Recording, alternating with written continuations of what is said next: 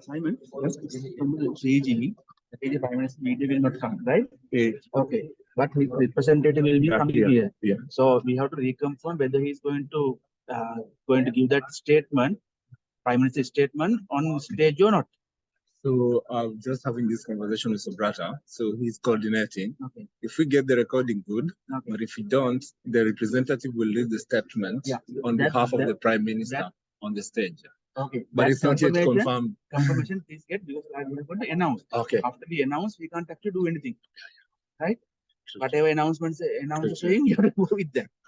Yeah. Let me try and get that information.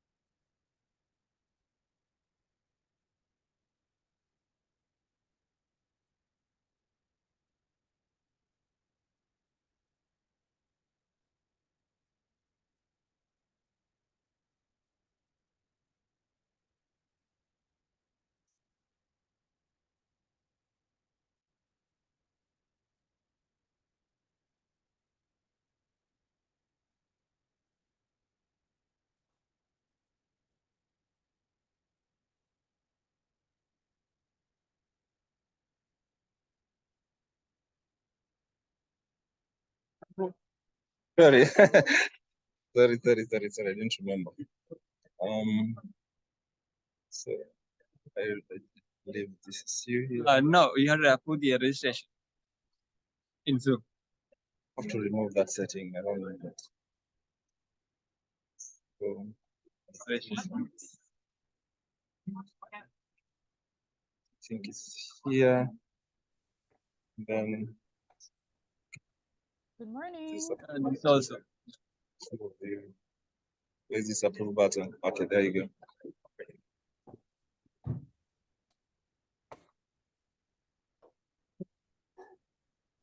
Good morning. Do we need to have a test for the mic or the screen?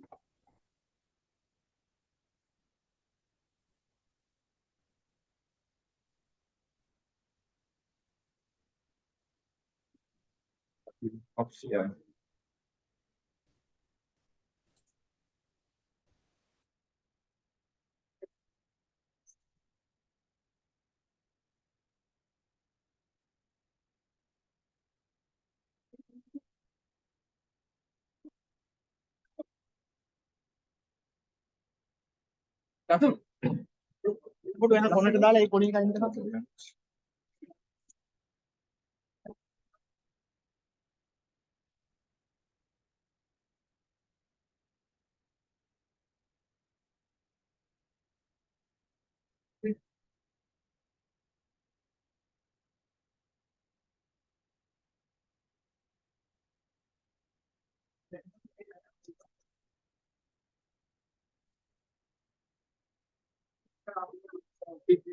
Let's see, Simon, I'm writing. Yes. Just think in 5 minutes they're uploading it. In 5 minutes. All right. But we don't have time.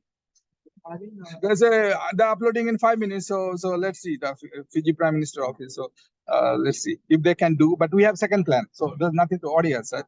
We have second option.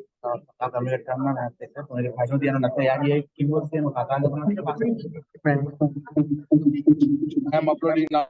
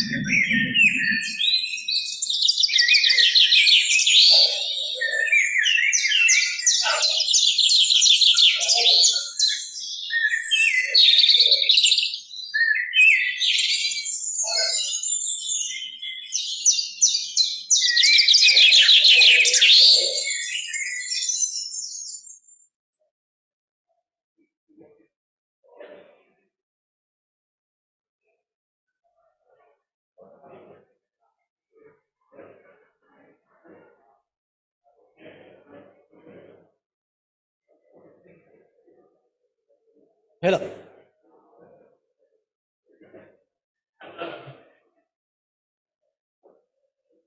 Check one, check one, two, check one, check one, two, check one, check one, two, three, four. Check one, two, three, check one, two, three, check one.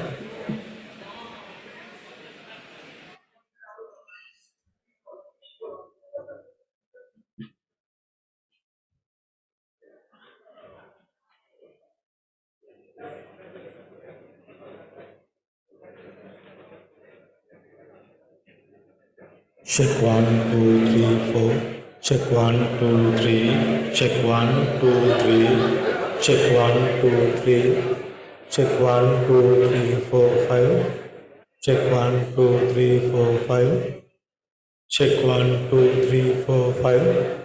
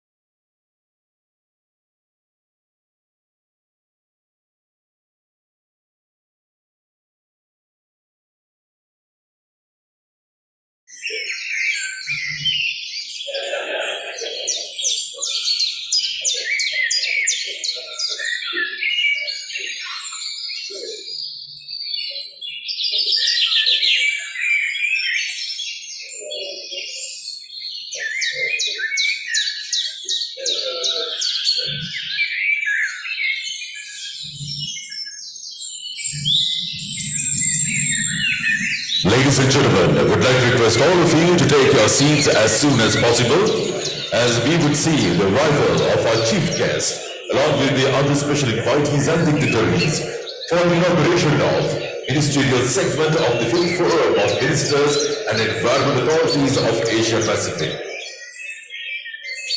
This announcement goes out to all the delegates still looking for your seat. Would like to request all of you to take your seat as soon as possible. Thank you.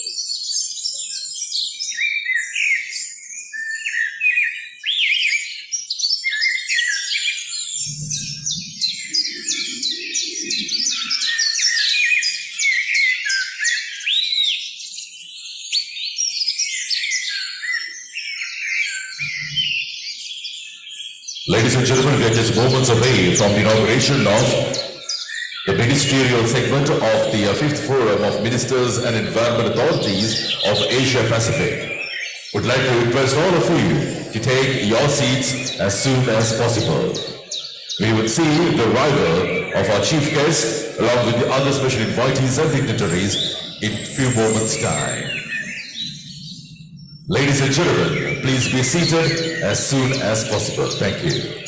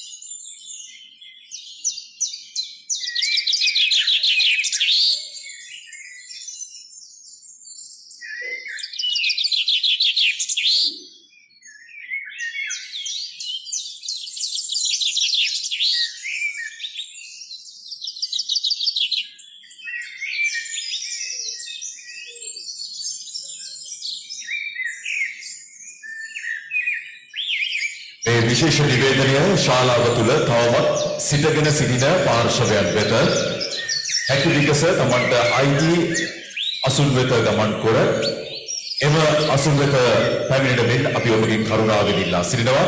තවත් බොහොම කෙටි වෙලාවකින් අද දවසේ සමාරම්භය සනිටුවන් කිරීමට නියමිත ඔබගේ ප්‍රධාන ආරම්භ අමුත්තන් ඇතුළු අනිකුත් සම්භාවනීය අමුත්තන්ගේ පැමිණීම අපි බලාපොරොත්තු වෙන සිටිනවා.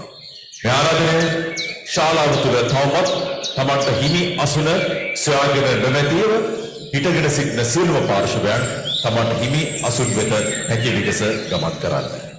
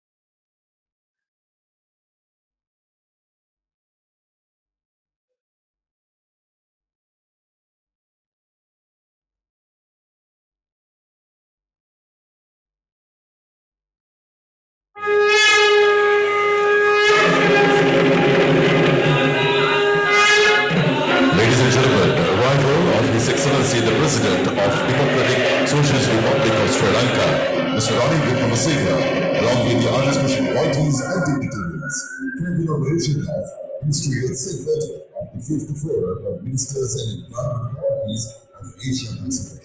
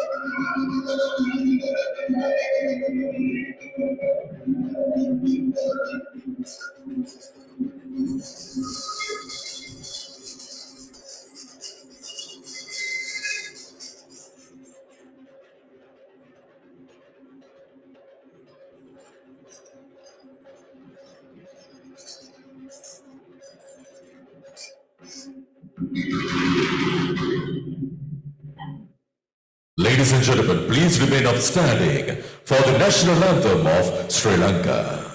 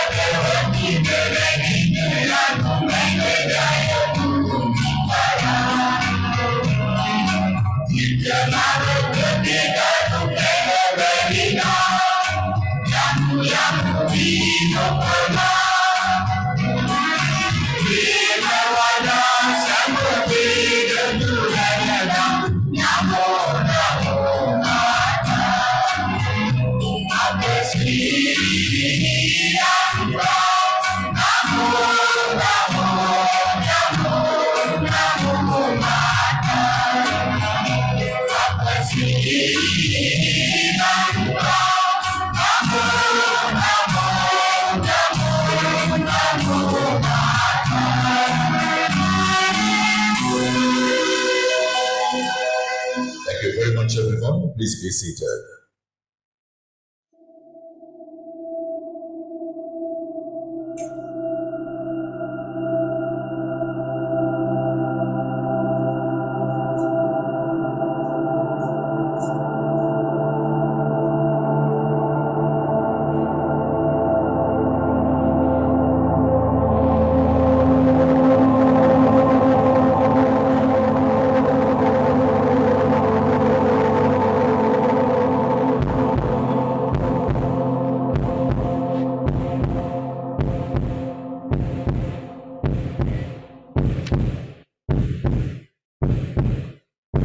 the silent cosmos, a pulse emerged.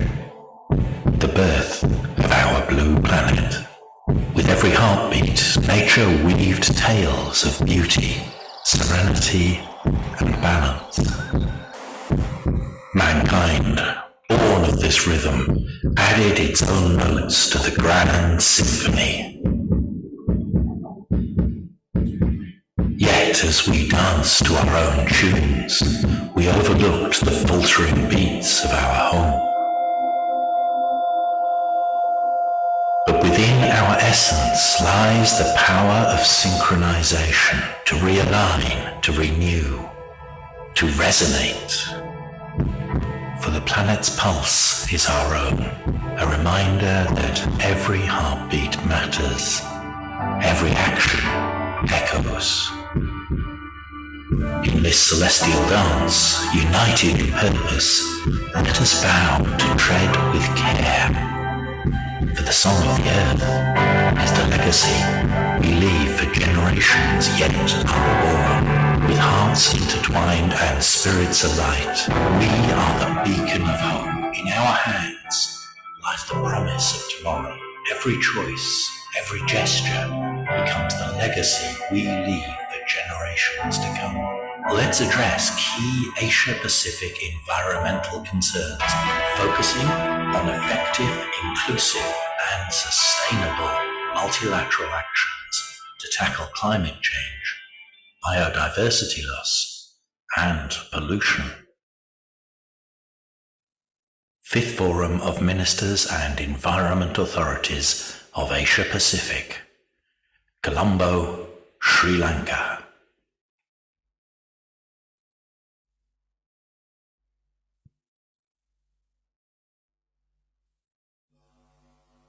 Ladies and gentlemen, please welcome the members of Dance Society of Unicity of Moratuwa.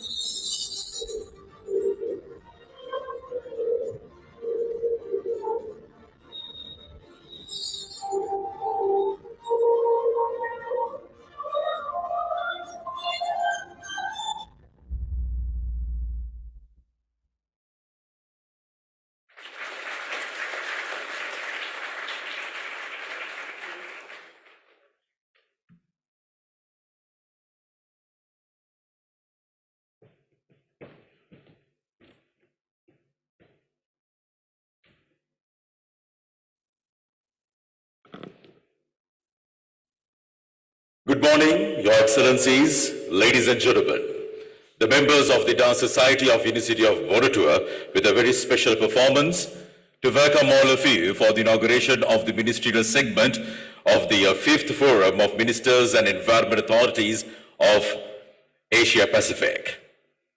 Ladies and gentlemen, the host along with the other organizers have made every possible action to make this gathering an eco-friendly one.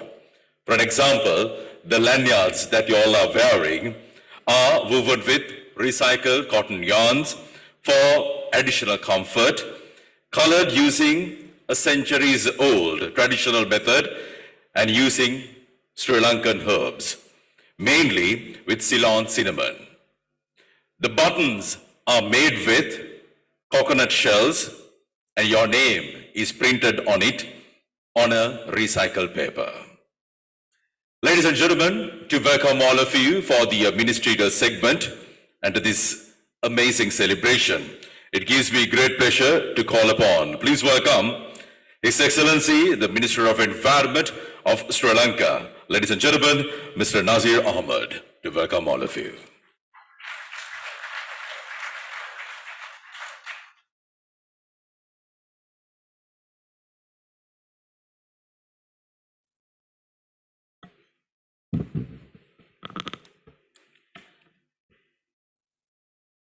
His Excellency Mr. Ranil Wickramasinghe, President of the Democratic Socialist Republic of Sri Lanka, His Excellency Mr. Ali Zalagi, Vice President of Islamic Republic of Iran, Ms. Elizabeth Maruma Mirema, United Nations Assistant Secretary General and Deputy Executive Director, UNEP, Honorable Ali Sabri, Minister of Foreign Affairs, Honorable Ministers, Excellencies, Ministers and distinguished invitees, and ladies and gentlemen. It's a great honor and privilege to welcome you all at the opening of the 5th Forum of Ministers and Environment Authorities of Asia Pacific, here today in the beautiful city of Colombo. I am very pleased that His Excellency the President Ranil Wickramasinghe, our not only green but evergreen President, found time to attend this solemn congregation of the most eminent environmental leaders from the Asia Pacific region, seeking bold and off-the-beaten-track solutions to save future generations from a looming ecological catastrophe. A warm welcome to you, sir. I also extend a very warm welcome to His Excellency Mr. Ali Salagi. My warmest welcome also goes out to Madam Elizabeth Maruma Mirema. You have been a source of strength and encouragement for us in this quest for the restoration of the planet's severely damaged ecosystems. This forum provides a platform for governments, intergovernmental organizations, and other stakeholders to discuss and prioritize environmental issues in the Asia-Pacific region.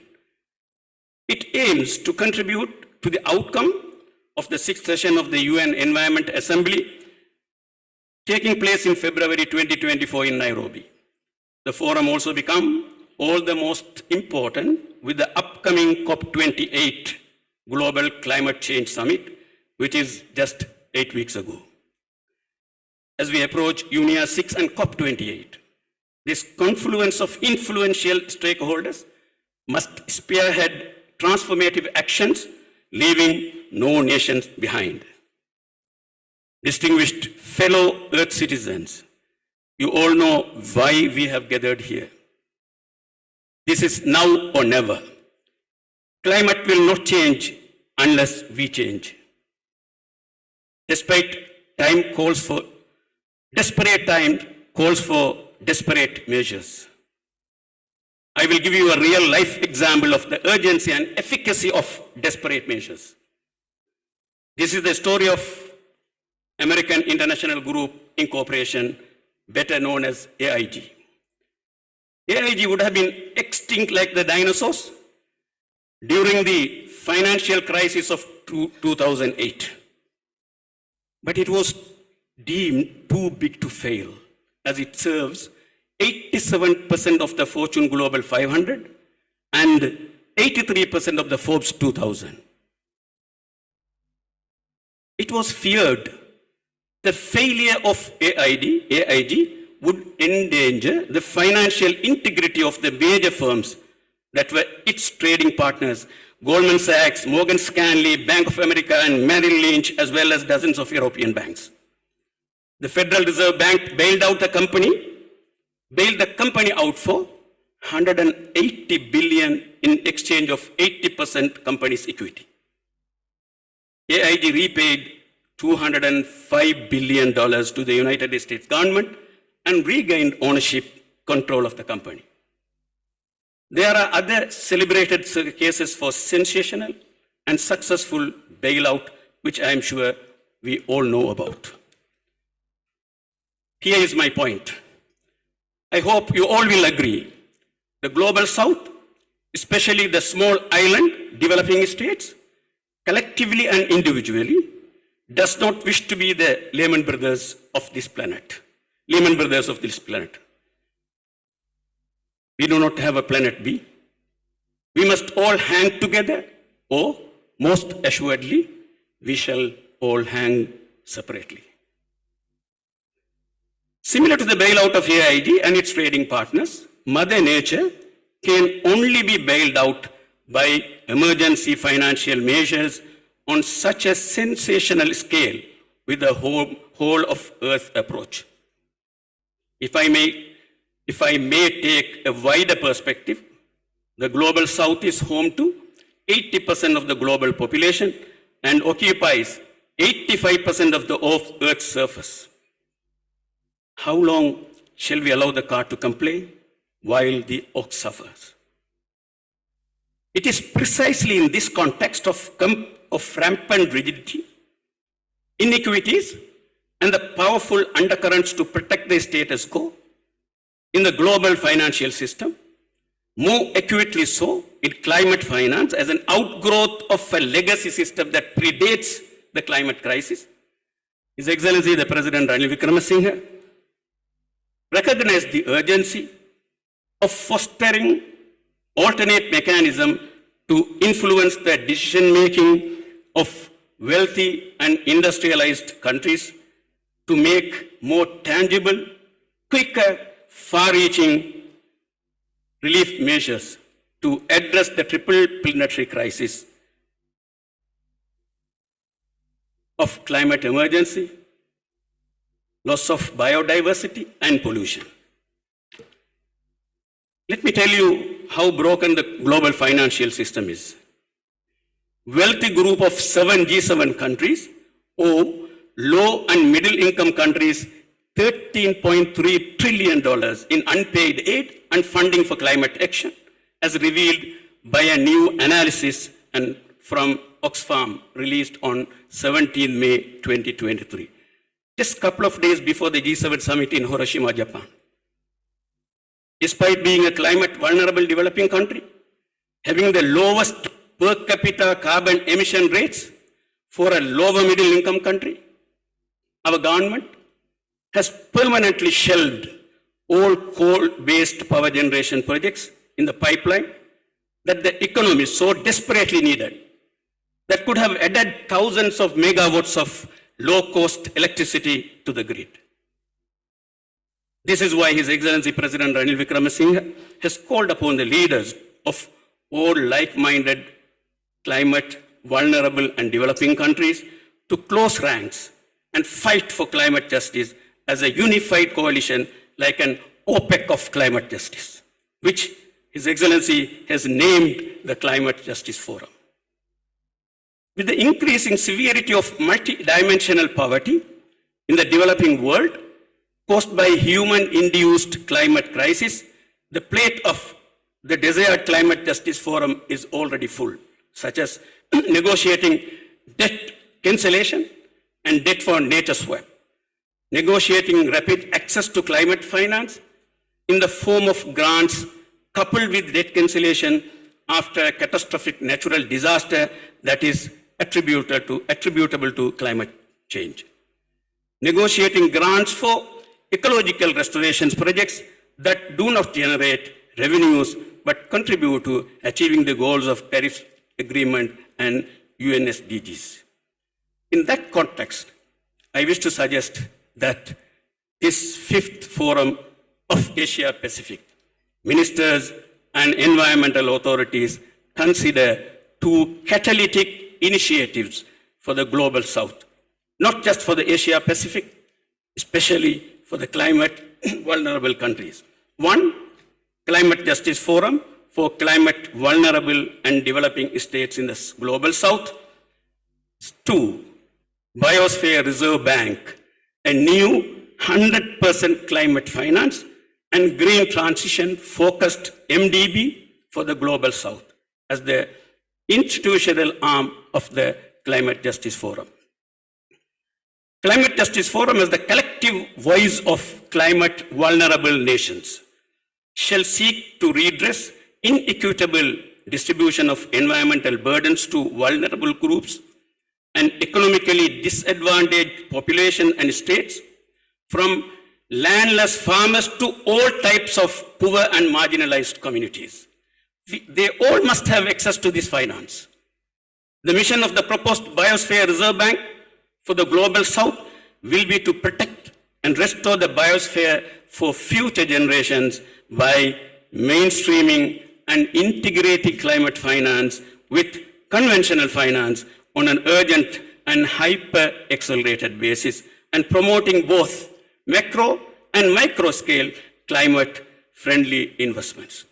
The proposed Biosphere Reserve Bank will empower the Global South to accelerate their transition into regenerative economies by owning and maximizing their voice and control over the trajectory, velocity, quality, quantity, and accessibility of climate finance. Sri Lanka will be happy to further justify and provide a viable game plan for the establishment of the Climate Justice Forum and the Biosphere Reserve Bank within an accelerated time frame. It is my humble opinion, out of the fierce sense of urgency, that such out-of-the-box thinking will catalyze a quantum leap in redirecting investment flows to the climate vulnerable countries, especially the small island developing states. Sri Lanka wishes to remain engaged with all of you, Excellencies, ladies and gentlemen, in taking this initiative forward. Thank you.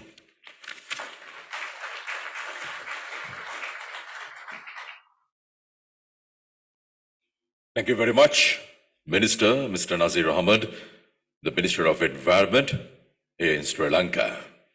Next, ladies and gentlemen, time to move on with a very special message sent by Her Excellency Ms. Leila Ben Ali, the President of the 6th United Nations Environment Assembly, and the Minister of Energy, Transition and Sustainable Development of Morocco.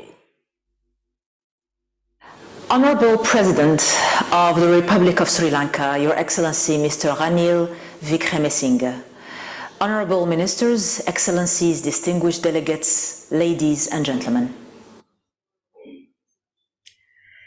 It is an absolute privilege to address the 5th Forum of Ministers of Environment Authorities of Asia Pacific as President of the 6th session of the United Nations Environment Assembly. To start, I would like to address the recent earthquake that struck our nation, the Kingdom of Morocco, just a few weeks ago, deeply affecting our country. And I would also like to extend our heartfelt solidarity to our sisters and brothers in Libya and convey my deepest condolences. Our thoughts and prayers are with the victims, their families, and all those who have been affected by the natural disasters. Unfortunately, natural catastrophes and extreme weather events are increasingly becoming the norm. Alongside the triple planetary crisis we are currently facing, these sad events violently remind us that even our physical environment can be a threat. We need to be a more resilient social and economic model in response to these challenges. And disasters like these highlight the urgency of our mission to mitigate the impacts, to protect our planet, and ensure its sustainability for future generations. They also serve as a stark reminder of the importance of the environmental agenda we are pursuing here at UNEA 6. I'd also like to congratulate the government of Sri Lanka for hosting the forum and for jointly organizing it with the United Nations Environment Programme in Colombo, Sri Lanka. This forum is an important platform for member states, intergovernmental organizations, major groups, stakeholders, and other stakeholders to deliberate on environmental and climate change related priorities in Asia and the Pacific region, and how the multilateral system can efficiently act on the 3 interdependent actual emergencies: climate change, pollution, and biodiversity loss, and their interlinkages with human well-being. I look forward to the outcomes of the forum, which will be submitted to UNEA 6 to be held from 26 February to the 1st of March 2024 in Nairobi. It's also an important opportunity to review the progress of implementation of UNEA resolutions in the region and the work of the regional platforms where UNEP is the secretariat, including on how these deliver on the environmental dimension of the Sustainable Development Goals and the regional commitments to multilateral environmental agreements, MEAs. We must also take a moment to reflect on our record of achievement as a global community. Over the last year, we've had many wins, including the adoption of the Kunming-Montreal Global Biodiversity Framework, the historic agreement on the conservation and sustainable use of marine biological diversity of areas beyond national jurisdiction, the General Assembly resolution on the right to healthy environment, the new Water Action Agenda, and the landmark decision to create a loss and damage fund. These are all proof that environmental multilateralism is back.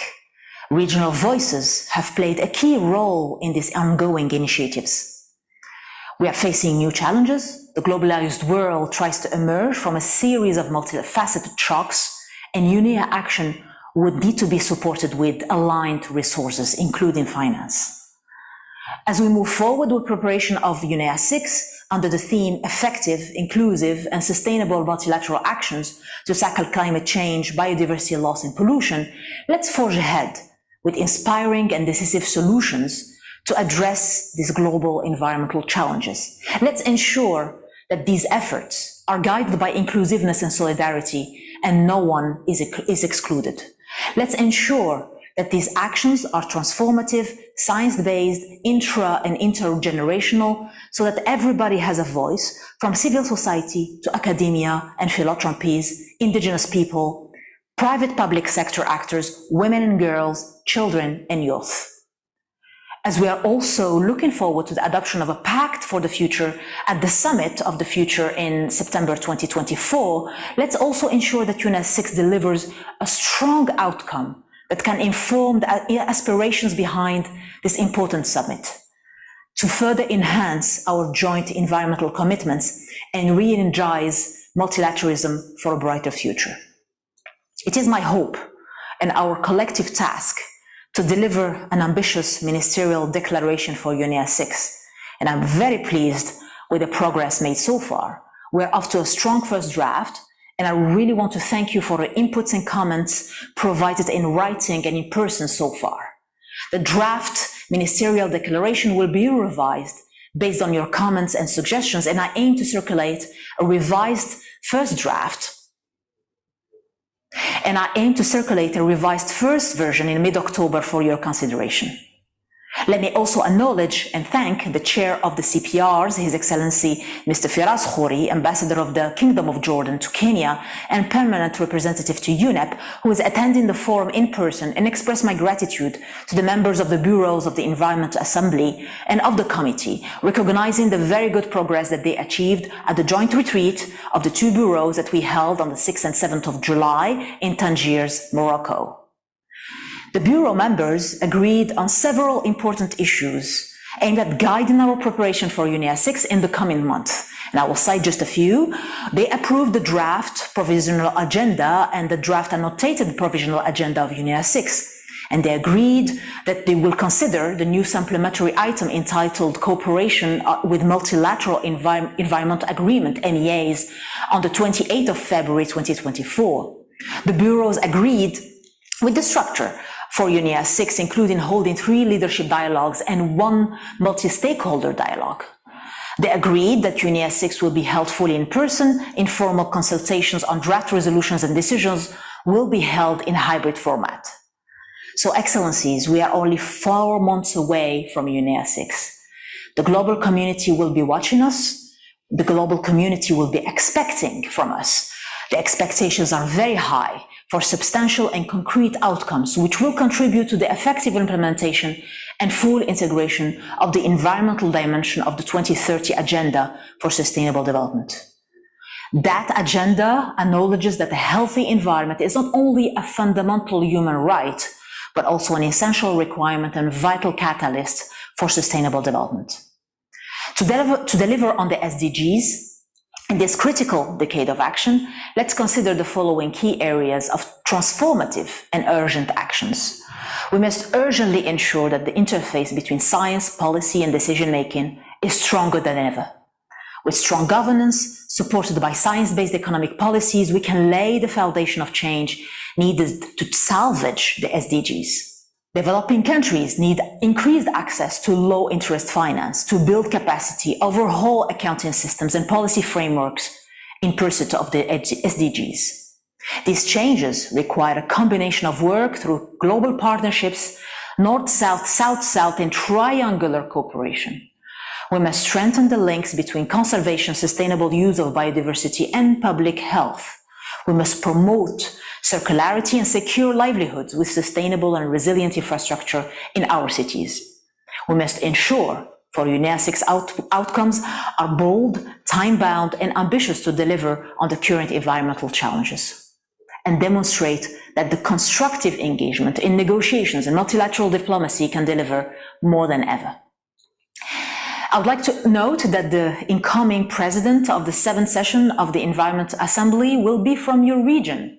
I look forward to handing over the baton to the elected delegate at the closing of the 6th session in February in Nairobi, Kenya.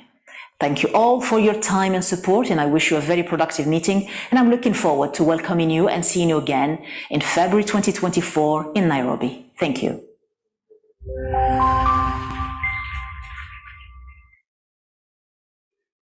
Now, ladies and gentlemen, I have the honor in inviting Ms. Elizabeth Maruma Mrema, the United Nations Assistant Secretary General and the Deputy Executive Director, United Nations Environment Program, to make the welcoming remarks on behalf of the United Nations Environment Program.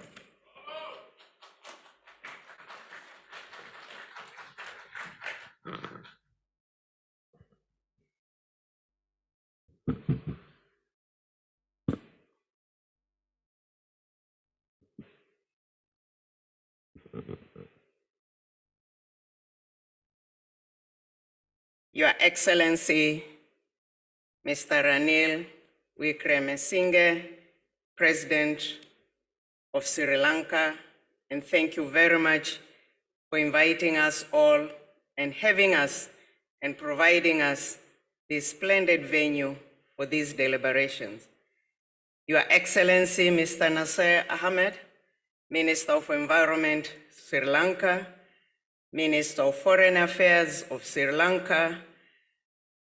Thanks also to Minister Leila Ben Ali, our President of the 6th UN Environment Assembly, and also Minister of Energy Transition and Sustainable Development of Morocco for her video message. Ministers, senior officials, distinguished guests, colleagues, all protocols observed. Good morning to you, everyone. It is indeed my honor to be here representing the United Nations Environment Programme. We gather here today at a precarious moment of our planet. The natural world, the very foundation of our societies and economies, is buckling under the weight of three intertwined environmental crises, and that is climate change, biodiversity loss, and pollution. These unfolding catastrophes are getting worse by the day and jeopardizing decades of hard-won development gains. This is especially true in this region, Asia and Pacific. In just last few months, countries from India to Vanuatu have been blanketed in record heat, lashed by cyclones and flood waters. Left unchecked, this extreme weather will combine with other long percolating environmental problems like air pollution and deforestation to impact economic growth. This will sadly shatter the dreams of millions for better life. That, my dear friends, distinguished delegates, is why this forum is so important. It is an opportunity for Asia Pacific region to speak with one voice about the most challenging environmental issues it is facing. This is vital for ensuring those concerns resonate on the global stage. So I would like to thank you for your presence here today and for all your efforts to make this earth a more sustainable place to live. I would also like to offer my sincere appreciation to the government of Sri Lanka for hosting this gathering and to the Republic of Korea for leading the last Ministerial Forum in 2021. So the next few days will be critical ones for the environmental agenda in the Asia Pacific region. With less than 4 months remaining from the 6th session of the UN Environment Assembly, which will focus on multilateral solutions to climate change, biodiversity loss, and pollution.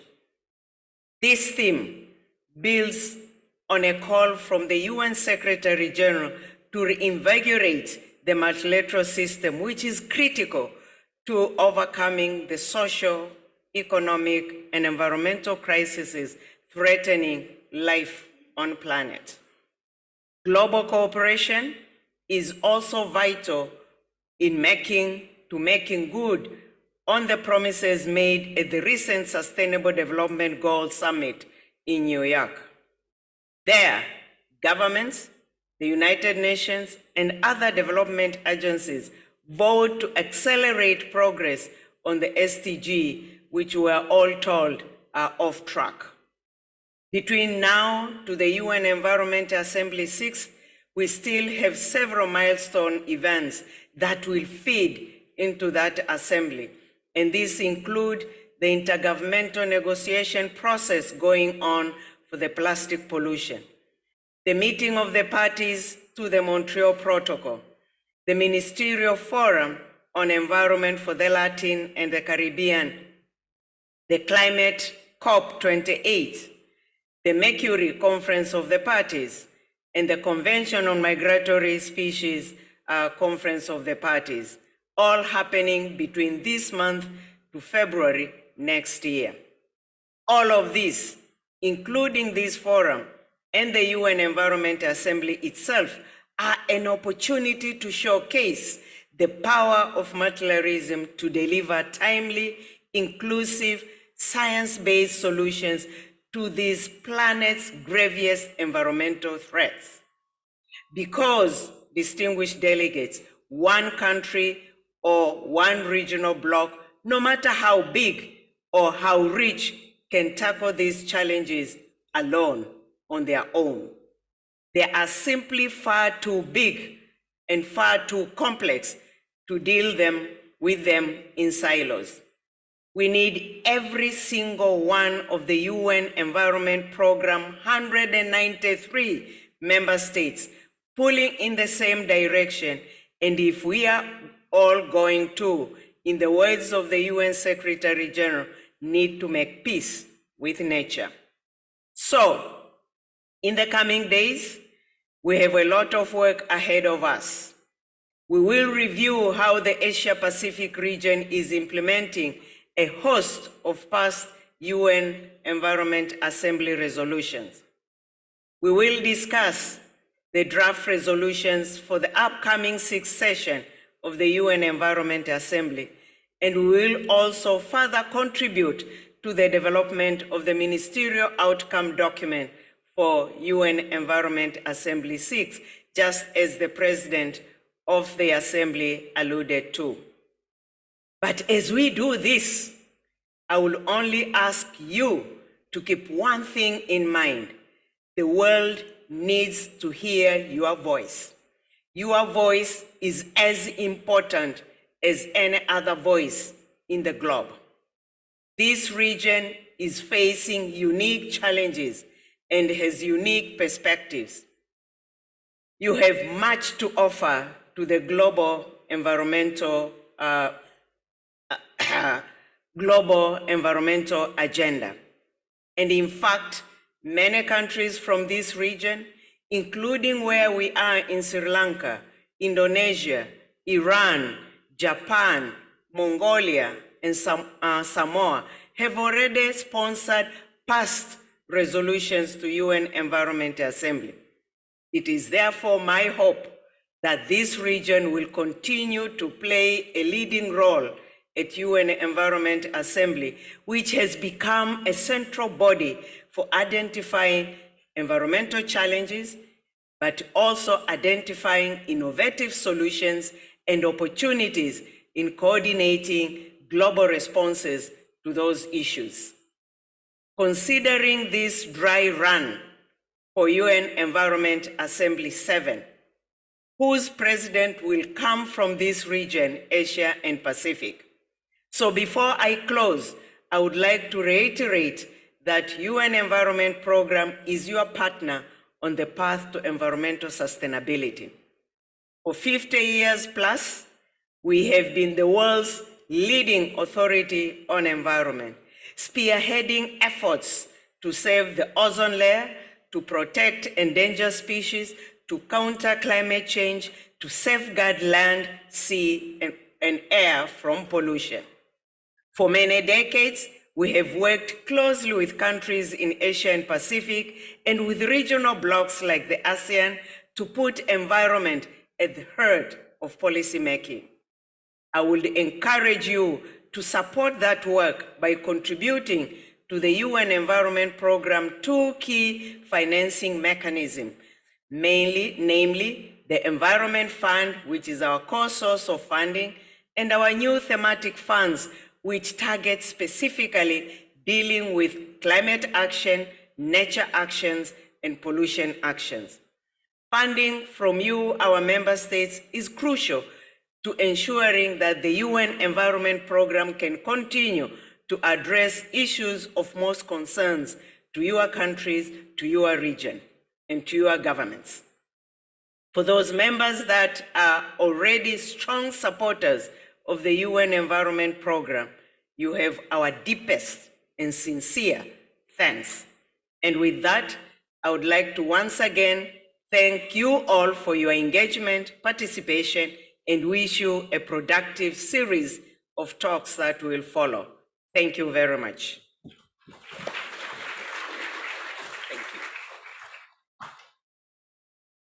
Thank you very much, ladies and gentlemen. Ms. Mrema, welcoming all of you on behalf of the United Nations Environment Program. Next, it gives me great pleasure to call upon, in fact, we have a very special message sent by His Excellency, Honorable Sitlwani Rebecca, the Prime Minister of the Republic of Fiji. The Honorable President of the Democratic Socialist Republic of Sri Lanka, Your Excellency, Mr. Ranil Wickremesinghe, fellow ministers, esteemed delegates, I extend my warm greetings to the people of Sri Lanka and all distinguished attendees of the 5th Forum of Ministers and Environment Authorities of Asia Pacific in Colombo, Sri Lanka. On behalf of Fiji, I congratulate the government of Sri Lanka and the United Nations Environment Program for organizing this forum. This gathering will focus on environmental and climate change priorities in the Asia-Pacific region, with outcomes to be discussed at the 6th session of the UN Environment Assembly in Nairobi next year. The Asia-Pacific region boasts incredible biodiversity, including lush tropical forests, vibrant coral reefs, temperate woodlands, and vast river basins. Unfortunately, rapid economic growth, urbanization, and agricultural expansions have led to significant biodiversity losses, with over 40% of coral reefs and 60% of mangrove forests lost. While Pacific small island nations suffer most from biodiversity losses and climate change, the region contributes substantially to greenhouse gas emissions and solid waste production. These threats jeopardize our communities, livelihoods, security, and identity, hindering sustainable development goals. Addressing the triple planetary crises is paramount, and the time to act is now. Climate change impacts all nations, and we must collaborate urgently. Global climate financing falls short, necessitating a revamp of the financial system, particularly for small island states. The Pacific region is committed to confronting climatic and environmental challenges, guided by the 2050 strategy for the Blue Pacific continent. Fiji, like other small island developing states, takes climate action seriously, establishing marine protected areas and adapting to climate change through practices like climate resilient crop cultivation. Fiji is committed to multilateral environmental agreements, including the Kunming-Montreal Global Biodiversity Framework and an international legally binding instrument on plastic pollution by 2024. We, the Pacific Island countries, face an existential threat from the growing global environmental crises. Conferences like this one offer hope that we unite to overcome our shared crisis, seeking partnerships for security, prosperity, and resource protection. I look forward to stronger cooperation with fellow ministers, urging support for multilateral environmental agreement institutions for capacity building, technology, and financial assistance. In closing, I trust that the 5th Asia-Pacific Ministerial Forum will yield concrete actions to address our regional environmental challenges. I wish the forum great success. Thank you very much.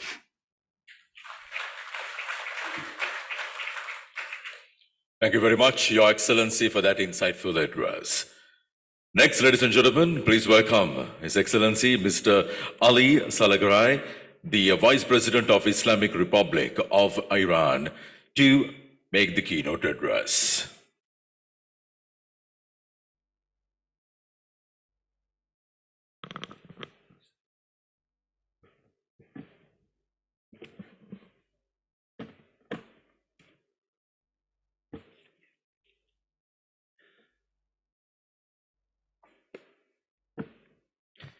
بسم الله الرحمن الرحیم. آقای رئیس جمهور، وزیران و عالی مقامان، خانم ها، آقایان، در ابتدا فرصت را غنیمت شمرده و مراتب قدردانی خود و دولت جمهوری اسلامی ایران را از دولت محترم سریلانکا و برنامه حفاظت محیط زیست سازمان ملل متحد در برگزاری این گردهمایی عالی منطقه آسیا و اقیانوسیه ابراز می‌دارم. The Honorable President of the Socialist Democratic Republic of Sri Lanka, His Excellency Ranil Wickremesinghe, Honorable Ministers and high-level representatives, ladies and gentlemen, at the outset, on behalf of the government of the Islamic Republic of Iran, I'd like to take this opportunity to express my gratitude to the government of Sri Lanka and the United Nations Environment Program for hosting this crucial gathering in the Asia-Pacific region. خانم ها و آقایان، چنانچه مستحضرید با توجه به جهان شمول بودن موضوع محیط زیست، همکاری و مشارکت جمعی در مقیاس منطقه‌ای و بین‌المللی شایسته توجه و پیگیری جدی است. حضور ما در اینجا فرصت بسیار ارزشمندی را برای تبادل نظر در این خصوص و همچنین به اشتراک گذاشتن تجربیاتمان جهت برداشتن گام‌های مناسب برای رفع این نگرانی‌های مشترک در اختیار می‌گذارد. Ladies and gentlemen, as you are well aware, the universality of environmental issues highlights the importance of cooperation and collective engagement on both regional and international scales. Our presence here today offers a valuable chance to exchange perspectives and share experiences, enabling us to take appropriate measures to address these shared concerns. حضار محترم، در همین راستا مایلم برخی از سیاست‌ها و اقدامات محیط زیستی کشورم را برای همکاران خودم بیان نمایم. In this context, I would like to outline some of my country's environmental policies and initiatives to my colleagues. ایران منشأ بسیاری از ذخایر ارزشمند ژنتیکی جهان و منطقه با تنوع گونه‌های مهم گیاهی و جانوری با بیش از 2200 گونه گیاهی اندمیک و زیستگاه‌های بی‌نظیر از جمله زاگرس و جنگل‌های هیرکانی میباشد. در این راستا برنامه‌های اقدام ملی متعددی برای حفظ تنوع زیستی از جمله افزایش مناطق حفاظت شده و تکثیر در اسارت و غیره به عمل آورده است. Iran possesses numerous valuable genetic resources and boasts a diverse array of vital plants and animal species, including over 2,200 endemic plant species and unique habitats like the Zagros and Hyrcanian forest. To preserve this biodiversity, Iran has implemented various national action plans, including the expansion of protected areas and captive breeding efforts. ایران با داشتن بیشترین مرزهای دریایی در خلیج فارس و دریای عمان و دریای خزر با عضویت در دو کنوانسیون منطقه‌ای حفاظت از محیط زیست دریایی، کنوانسیون‌های کویت و تهران، تلاش نموده با تدوین برنامه عمل پایش مداوم زیست بوم‌های دریایی، حفاظت و احیای زیستگاه‌های حساس ساحلی، سازگاری با پدیده تغییر اقلیم در مناطق خشکی و ساحلی و مقابله با آلودگی‌های پلاستیکی، گام‌های بلندی در بهبود وضعیت اکوسیستم و تنوع زیستی دریایی بردارد. With the largest marine boundaries in the Persian Gulf, Sea of Oman, and Caspian Sea, Iran is a member of two regional conventions for the protection of marine environments, Kuwait and Tehran conventions. We've been actively involved in developing action plans for continuous monitoring of marine ecosystems, safeguarding and restoring sensitive coastal habitats, adapting to climate change impacts on both land and coastal areas, and addressing the issue of plastic pollution. These efforts aim to improve the overall state of ecosystems and marine biodiversity. تغییرات اقلیم و به تبع اون پدیده‌های جوی یکی از مهمترین موضوعات پیش روی ماست. یکی از تبعات این تغییرات بروز خشکسالی‌ها و پدیده طوفان‌های گرد و غبار است که دامنه و شدت آن در حال گسترش بوده و گریبانگیر بسیاری از کشورها از جمله کشورهای غرب آسیا و خاورمیانه شده و خواهد شد.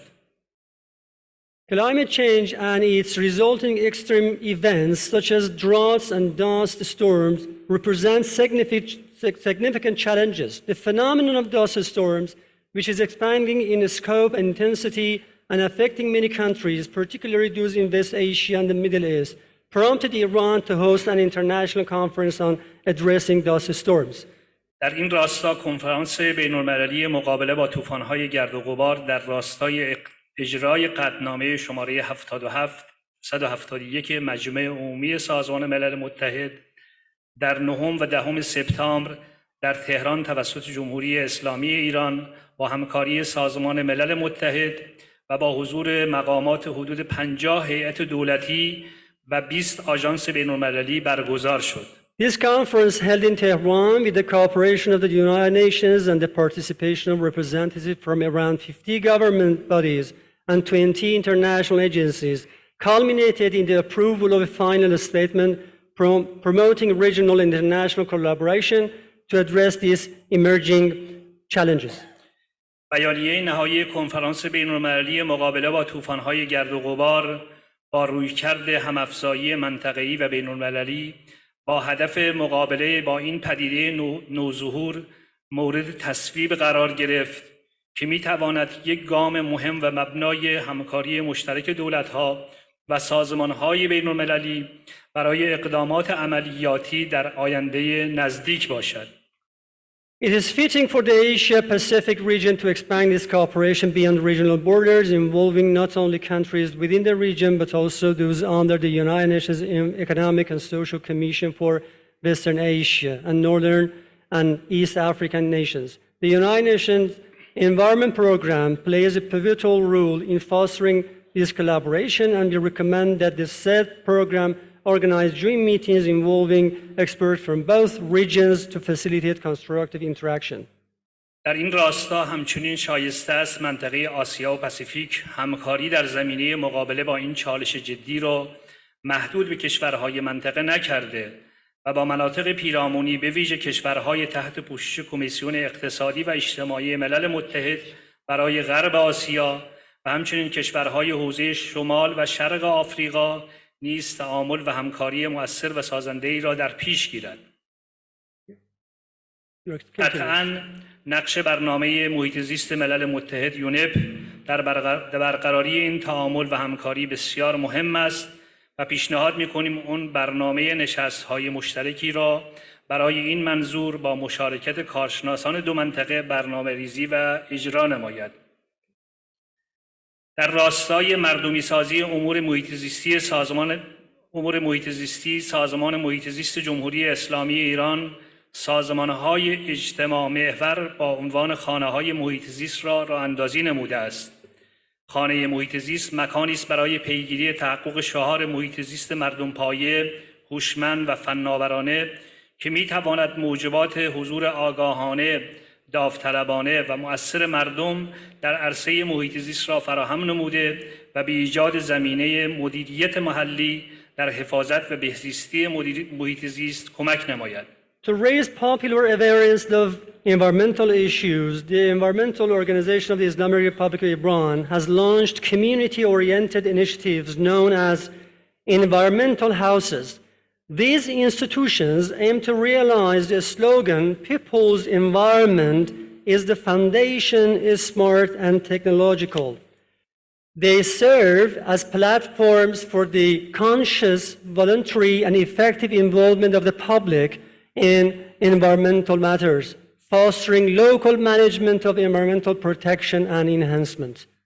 خانم‌ها و آقایان حضار محترم، اعمال تحریم‌های یک جانبه، ناعادلانه و نامشروع مختلف اقتصادی علیه کشور جمهوری اسلامی ایران در سالیان اخیر آثار متعددی را از حیث تخریب محیط زیست و کاهش سطح توسعه پایدار در پی داشته و توانایی کشورم در زمینه اجرای برنامه‌های اقدام ملی برای مقابله با چالش‌های مهمی که در عرصه حفاظت از تنوع زیستی، مدیریت اراضی و منابع آبی، سازگاری با تغییرات اقلیمی و کاهش انتشار گازهای گلخانه‌ای را به شکل قابل توجهی تحت تاثیر قرار داده است. Ladies and gentlemen, esteemed participants, the imposition of various unjust and illegitimate unilateral economic sanctions against Iran in recent years has had significant adverse effects, including environmental degradation and a decline in sustainable development.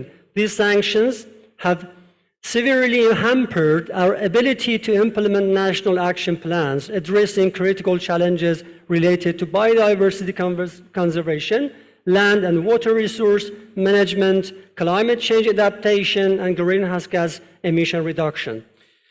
وارد کردن موضوعات سیاسی در فعالیت‌های محیط زیستی آسیب جدی به اقدامات مشترک در حفظ محیط زیست خواهد زد. لذا مسئولیت همگی ماست تا اقدامات سیاسی و یک جانبه را محکوم کنیم و زمینه مشارکت هرچه بیشتر میان کشورها را فراهم نماییم. The injection of political issues into environmental activities undermines collective efforts to protect the environment. Therefore, it is incumbent upon all of us to denounce political and unilateral actions, fostering an environment conducive to greater international cooperation among nations. عالی جنابان، مستحضرید بحران‌های تغییر اقلیمی، کاهش تنوع زیستی و آلودگی‌های محیط زیستی در دستور کار ششمین نشست مجمع عالی محیط زیست برنامه ملل محیط زیست سازمان ملل متحد قرار گرفته است که تهدید جدی برای توسعه پایدار و تأثیرات شگرفی بر انسان و محیط زیست و سلامت آن دارد.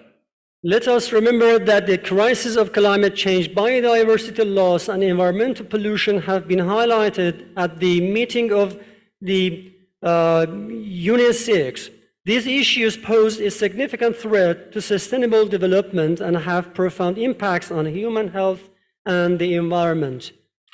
ضمن تأکید بر اولویت‌های دستور کار ششم نشست مجمع عالی محیط زیست برنامه محیط زیست سازمان ملل متحد یونیای 6 ضروری است از جامعه جهانی متشکل از دولت‌ها، سازمان‌های بین‌المللی و سایر ذی‌نفعان با توجه به اصل مسئولیت مشترک اما متفاوت برای همکاری، هم‌افزایی و سرمایه‌گذاری مشترک فنی، انتقال فناوری و مالی در تقویت و بهبود اقدامات ملی، منطقه‌ای و بین‌المللی برای حفاظت از محیط زیست فارغ از جهتگیری‌های سیاسی به عنوان میراث مشترک دعوت نمایم و در راستای مسئولیت تاریخی کشورهای توسعه یافته نگرانی‌های کشورهای در حال توسعه را در زمینه کمک‌های مالی و فنی بین‌المللی و انتقال فناوری ابراز نمایم.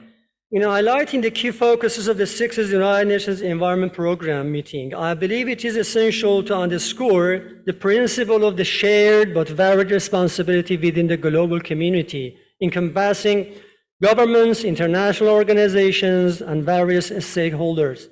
This principle underscores the need for collaborative efforts, synergy, and collective investments in technology and finance, all aimed at enhancing and fortifying environmental protection measures at national, regional, and international levels. This is vital to safeguard our shared environmental heritage, irrespective of political affiliations. Regardless of political orientations, I urge developed countries, in line with their historical responsibility, to address the concerns of developing nations by providing international financial and technological and technical assistance and facilitating technology transfers. I firmly believe that through cooperation, many challenges and issues can be successfully overcome. در پایان چون محیط زیست محیط زیست مشترک سرنوشت محتوم همه ماست. امیدوارم با قرار گرفتن در کنار هم و استفاده از ظرفیت‌های دانشپایه، فناوری و منابع مالی بتوانیم آینده‌ای سالم و تمیز را به فرزندانمان هدیه نماییم و در این راستا مجامع بین‌المللی به ویژه سازمان ملل متحد و صندوق‌ها و آژانس‌های وابسته به آن فارغ از مسائل سیاسی بیش از پیش به کشورهای در حال توسعه در این زمینه کمک نمایند.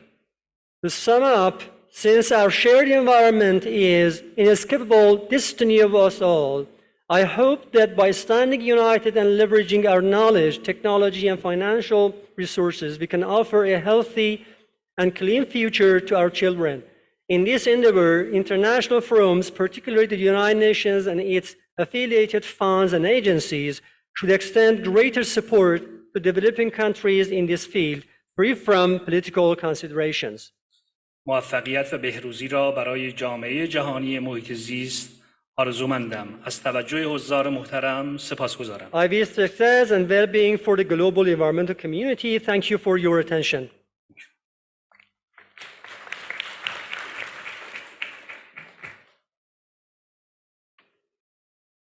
Thank you very much, Your Excellency, the Vice President of Islamic Republic of Iran, making the keynote address.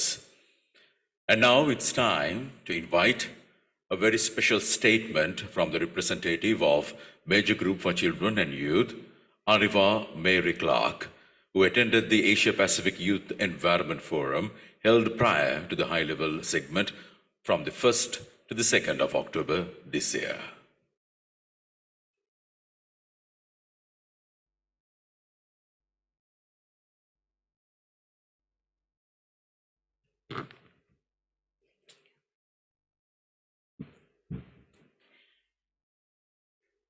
Salofalava, Honorable President of Sri Lanka, Excellencies, distinguished delegates from member states and major groups and stakeholders.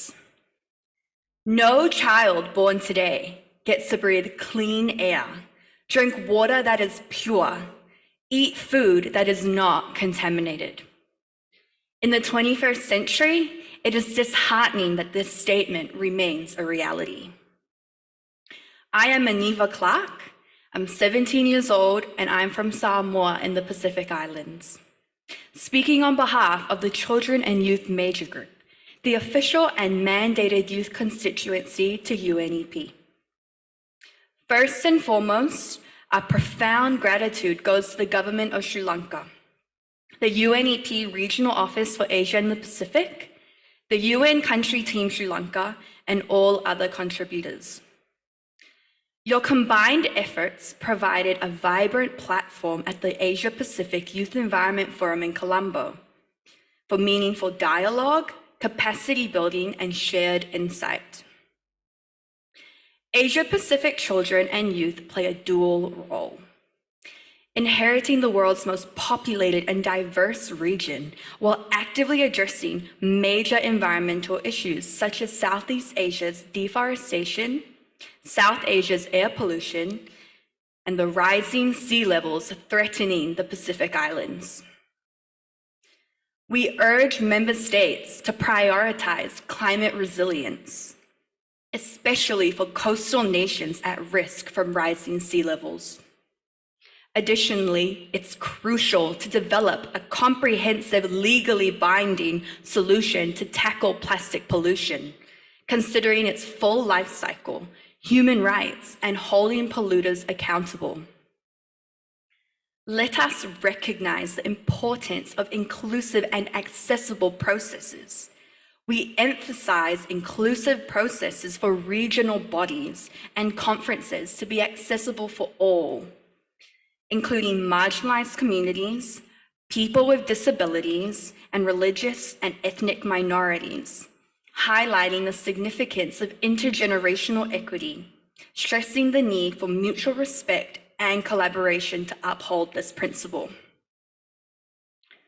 We are calling for cooperation in managing chemicals and waste soundly, prioritizing gender equality and promoting digital transformations for environmental sustainability. We are alarmed by the targeting of environmental and human rights advocates and demand an immediate cessation. The future of our planet hinges on protecting these advocates and ensuring access to information, justice, and participation rights at the national level. We advocate for the enhanced involvement of children and youth in key decision-making processes and call for equitable funding mechanisms to support children and youth-led environmental initiatives. We call upon member states to sponsor a resolution emphasizing the protection of children's rights to a clean, healthy, and sustainable environment, and empowering children and youth in environmental decision-making. This resolution should aim to ensure a sustainable future for all generations and define the pivotal role of children and youth in environmental multilateralism. Furthermore, we urge member states to act upon the Asia-Pacific Youth Environment Manifesto 2023, recognizing its significance in guiding our collective efforts towards a greener and more sustainable future. In conclusion, Asia-Pacic's children and youth pledge their unwavering commitment to be catalysts for a sustainable future. We urge governments, international organizations, and stakeholders to heed their voices, integrate their perspectives, and collaborate with the Children and Youth Major Group to build a resilient and thriving planet for both present and future generations. Ia whaawhitaite le lava mo soifua.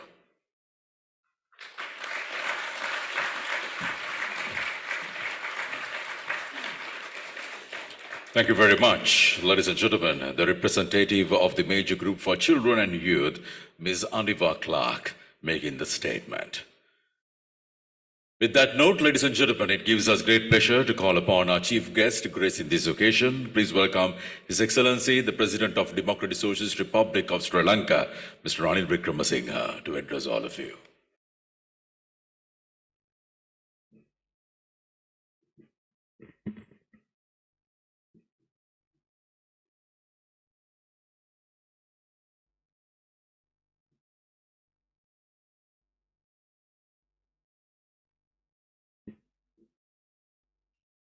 His Excellency Ali Sajeh, Vice President of the Islamic Republic of Iran, Ms. Elizabeth Marema, UN Assistant Secretary General, Deputy Executive Director of UNEP, Ms. Eva Clark, representing the youth, all ministers and heads of delegation attending the forum. Distinguished ladies and gentlemen, I join our Minister of Environment in welcoming you to Sri Lanka. Humanity is facing an existential threat.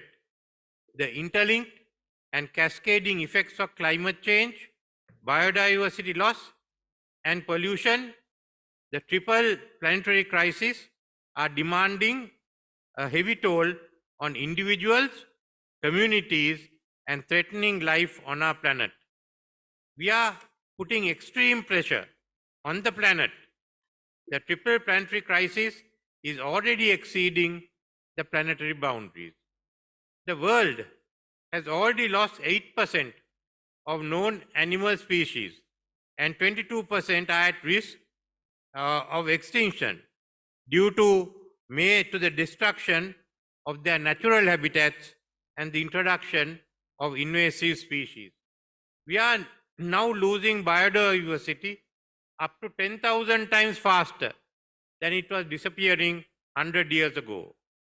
Declines in nature and biodiversity at current trajectory will undermine the progress towards 35 out of 44 targets of the SDG related to poverty, hunger, health, weather, cities, climates, oceans, and land. In terms of change, the Intergovernmental Panel on Climate Change estimates that global warming is likely to reach 1.5% centigrade between 2030 and 2052. The other day, I read a blog by a young scientist, a member of the Union of Concerned Scientists. Her name is Sanjali De Silva. This is what she said. People of Sri Lanka feel the impact of climate change every day. Those effects are overwhelmingly caused by the self-serving command and irresponsible action of the fossil fuel industry and the nations unwilling to do their part to stop the climate paradise. My people of Sri Lanka and my family deserves better. I agree wholeheartedly with her. Sri Lanka, her country and mine, has constantly been placed among the top risk of extreme weather events by the Climate Risk Index annually released by German Watch. Although Sri Lanka's emissions are globally negligible, amounting to merely 0.03%, we in our ambitious NDCs have set targets for 2030 to achieve a 14.5 reduction of GHG emissions, a 70% electricity generation through renewable sources, 32% of forest cover, weaning of coal power by 2042, and reaching net zero by 2050. The Climate Prosperity Plan of Sri Lanka, launched at COP27, aims at rapid augmentation of nature-based solutions, including renewable energy. The Net Zero 2050 roadmap for Sri Lanka will be launched at COP28. Sri Lanka is in the process of renewing National Biodiversity Strategic Action Plan 2016 to 22 to achieve the objectives of the Kunming-Montreal Global Diversity Framework. Since Sri Lanka is one of the 36 global biodiversity hotspots, I have instructed the Ministry of Environment to formulate a national policy on living entities to conserve pristine ecosystems. Sri Lanka has formulated the national policy on waste management covering 9 categories of general and hazardous waste. The national policy on chemical management was formulated to streamline chemical management in the country. Sri Lanka formulated the national policy on sustainable consumption and production in 2019. The green procurement policy and the green labeling framework will come into effect this year. My government will enact a new Climate Change Act and a National Environment Act to address the triple planetary crisis in the context of new knowledge and practices. We are starting our transition to a green economy. But there is a cost. The Climate Prosperity Plan, which spans from 2023 to 2042, will require $26.5 billion US. The implementation of Net Zero 2050 roadmap will require over $100 billion US. The list is not over. Where are we going to source these resources from? We cannot source all this money from within our country. The problem is not confined to Sri Lanka. Developing countries require financing up to US $5.9 trillion to fulfill their NDCs up to 2030. A further US $4 trillion is required per annum for clean energy technology to achieve net zero emissions by 2050. At COP27, there was an agreement to provide the loss and damage funding for vulnerable countries hit by climate disaster. The Sharm el-Sheikh Implementation Plan, a transitional committee was established. The meetings of the committee and the discussions at the recent sessions of the UN during the UN General Assembly have not resolved key questions. Who will contribute? Is it the developed nations? EU, UK, Norway, among others, say all countries are liable to pay. B, the question of criteria. Who will receive the funds? C, Where to house the fund? At the World Bank or UNFCCC? D. Where do you find the money for the fund? Is it rechanneling existing funds or new additional funds? Delegates, these discussions are getting nowhere. And it's unlikely that these issues will be resolved by the time of COP28. The ability of global leaders to cooperate and provide a coordinated response to existential challenges such as climate change is missing in a scenario dominated by great power rivalries, geopolitical interests, and in many cases, domestic policy. For instance, it is not feasible to expect robust leadership of the United States in the global fight against climate change next year. The US will be caught up in an acrimonious election year and must first overcome domestic debates between climate deniers and those who are serious about addressing the issue. Ukraine war will tie down Europe. The Indo-Pacific will witness further escalation of tension. Numerous global fora have attempted to address the issue of climate change. The Bridgetown Initiative, Paris Pact for People and Planet, and numerous initiatives by the UN Secretary General. The issues and potential solutions have been well articulated at these events. What is missing is the money on the table, leadership, and action. Therefore, we in Asia Pacific and others in the global south will need to galvanize alternative leadership mechanism. What is crucial is that geopolitics and great power rivalries take a second place when it comes to addressing climate issues such as climate change and global environment degradation. We need a climate justice forum to ensure that the countries least responsible for climate change do not bear a disproportionate share of the loss. We need to raise our collective voice and say, let's get done with this. While the debate on loss and damage fund continues, we should insist on the following. The money on the table is negligible, but let's at least start with the 100 billion SDR initiative available to the IMF and convert that into actions and positive outcomes. The developed economies should be held accountable for meeting their net zero targets at least by 2040. If they fail to stay in line with these targets, such countries should be required to compensate the rest of the world. These funds can help with the financing requirements for climate mitigation, adaptation, and climate prosperity of developing nations. The global ambitions regarding finance or combating climate change have so far been woefully inadequate. It is also not just public funds that can resolve the magnitude of the issue at hand. The Bridgetown Initiative has clearly articulated the need for using the balance sheets of the NDBs to provide guarantees and leverage private funds to be channeled towards addressing climate change issues in developing nations. Additional volumes of concessionary financing at scale through the MDB is also a crucial requirement.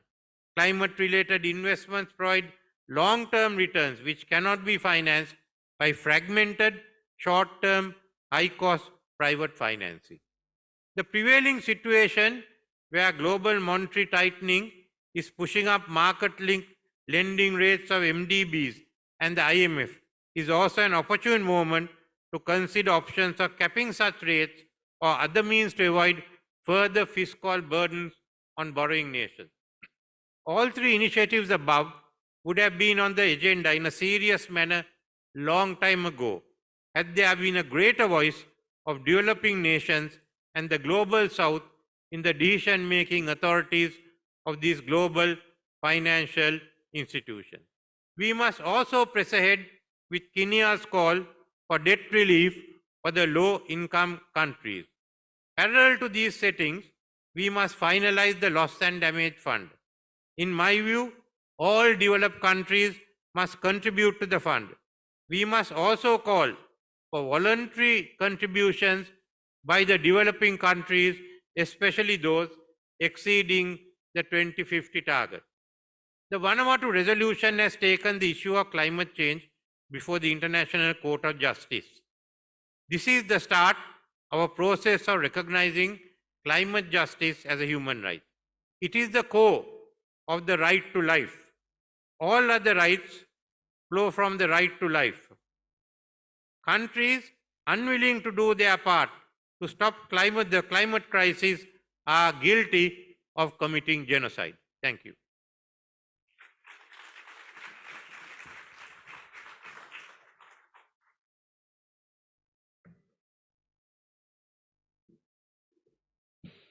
Thank you very much, Your Excellency, for those words of utmost inspiration.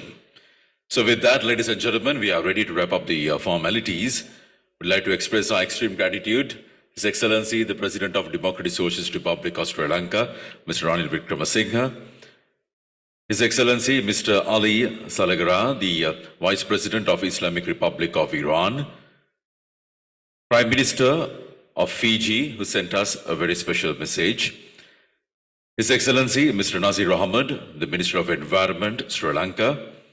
Her Excellency, Ms. Leila Ben-Ali, the President of the 6th United Nations Environment Assembly, and the Minister of Energy Transition and Sustainable Development of Morocco, for sending us the message.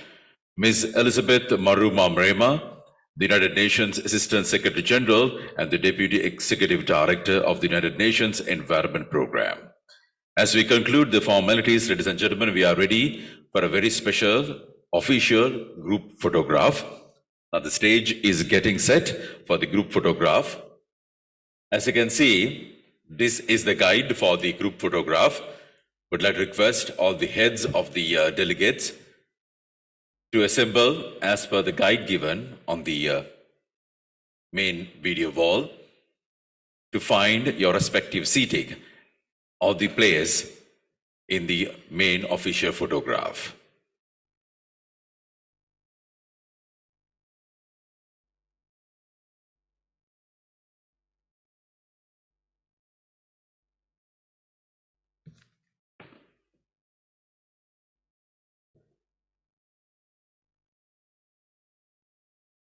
Can we have the heads of the delegates being guided by all the liaison officers to the main stage as we are ready to take the main group photograph, marking the inauguration of the ministerial segment of the 5th Forum of Ministers and Environment Authorities of Asia Pacific.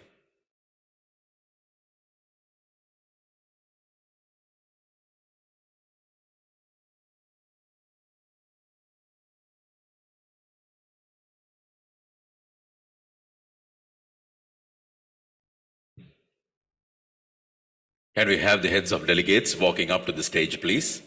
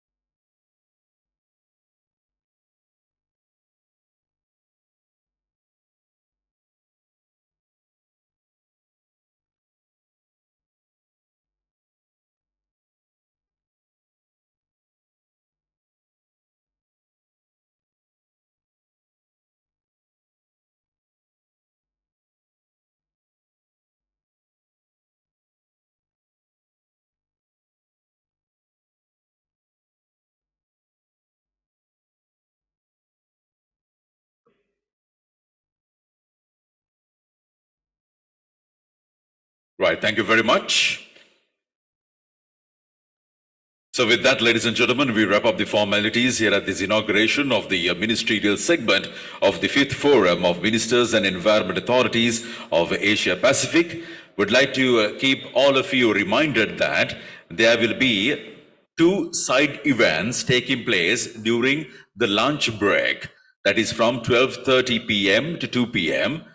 The side event 1 will be at Lotus Hall A, which is downstairs, on the theme Together for Clean Air, Strengthening the Multilateral Action to Address Air Pollution in Asia Pacific. And the side event 2, once again, from 12:30 p.m. to 2 p.m. at the Hall B, on the theme Accelerating the Implementation of the Montreal Global Biodiversity Framework. Accelerating the implementation of the Montreal Global Biodiversity Framework. So make sure that you all take part at the 2 side events, which will take place during the lunch break, that is from 12:30 p.m. to 2 p.m. Thank you very much, everyone.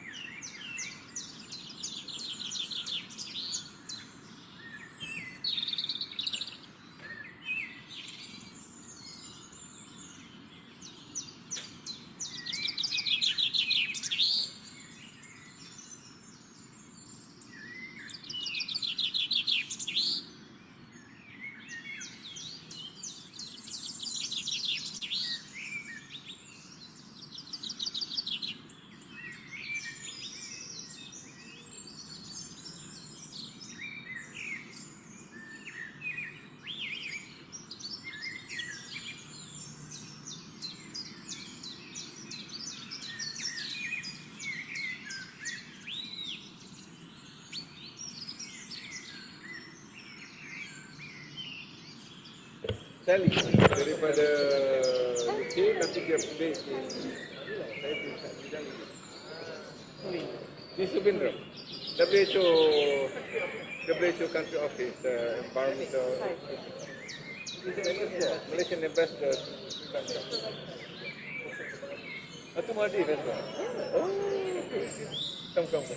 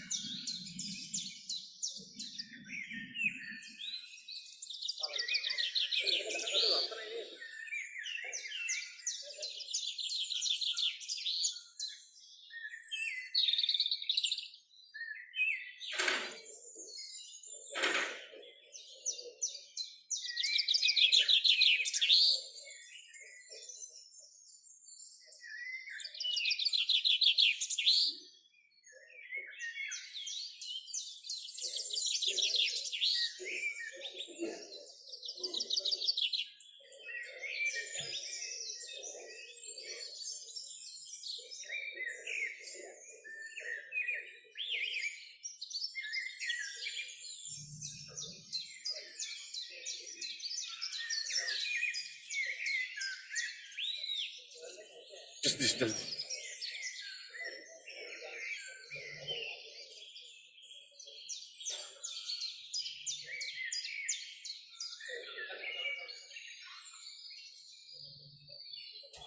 Life.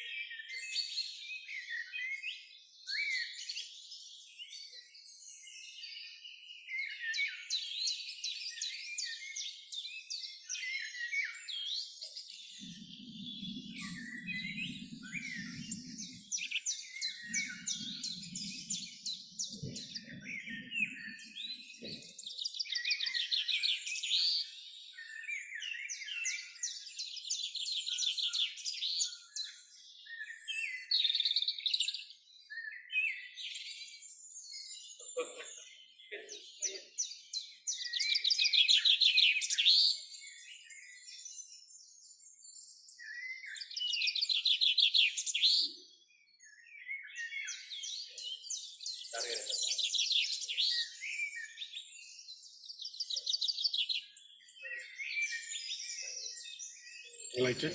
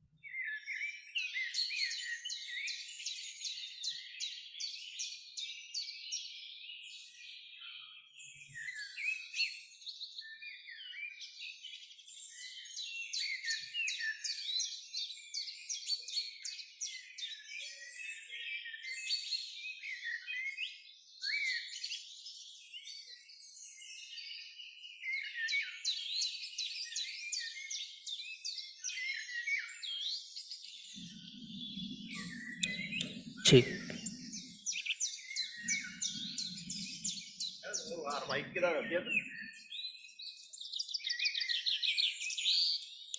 Check, please.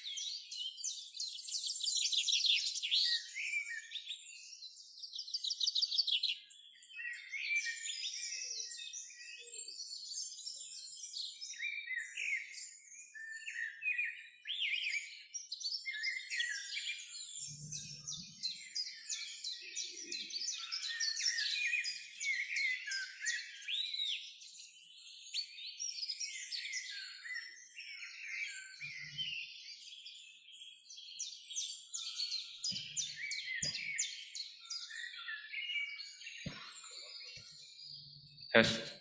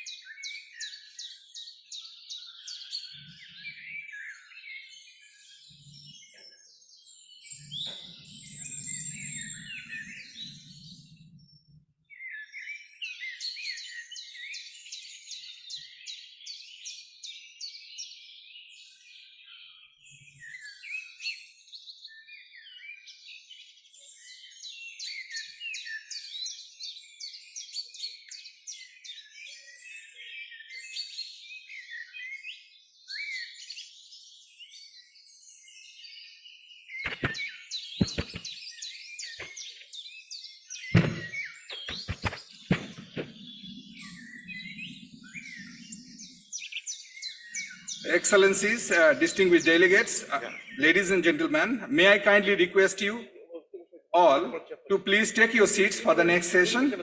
May I also request everyone to turn off their phones or set them to silent mode during the meeting to avoid any disruption in the proceedings. Meeting links are all available in the website for these proceedings for the online participation as well. So, His Excellency, Mr. Lin Sang-jun, Vice Minister of Environment, Republic of Korea, and Chair Representative of the 4th Forum of Ministers and Environment Authorities of Asia Pacific, is the presiding chair for the election of the new bureau. So I will request Excellency Vice Minister to kindly take the floor. Excellencies, honorable ministers, distinguished guests.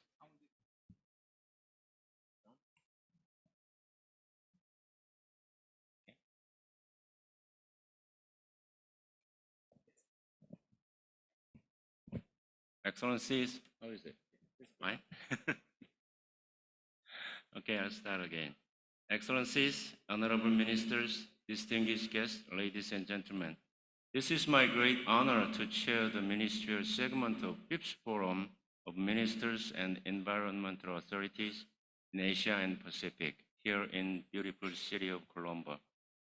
First, I'd like to express my sincere gratitude to the government of Sri Lanka for hosting this year's forum. And I must also thank the UNEP Regional Office for organizing this meeting. The Republic of Korea attaches great importance to this Asia-Pacific Forum. 2 years ago, Korea hosted 4th Forum as a chair. Because of global pandemic, the 4th AP Forum was arranged as a hybrid meeting. Many member countries attended virtually. This year, thank God, pandemic has been winding down, so we can gather here to discuss humanity's greatest challenge. Excellencies, the theme of this forum, as well as of UNIA 6, is sustainable multilateral actions to tackle climate change, biodiversity, and pollution in Asia and the Pacific. Mother Nature has sounded alarm long ago, asking mankind to wake up and to do things differently. We all have witnessed that our planet suffered unprecedented flood, drought, heat waves, and wildfires, and so on. The climate disasters are now everywhere, common and intense. In some situations, they are approaching the worst-case scenarios. Secretary General of the United Nations once mentioned no region is immune. However, our region, Asia and the Pacific, is affected the hardest by climate change, causing tremendous loss and damage. Air pollution is also an imminent threat to humanity and the environment. According to the UNEP report, 4 million people died prematurely by being exposed to air pollution every year in Asia. Let me give you a few more numbers from researchers. 92% of world population lives in the place where air pollution exceeds safe limits. Air pollution causes life expectancy by average 1.8 years per person. In some part of some country, could live 11 years less. 94% of deaths from air pollution are in low and middle income countries. Same in many disasters, the most vulnerable of our community are worst affected by the climate change and air pollution. So we have duty to speed up our efforts, not just word, but into action. Marine plastic pollution is another threat, not just to the humanity, but also to our friend species sharing this planet. Since 1960s, We have searched the galaxy far and wide, looking for possible new home in the universe. And every part of the universe we explore make one thing clear: Earth is like nothing else. We humans are part of the nature, just like every other species.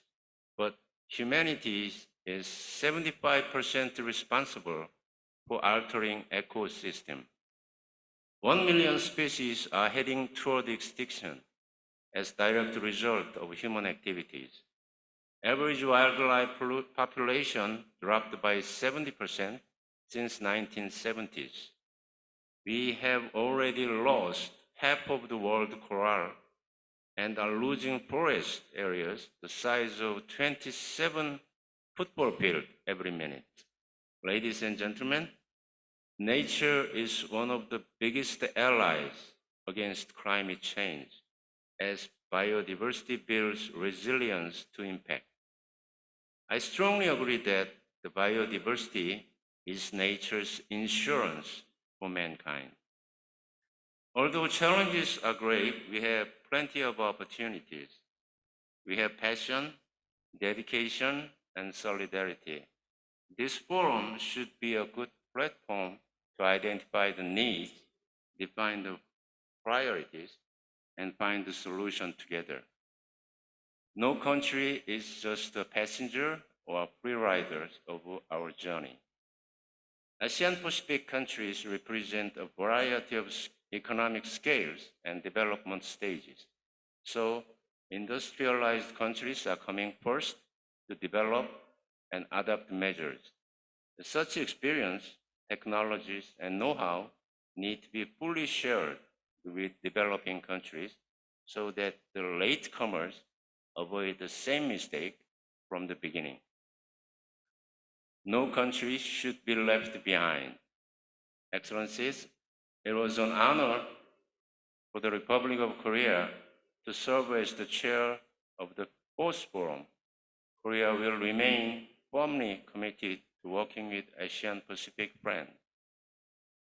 Let me finish by quoting a sentence I love from the novel great Stoneface. Time flies over us, but it leaves its shadow behind. Ladies and gentlemen, let us make today's shadow strong for our children and their children who will inherit this beautiful planet. Thank you.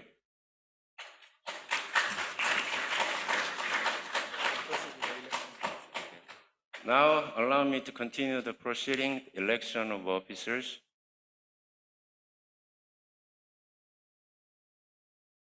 The Bureau will comprise of chair and 2 vice chairs. May I now open the floor for any nominations for the position of chair and 2 vice chairs.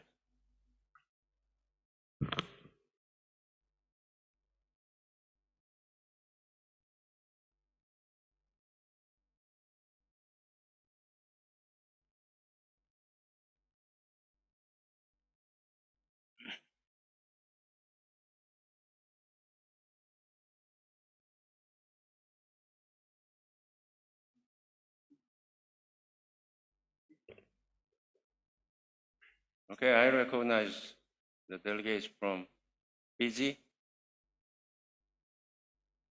Honorable Chairperson, I have the honor to propose the election of the following distinguished representatives for the Bureau of the Ministerial segment of the 5th Forum of Ministers and Environment Authorities of the Pacific.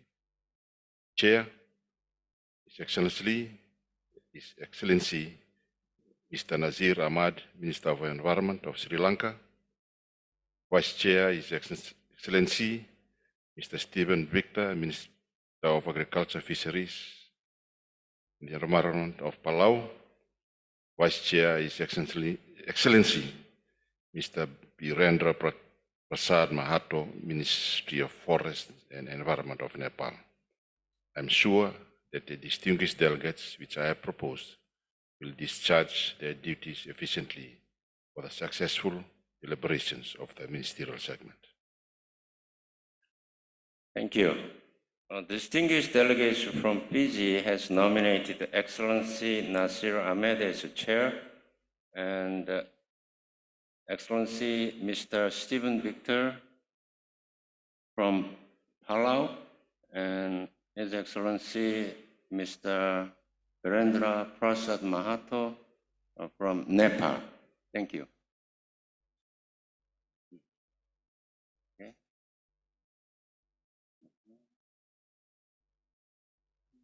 Okay. Would there any delegation wishes second nomination? Okay. Delegates from Bangladesh. Yeah.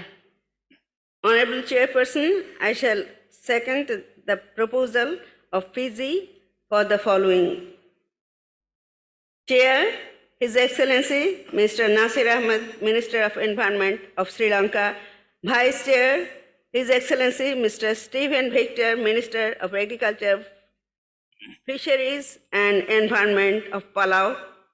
Vice Chairman, His Excellency Mr. Virendra Prasad Mahato, Ministry of Forest and Environment of Nepal. I'd like to extend best wishes to elect Bureau members for the successful deliberation of the ministerial segments. Thank you. Thank you, delegates from Bangladesh. Are there any other nominations for the Bureau? I hear none. So I have the pleasure to formally announce that Bureau of Ministerial segment of the 5th Forum of Ministers and Environment Authority of Asia Pacific is composed of following. Chair, His Excellency Mr. Nasser Ahmed, Minister of Environment of Sri Lanka. Vice Chair, His Excellency Mr. Stephen Victor, Minister of Agriculture, Fisheries and the Environment of Palau. Vice Chair, His Excellency Mr. Virendra Prasad Mahato, Minister of Forest and Environment of Nepal.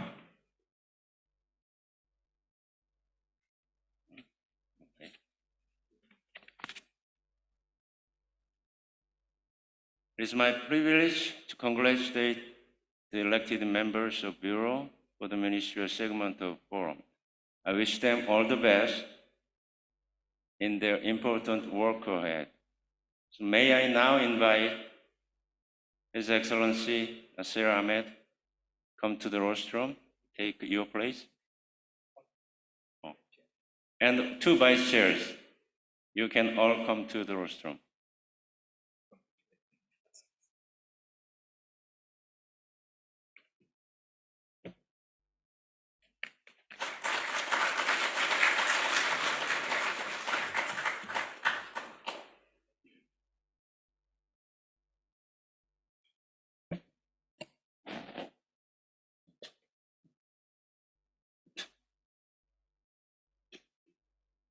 Thank you.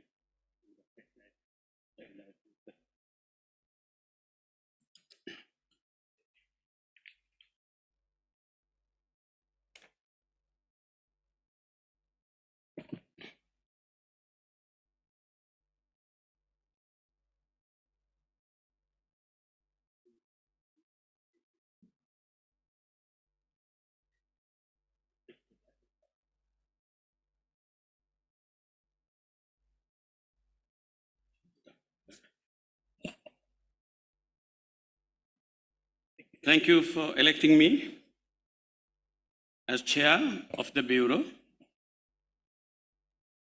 It will be my honor to serve the ministerial segment of the 5th Forum of Ministers and Environment Authorities of Asia Pacific as chair of the Bureau.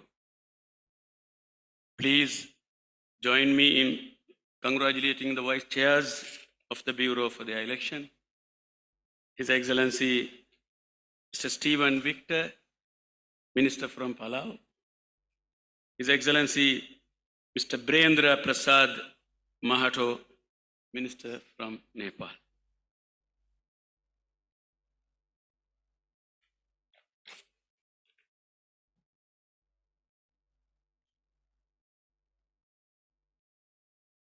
Excellencies, distinguished delegates, ladies and gentlemen, it is indeed an honor and privilege for me to serve as the chair of this important 5th Forum of Ministers and Environment Authorities of Asia Pacific.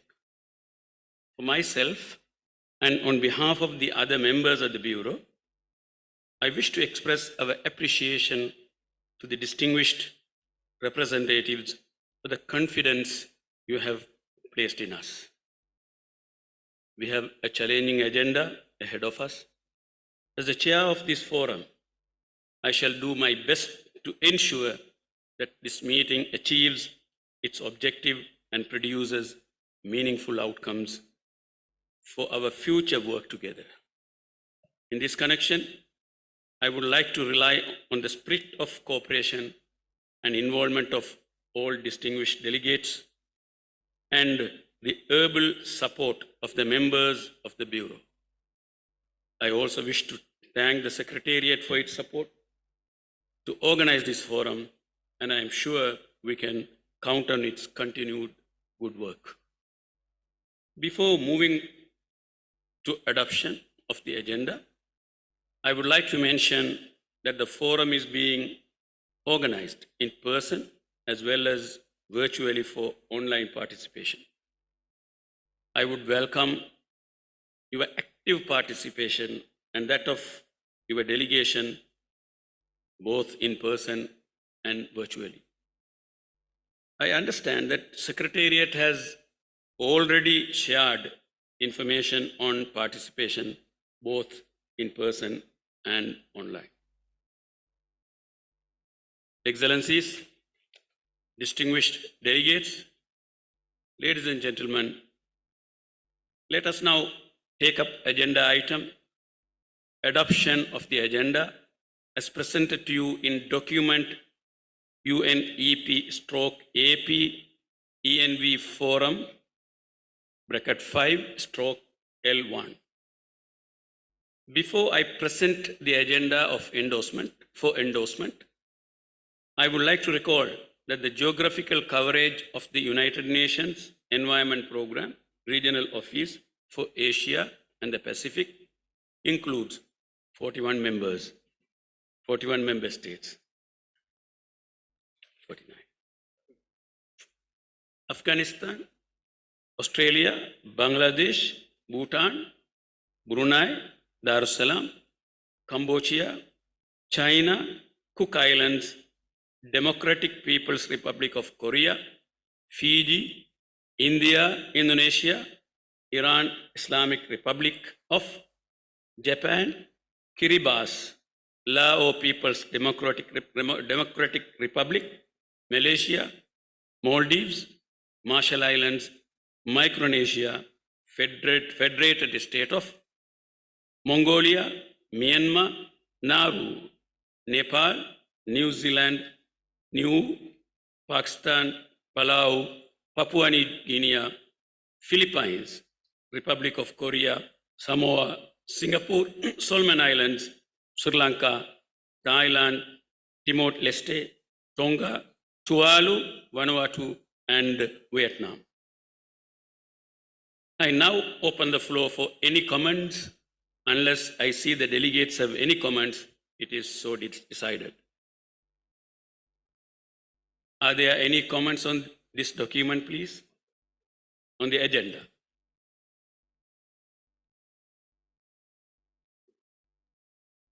Okay. Yeah.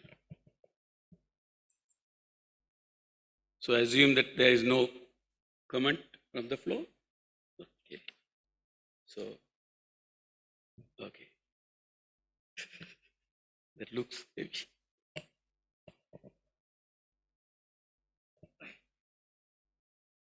Thank you. I take it that the agenda is contained in the document UNEP/AP ENV Forum 4/L1 is adopted. With the proposed amendments as indicated by the distinguished delegates from, no, it's not there, no amendments. Sorry, there is no amendments. Distinguished delegates, Ladies and gentlemen, I thank you for your cooperation in adopting the agenda of the 4th Forum of Ministers and Environment Authorities of Asia Pacific. We will now move to the agenda item 6.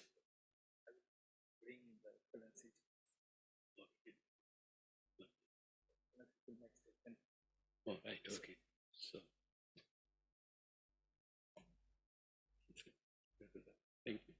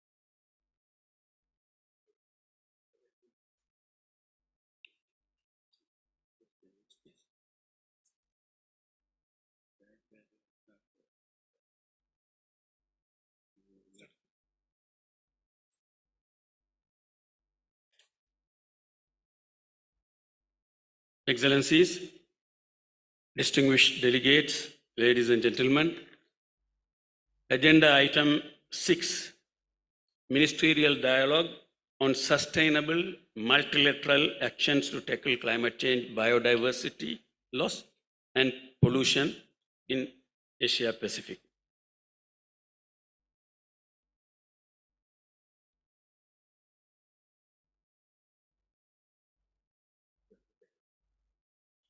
Kindly note the documentation background document UNEP/AP ENV Forum 5(2). It is also available in the website. The three planetary environmental crises of climate change, biodiversity loss, and pollution are interrelated and often transboundary in nature and highlights the urgent need for collective, global, and regional actions to mitigate climate change, halt biodiversity loss, and reduce environmental pollution to ensure the right to a clean, healthy, and sustainable environment. Regional multilateral actions are the bridge between global aspirational targets such as the SDGs, Paris Agreement, and Kunming Montreal Framework, and operational targets in the national policies and strategies. In this context, science-based decision-making for regional multilateral action should be focused on knowledge sharing, capacity building, and science-harnessed national policies and regional multilateral cooperative programs and actions. Further strengthening the linkages between global and regional environmental governance mechanism, including through, for example, relevant UN Environment Assembly resolutions and multilateral environmental agreement, priorities being considered more systematically by regional, intergovernmental, and thematic forums and processes. The ministers, heads of delegation, and other high-level representatives will have an opportunity to share perspectives on well-coordinated global and regional mechanism and effective actions to achieve various MEA targets, including SDG targets, related to climate change, biodiversity loss, and pollution in Asia and the Pacific. Ministers and other high-level representatives are also invited to share successes, best practices, and suggest concrete actions towards achieving sustainable multilateral actions at national, sub-regional, and regional levels. I shall call upon Secretariat for the introductory video.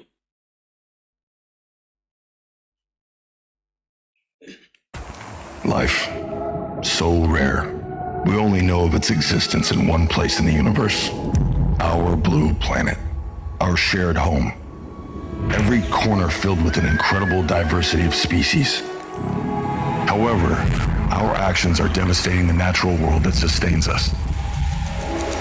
1 million species now face extinction, and the global loss of natural areas poses a grave threat to clean air, drinking water, and our health. It is also one of the greatest systemic risks to our economies. But there is still time to act, and we have a path forward. In December 2022, the world came together and adopted a historic new global biodiversity agreement.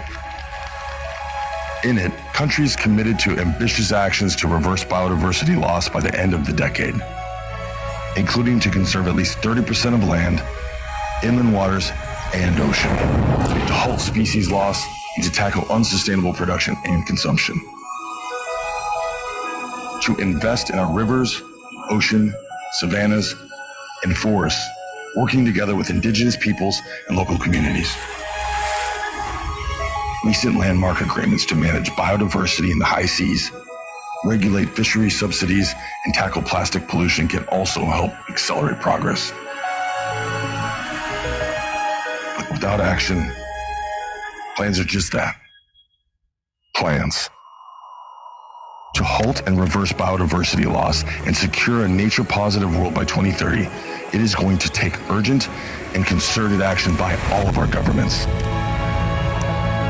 We have less than 7 years to turn the tide on biodiversity loss. And in the process, help tackle the climate emergency and secure sustainable development for all. It has to start now. With us. Every government, every business, every city, every community, everyone, all in.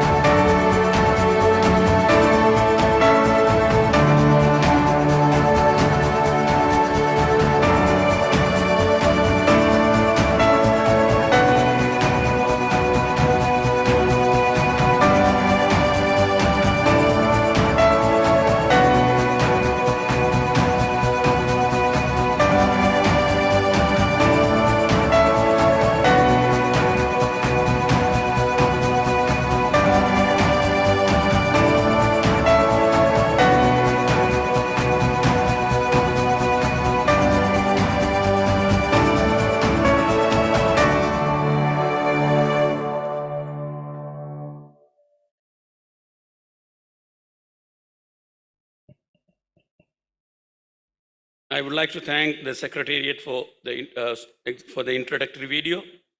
Excellencies, ladies and gentlemen, now I shall call on distinguished delegates to deliver their statements. I understand that based on your communications, the Secretariat has prepared the list of interested speakers for the agenda item 6. I have noted that speakers will deliver statements in person and pre-recorded message. First, I shall call on distinguished speakers from the list. I will remind speakers to deliver your statement within 3 minutes due to time constraint. I will also request soft copies of the statements to be shared with the secretariat to upload at the forum website. So, first, I will call upon Australia to deliver their statement. Thank you, Chair. As Australia's Minister for the Environment and Water, it is my honour to share this message with you. And I apologise that I can't be there in person. Thank you so much to Sri Lanka and the United Nations Environment Programme for organising this forum. Right across the Pacific, we are all facing the same challenges: climate change, marine plastics, biodiversity loss, pollution of all kinds. And we're all charting a path towards the same destination, a more sustainable relationship with nature for the sake of our children and grandchildren. As a region, this will be easier if we walk together, acting on climate change and meeting our net zero targets. Australia is committed to taking that journey at home, growing renewables to 82% of our electricity grid by 2030, and we are committed to helping our neighbours drive their own transition. We share a vision at this forum of a world that's net zero and also nature positive. Many of us were there in Montreal last year when the world came together to make an historic agreement to preserve nature, a commitment to protect 30% of our land and 30% of our seas by 2030, to restore damaged environments, to defend our threatened species. Australia is making good on those promises. I recently added an area the size of Germany to the highly protected waters around Macquarie Island, where penguins and seals and seabirds go to breed. And we're also expanding our Indigenous Protected Area program, where Indigenous Australians look after their traditional land and sea country. Last week, I approved another of these IPAs, adding 800,000 hectares to our national estate. I was also thrilled to see the United Nations High Seas Biodiversity Treaty finally secured this year after decades of preparation and advocacy. Our Foreign Minister signed on behalf of Australia in New York last week. I look forward to working with you all to implement this new treaty, including by supporting new high seas marine protected areas in our region. And I also want to work with you as we reduce the impacts that plastics are having on our shared ocean. That means a strong global plastics treaty with clear standards and rules. In October 2024, next year, I'm hosting a Global Nature Positive Summit in Sydney. My goal is to bring the best environmental minds to our region from every continent on Earth, to share our expertise and to spread new ideas, particularly on how we bring the public and private sectors together to invest in nature. So I warmly welcome you all to Sydney next year, and I would very much value your advice on how we can make sure this summit speaks to your priorities. Thank you once again for the opportunity to join you today. I wish you a successful forum, and I hope to see you in Nairobi next year. Then I'll call upon next country, Bangladesh, to deliver this.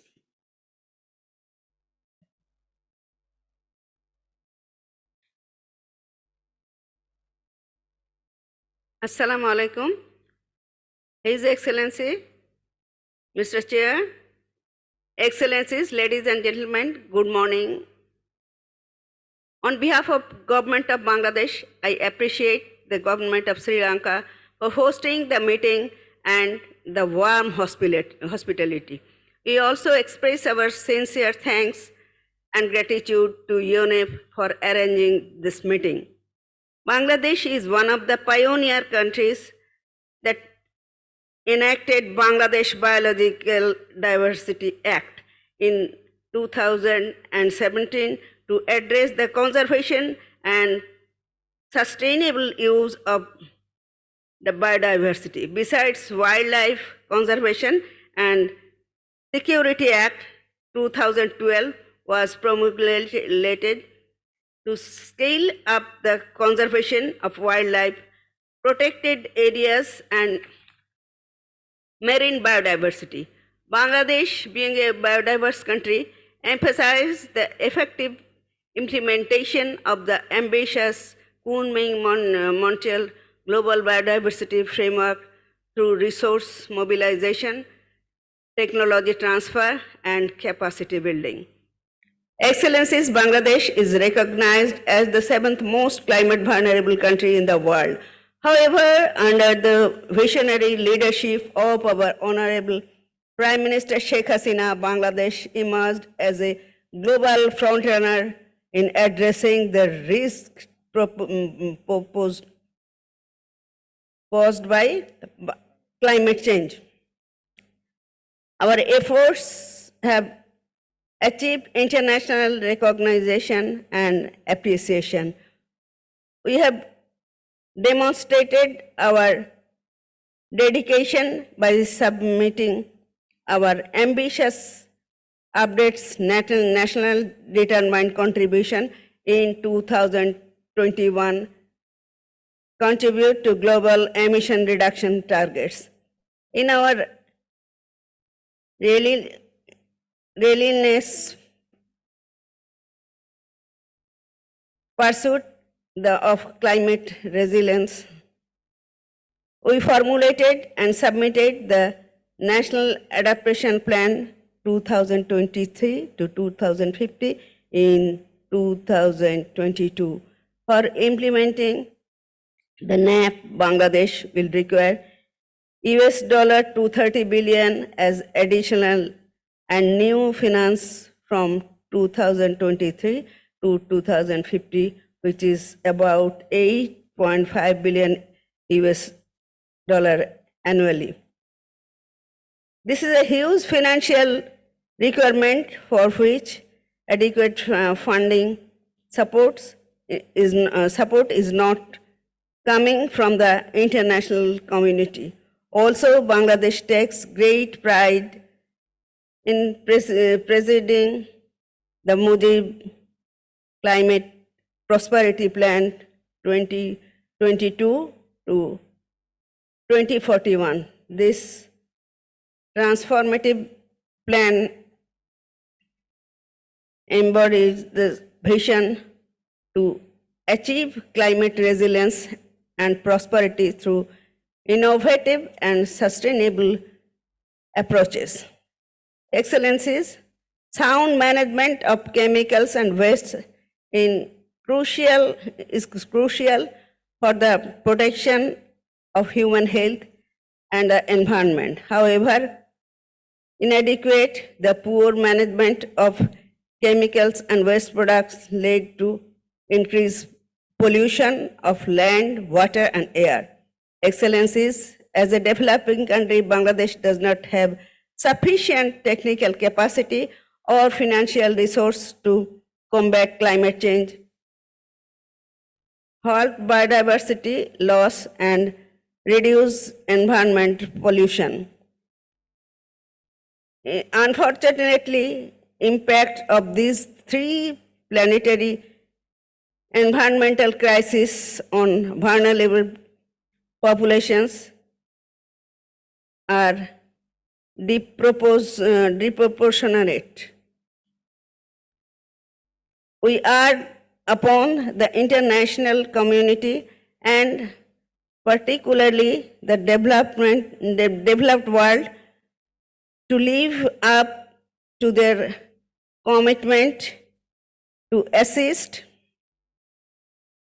the climate vulnerable and developing countries to address the three planetary environmental crises. We emphasize the establishment of platforms for information exchange, technical and financial assistance, along with technology transfer, capacity building to empower developing nations. Excellencies, let us share inclusive and sustainable multilateral actions climate change, biodiversity loss, and pollution are interconnected challenges that require holistic engagements. Let us commit to effective, inclusive, and sustainable multilateral action that will not only address climate change but also protect our precious biodiversity and combat pollution. We must work together, work hand in hand, and support those also need is most. We believe, ladies and gentlemen, our collective actions today will shape the well-being of future generations and the health of our planets. Thank you all. Joy Bangla, Joy Bangabandhu. Thank you, Excellency. The next country will be Cambodia. I would like to announce the other countries which are going to be in the list so that they can be ready. Democratic Republic, People's Republic of Korea, Fiji. Yeah, after Cambodia. Democratic People's Republic of Korea, Fiji, Iran, Japan, Nepal, Philippines, Republic of Korea, Samoa, Singapore, Sri Lanka, Thailand. Next, I call upon Cambodia to deal with this speech.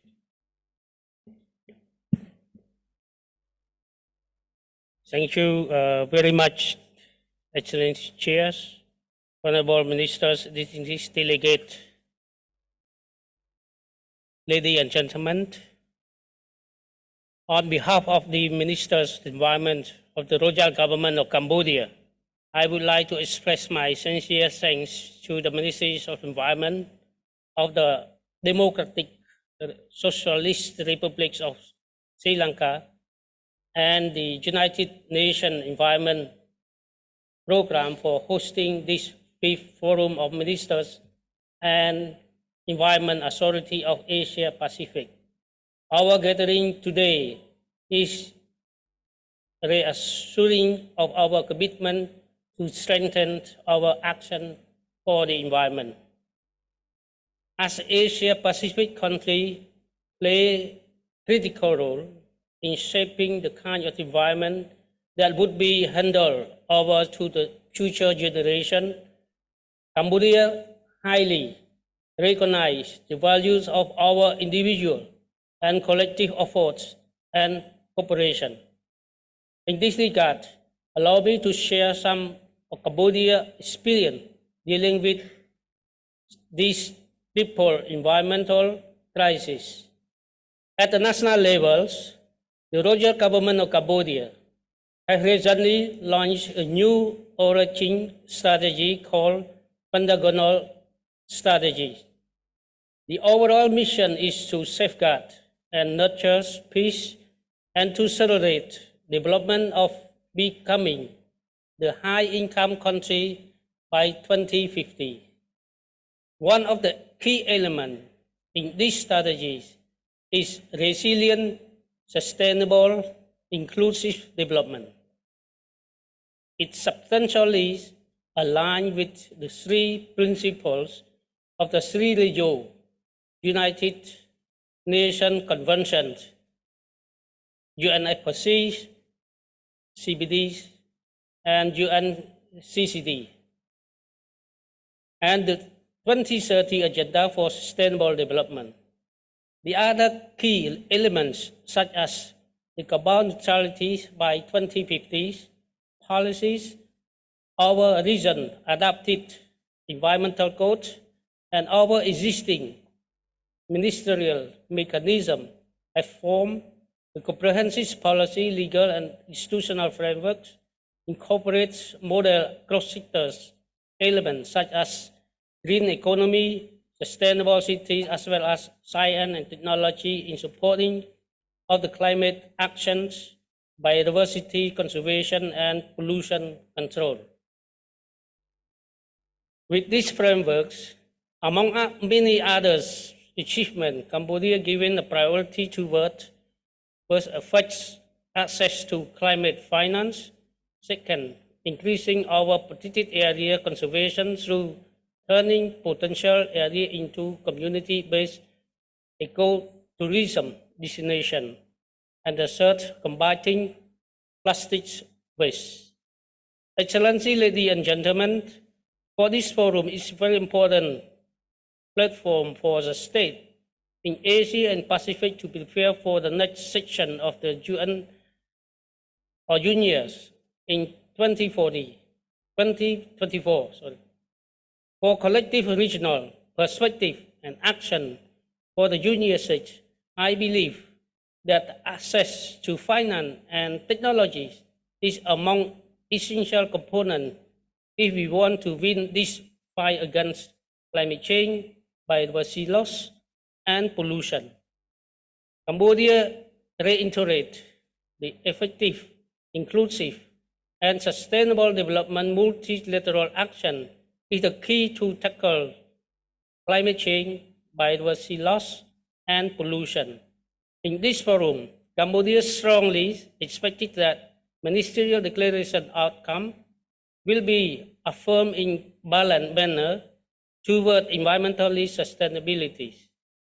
With this expectation, Cambodia would like to reconfirm or reaffirm our commitment to work with nation, development partners, and all stakeholders to tackle environmental issues effectively and efficiently to achieve our common objective for sustainable development.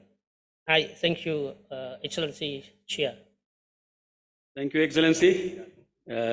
Next, I'll call upon Democratic People's Republic of Korea.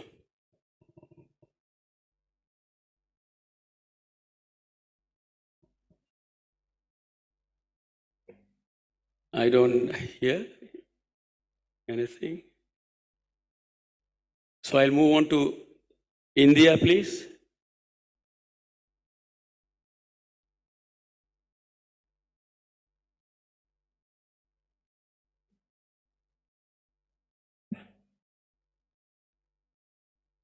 Excellencies, distinguished delegates, invitees and officials, friends, ladies and gentlemen. First of all, on behalf of India, I would like to thank the Democratic Socialist Republic of Sri Lanka and the UN Environment Programme for co-hosting the 5th Forum of the Ministers and Environment Authorities of the Asia Pacific in the beautiful city of Colombo. We, the Asia Pacific countries, are diverse in terms of people, economy, society, natural endowments, ecosystems, biodiversity, wildlife, forests, etc. The Asia Pacific region is home to over 4.4 million people. The AP countries are also hotspots for biodiversity, comprising many fauna and flora. The diversity amongst us is a great blessing, and we can learn from each other in effectively tackling the global challenges. The AP nation should foster greater efforts to combat climate change and to protect biodiversity while joining hands for ensuring environmental justice, climate justice, fair, just, and inclusive transition. This decade is very crucial for all of us, as efforts taken in this decade will decide the hopes and aspirations of our future generations. Post-2015 period, the focus has shifted from the Millennium Development Goals to the Sustainable Development Goals. The special focus of the AP Group Presidency on the 2030 Agenda for Sustainable Development is indeed very timely. There is also a need for further integrating and mainstreaming the Sustainable Development Goals in national policies, programs, and actions meant to address environmental crises and challenges. India remains steadfast in its commitment to join and lead international and multilateral efforts to tackle the interdependent challenges of biodiversity loss, pollution, climate change, desertification, deforestation, land and ocean degradation within the multilaterally agreed convention and the Paris Agreement. India has always been actively engaging in various UNEP activities, dialogue mechanisms, as well as with other multilateral cooperation within the UN framework. For environment protection, India, under the dynamic and visionary leadership of Honorable Prime Minister of India, has taken many initiatives both at the global and at the national level. And all our initiatives can be aligned with the initiatives, resolutions, and activities adopted in the various UNIA. The major initiatives are the National Hydrogen Energy Mission, National Clean Air Program, restoring 26 million hectares of degraded and deforested land, the development of urban forests, and conservation of species like the tiger, lion, elephants, and the dolphins. At the global level, India is spearheading the Leadership Group for Industry Transition, or LEAD IT, One Sun, One World, One Grid, the International Solar Alliance, the Coalition for Disaster Resilient Infrastructure, and the Infrastructure for Resilient Island States. India has translocated cheetahs from Namibia and South Africa. India has recently celebrated the 50 years of the Project Tiger and has also launched the International Big Cat Alliance. Mission Life has been launched by the Prime Minister in the presence of the UN Secretary General, His Excellency Antonio Guterres, on 20th October 2022. Mission Life, which stands for Lifestyle for the Environment, is becoming a global public movement, a people's movement. Today, this mission is spreading awareness about adopting a lifestyle change to tackle climate change, biodiversity loss, as well as pollution. These global problems need a holistic and whole-of-world approach, guided by the Rio Conventions and the 27 principles of the Rio Declaration on Environment and Development. The basic constraints for developing countries while combating these problems are lack of adequate finance and affordable technology, credible and assured means of implementation. At the upcoming UNIA 6, we are considering piloting a draft resolution on sustainable lifestyle for United Nations Environment Assembly, the behavioral nudges towards sustainable lifestyle. To conclude, I would like to emphasize that unless the means of implementation are assured credibly, especially from the developed countries, the enhanced global goals for addressing global environmental challenges will not be effectively and fully fulfilled. Thank you. Madam, now I will call upon Fiji.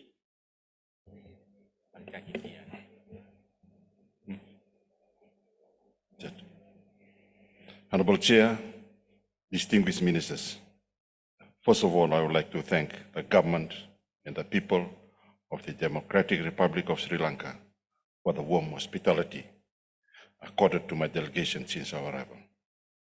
Honorable Chair, I stand before you today to address a matter of utmost importance: effective, inclusive, and sustainable multilateral actions to tackle climate change, biodiversity loss, and pollution. As a nation blessed with natural beauty and abundant resources, Fiji understands the urgency and gravity of these global challenges. We recognize that the time for action is now, and we are committed to leading the charge towards a greener and more sustainable future. Climate change is an undeniable reality, and its impact on our planet is becoming increasingly severe. Rising sea levels, extreme weather events, and shifting weather patterns threaten not only the livelihood of our communities, but also the delicate ecosystems that support our diverse flora and fauna. As a small island developing state, Fiji particularly is vulnerable to these effects, and we understand the need for urgent and collective action. Biodiversity loss is another pressing concern that requires our immediate attention. Our unique ecosystems, such as the Great Sea Reef and the tropical rainforests of Fiji, are home to a rich array of plant and animal species found nowhere else on Earth. Yet these natural treasures are under threat from habitat destruction, invasive species, and unsustainable practices.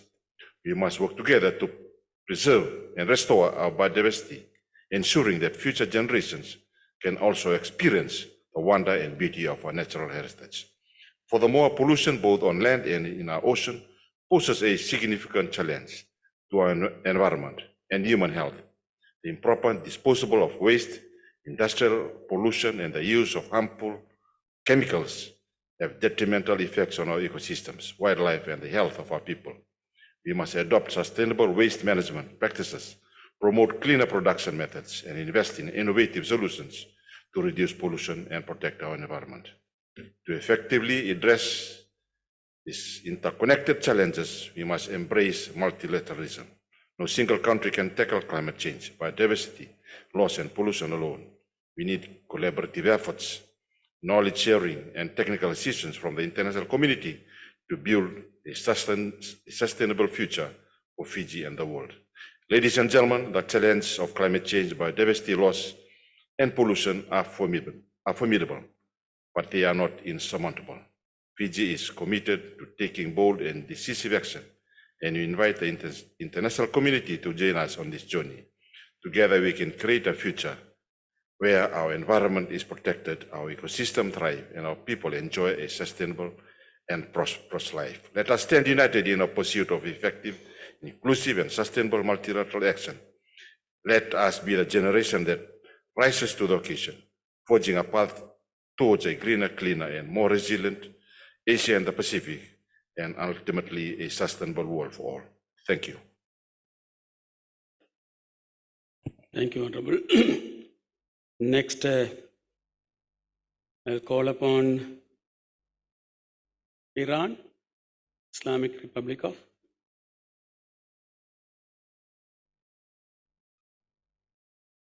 Not there, then I'll move on to Japan, please.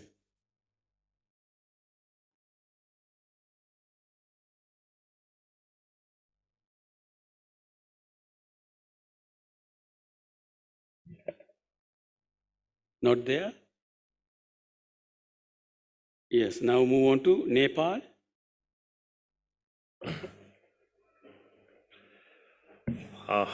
Your Excellency and Chair of this Ministerial Dialogue, Honorable Ministers, Environment Authorities of this region, ladies and gentlemen, please accept greeting from Nepal, a beautiful Himalayan country in your neighborhood.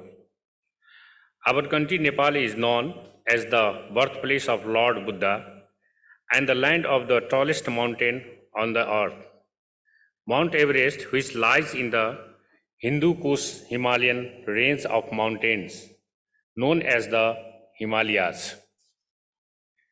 Excellency, I want to bring this information to this esteemed floor that after the Antarctic and Arctic regions, the Hindu Kush Himalayan range is the largest reservoir of ice and snow.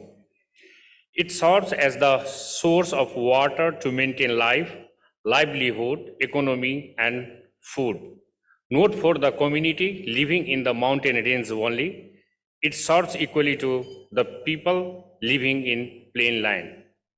This is why this entire range is called the water tower of Asia. But unfortunately, now it is not healthy. Earlier, we had a very specific place with the name of Black Mountain, but now the Black Mountains are common after the disappearance of a snow cover due to the adverse impact of climate change and environmental pollution. Consequently, the regular flow of water in the rivers is supposed to discharge, affecting the availability of fresh water for drinking, irrigation, and clean energy generation. The problem is big and alarming. If we do not address it on time, we will have no more snow in the future.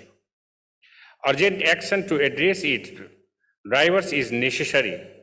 Excellency, apart from this national and regional problem, our entire urban community is facing problems related to solid water management and soil, water and pollution. Single-use plastic is major source of soil and river water pollution in urban areas. Lack of affordable technologies and funding requirements are the major problems, and as a result, countries are bound for various consequences. Mr. Chair, at this event, I urge all the honorable ministers and the environment authorities to come on common platform with a common understanding to join hand in hand to fight against the triple crisis, and also request the member countries to support those who really need your help. The role of the global community and the UN organization becomes instrumental in bringing and binding everyone together to resist these environmental problems. I also request this forum to consider the addition of one more delegation for the 6th season of the United Nations Environment Assembly to address the complex environmental problem in the Hindu Kush Himalayan region to tackle the 3 environmental crises. Thank you. Thank you, Excellency. I will once again call Democratic People's Republic of Korea. Dear Chairperson, distinguished delegates, at the outset, I would like to extend warm greetings from Pyongyang. As all of us have experienced this summer, a series of record-breaking torrid heat caused by El Nino and ever more unpredictable natural disasters are repeatedly signaling how much the eco-environmental protection is important. Ever-worsening reality of today calls for every member state to abide by one's political will to discharge its responsibility for protection of global environment and sustainable development, and to redouble its efforts. Dear Chair, Comrade Kim Jong-un, President of the State Affairs of the Democratic People's Republic of Korea, in recent major party and government meetings has put forward important tasks to bring about decisive improvement in land management and eco-environmental protection, such as preventing natural disasters by concentrating efforts on afforestation and flood control, successfully carrying out the protection of ecosystem, and drafting mid- and long-term plan of green growth and implement it in an effective way. The government of the DPRK is according high priority to land management and environmental protection from the strategic point of view shaping the future of the country, and takes practical steps in a scientific and realistic way. Recently, the DPRK has been implementing the detailed plans by sectors and stages in accordance with the National Environment Protection Strategy in a responsible way. And on the other hand, we are drafting Green Growth Plan reflecting the ambitious goals of green growth and sustainable development and ways for its achievement. In particular, we are reinforcing legal and regulatory means, including updating of laws and regulations to systematically integrate the economic development with environmental protection and for pollution control. To DPRK, where nearly 80% of the territory is mountainous, the forest restoration is considered not only as a mere economic and technical matter, but as an important policy issue and the greatest patriotic work for ensuring the prosperous development of the country and the well-being of the coming generations. And in this case, we have achieved notable successes. Despite of the global pandemic, we have consistently carried out yearly plans for forest restoration and thus achieved such successes as planting more than 1.167 billion trees in the area of over 470,000 hectares during the year 2020-22 alone. In addition, we are proceeding with a comprehensive survey and evaluation of major protected areas and work to expand them. Chair, in the light of today's harsh realities where environmental degradation of the world crossing the red line of irretrievable and irreversible point, each and every state should fulfill one's obligations in order to protect ourselves and guarantee the survival and happiness of the future generations. With concrete actions, we should awaken ourselves to fulfill our responsibilities for the future, and we should increase bilateral and multilateral cooperation on the principles of equality and mutual benefits, and we should take continuous and comprehensive actions to tackle the regional and global environmental issues. The DPRK government, as a responsible member state of UNEP, will in the future too make proactive efforts to fulfill this responsibility and role being assumed before the humankind in future, and will expand and develop international solidarity and multilateral cooperation for environmental protection. Thank you. Thank you. Next, I will call upon Philippines. Thank you, Chair. Allow me to read this statement on behalf of the Philippine Minister of Environment and Natural Resources, Maria Antonia Yulo Laizaga, as a video message couldn't be arranged in view of unavoidable circumstances. Excellencies, distinguished delegates, ladies and gentlemen, a pleasant morning to all. Foremost, on behalf of the Republic of the Philippines, I would like to express our sincerest gratitude and congratulations to the government of the Democratic Socialist Republic of Sri Lanka and the United Nations Environment Program for organizing the 5th Asia-Pacific Ministerial Forum. According to the World Economic Forum's Global Risks Report of 2023, 6 out of the top 10 perceptions of future risks are environmental in nature. These include the following: 1. Failure to mitigate climate change. 2. Failure of climate change adaptation. 3. Natural hazards and extreme weather events. 4. Biodiversity loss and ecosystem collapse. 5. Natural resource crisis. And 6. Large-scale environmental damage incidents. Thus, the Philippines envisages clear national policies and strategies that recognizes the nexus between mitigating climate change, halting biodiversity loss, and reducing environmental pollution and enhancing environmental governance for sustainable development. We recognize the need for science-informed decision-making across all science and technology sectors while leveraging local and indigenous knowledge to address the intersecting crisis of biodiversity loss, climate change, and pollution. On climate change, the Philippines is among the most vulnerable countries to climate-related weather events with the highest disaster risk. As highlighted in the 6th assessment report of the Intergovernmental Panel on Climate Change, adverse impacts of climate change will intensify over time, and the cost of inaction will be greater in the years to come. We need to address climate change decisively by reducing emissions, ensuring resilience, sustainable development, poverty reduction, and low-carbon economic growth. In this regard, the Philippines is a party to the Paris Agreement. We committed to the reduction and avoidance of 75%, 2.71% is unconditional, and 72.29% is conditional by 2030, and the agriculture, waste, industry, and energy sectors in our nationally determined contribution, or NDC. Our National Adaptation Plan and NDC Implementation Plan will inform our investments in priority sectors and low-carbon pathways.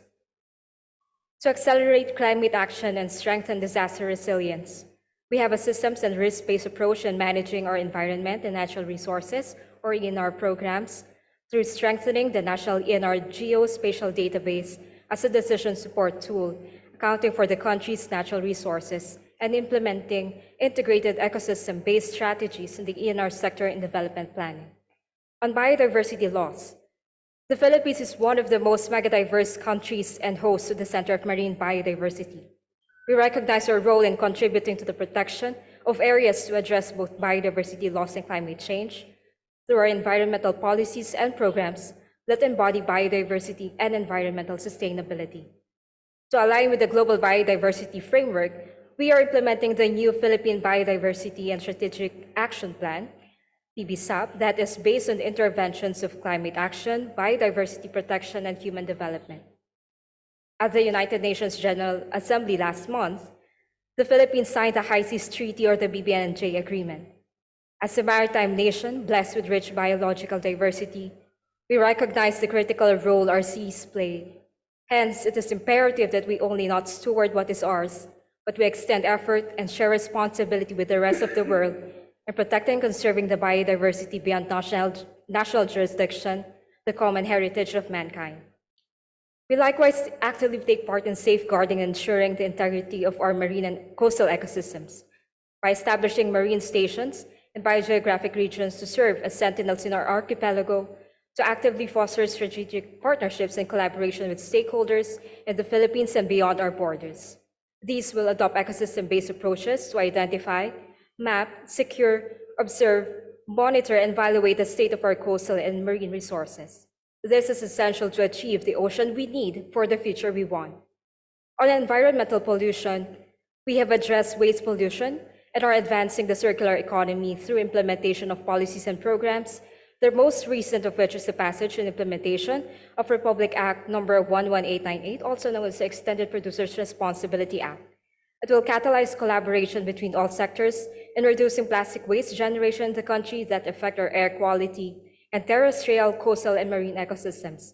Related policies also include the National Plan of Action on Marine Litter and the Philippine Action Plan for Sustainable Consumption Production.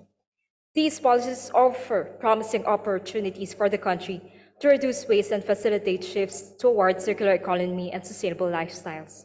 In this regard, the Philippines will actively participate in the INC process to develop an international legally binding instrument to end plastic pollution.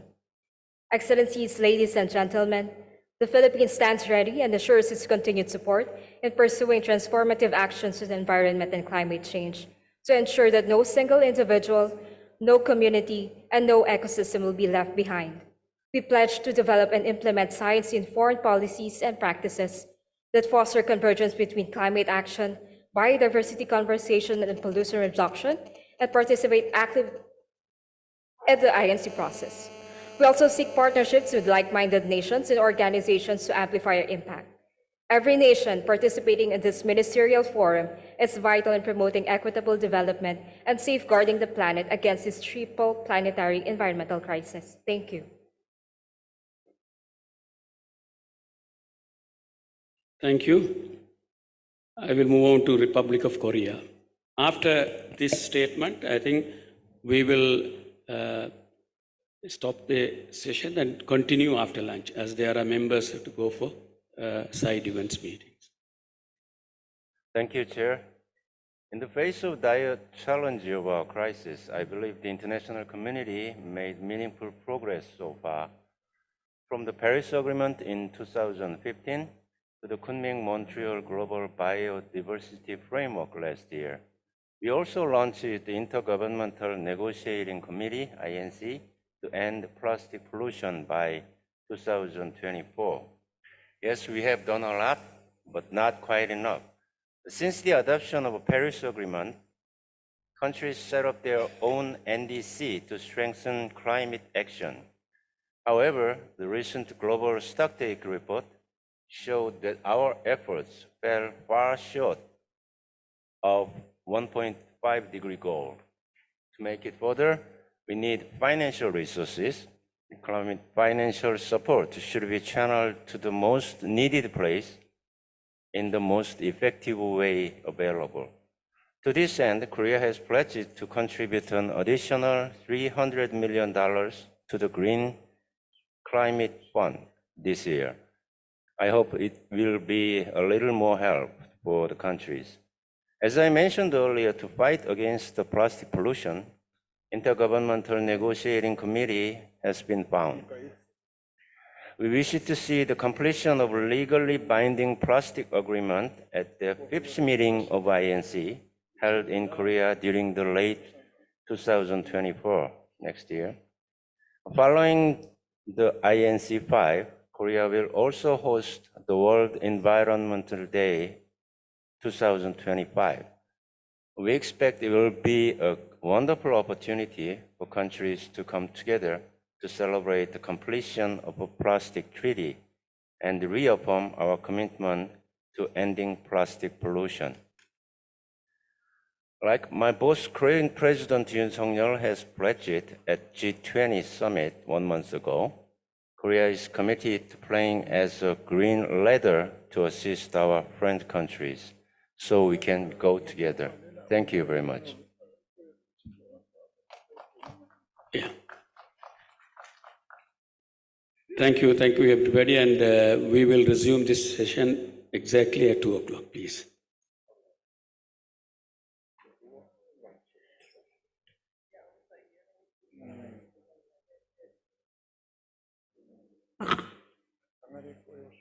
Distinguished delegates, before we leave the room for lunch, may I have your attention, please?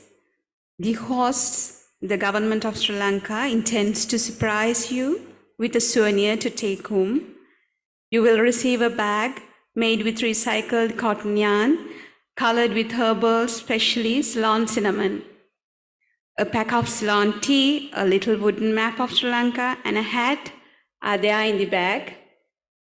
Hosts are glad if you can wear the same hat for the field visit tomorrow. So this is the announcement too, ladies and gentlemen. The side event Climate Justice Forum will be held in the evening. The government of Sri Lanka invites your graceful presence at the Climate Justice Forum. Announcement 3. Hosts want the distinguished delegates to be informed that the evening tea will be served in the Lotus Ballroom in the first floor. Thank you.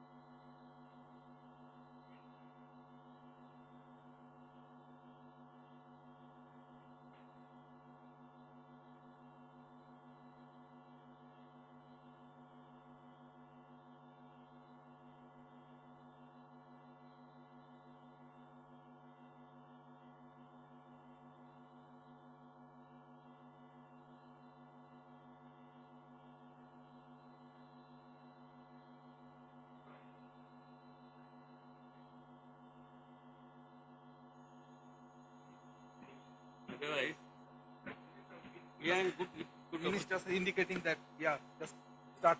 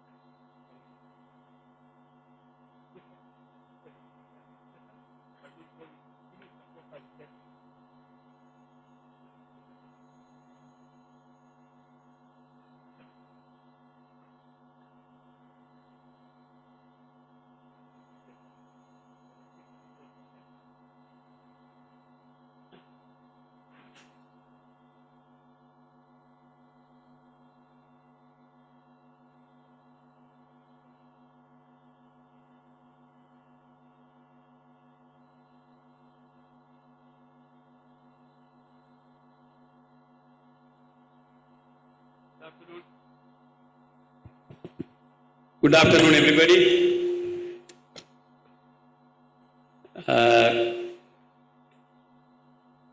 Though not many of the delegates are not here, we thought of starting in order for us to complete or close this session as scheduled. So therefore, I would like to call upon to continue the morning session, call upon Iran or Nepal? Nepal, please.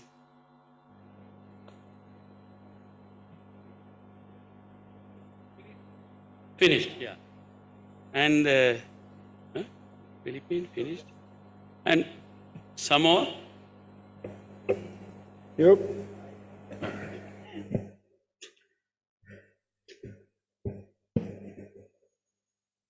Honorable Chairman, Excellencies, esteemed delegates, I am delighted today to express to you our government and people's warmest love from Samoa, a small island nation in the Pacific region.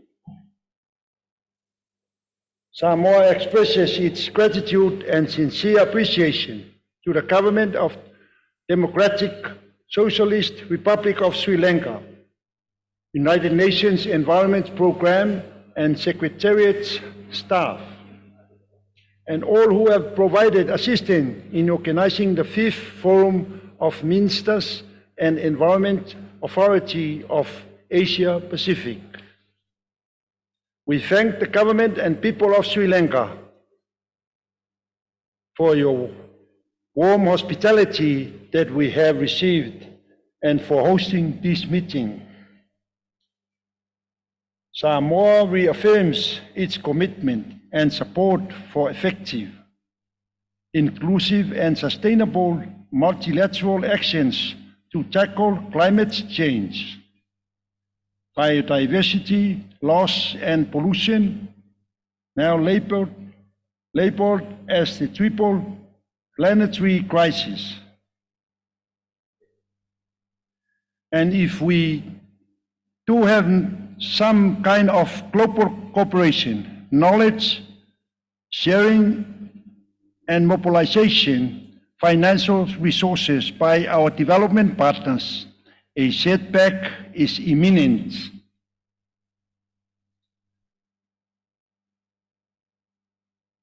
Climate change remains the greatest single threat of our time.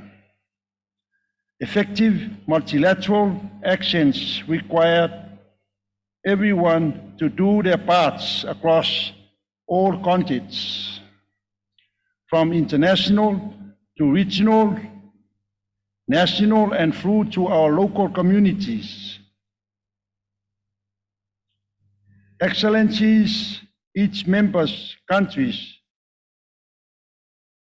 have had national targets that have been established and committed to achieve by certain timeframes as part of their efforts to address the onset of challenges of the triple planet crisis.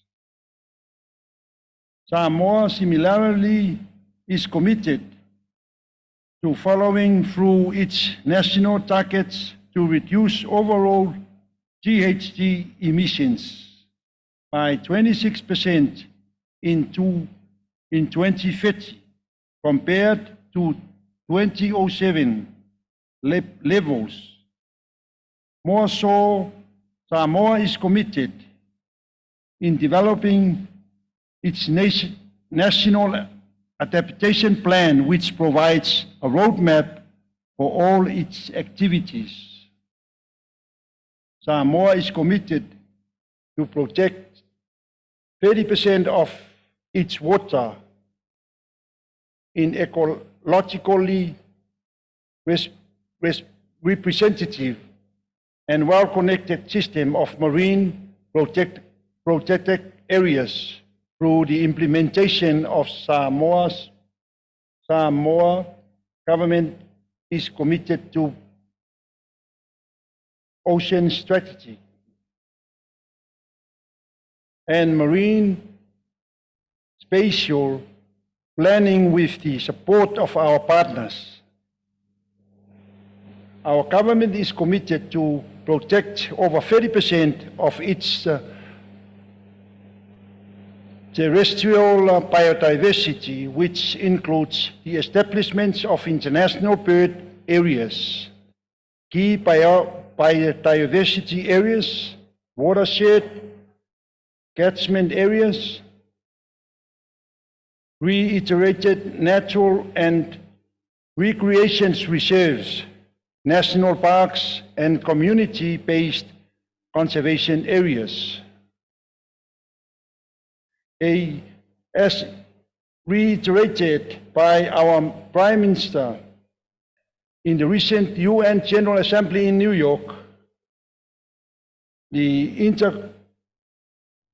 connectedness of our responsibilities to our people and planet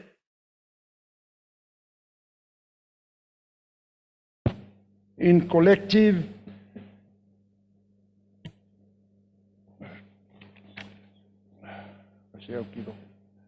stewardship of our ocean and the goodwill that resulted in the adoption of the new treaty protecting biodiversity on the high seas.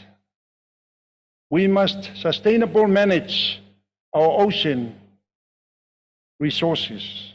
Let us all sign the PPN Treaty for a timely, sustainable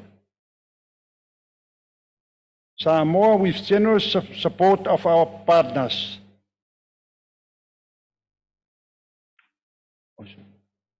Has developed national regulations to address water management with amendments made over the years to include banning certain plastic and styrofoam, as well as developing a national circular economy policy as part of our waste minimization efforts. Plastic pollution and marine litter are problems with reaching transboundary impacts on our lands, rivers, and ocean. Samoa reaffirms its support for the initiative of INC towards establishing an internationally legally binding instrument to address plastic pollution. Excellencies, Samoa reinforces its commitment and critical pathway for the implementation of the Samoa pathway as a mechanism to achievement of the 2030 Agenda for Sustainable Development Goals. We are all at the forefront experience for worst impacts of climate change affecting all facets of our lives. Our environments are more so rights to exist and those of our children and future generations.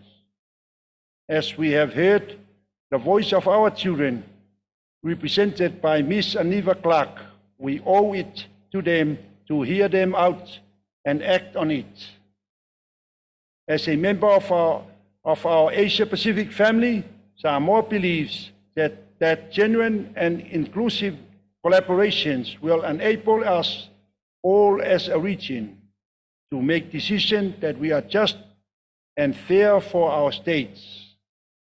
And together we can address the challenges of triple planetary crisis in any effective and sustainable manner. Thank you. Thank you, Excellency. Now I call upon Singapore.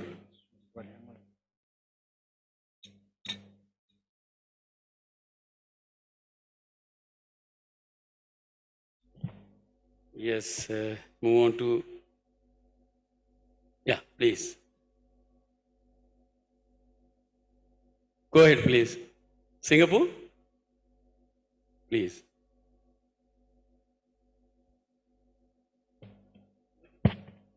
You can use the other mic. Is it not working?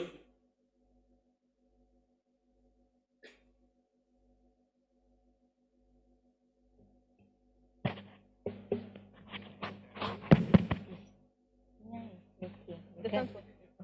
Yeah. Thank you.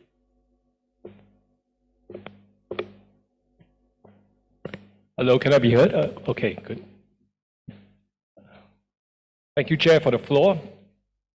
Excellencies, distinguished delegates, it is my honor to be in Colombo to participate as Singapore's representative in the 5th Asia-Pacific Forum. I would like to express my personal and my delegation's sincere appreciation to the Democratic Socialist Republic of Sri Lanka for hosting this meeting and for your warm hospitality. Singapore shares the Asia-Pacific region's concern over the triple planetary crisis of climate change, biodiversity loss, and pollution. Our region is one of the most vulnerable to these threats. Recent months have seen multiple temperature records being broken, extreme weather events such as floods and droughts, and air pollution caused by land and forest fires. Singapore strongly supports the theme for UNEA 6, effective, inclusive, and sustainable multilateral actions to tackle climate change, biodiversity loss, and pollution. Climate change, biodiversity loss, and pollution are major global challenges. We need effective and pragmatic solutions to deal with them. And in coming up with solutions, we also need to recognize that each and every Asia-Pacific country has a different operating context. What is effective for one country may not be effective for another. We should be empowered to tailor solutions that best meet our national circumstances. And so we must continue to support inclusive and even-handed multilateral efforts to build a sustainable and resilient future for us all. Plastic pollution, including in the marine environment, is a major global environmental issue, one that many countries here have highlighted. Singapore, like our fellow Asia-Pacific countries, has been participating actively in the Intergovernmental Negotiating Committee to develop an international legally binding instrument. The Asia-Pacific region should demonstrate our commitment and leadership in addressing this pressing issue. Singapore is therefore glad that the Asia-Pacific Group at the INC has agreed to formulate a standalone high-level statement on plastic pollution and the international legally binding instrument to be delivered at UNEA 6. Singapore places great importance on the AP Forum process and had the privilege of hosting the 3rd AP Forum in 2019. The AP Forum remains relevant more than ever. It plays a crucial role in bringing the Asia-Pacific region together to exchange views, best practices, and formulate joint positions ahead of UNEA. Singapore looks forward to working closely with all of you to advance our region's environmental agenda. Thank you. Thank you. And now I will call upon Sri Lanka. Maybe you can come.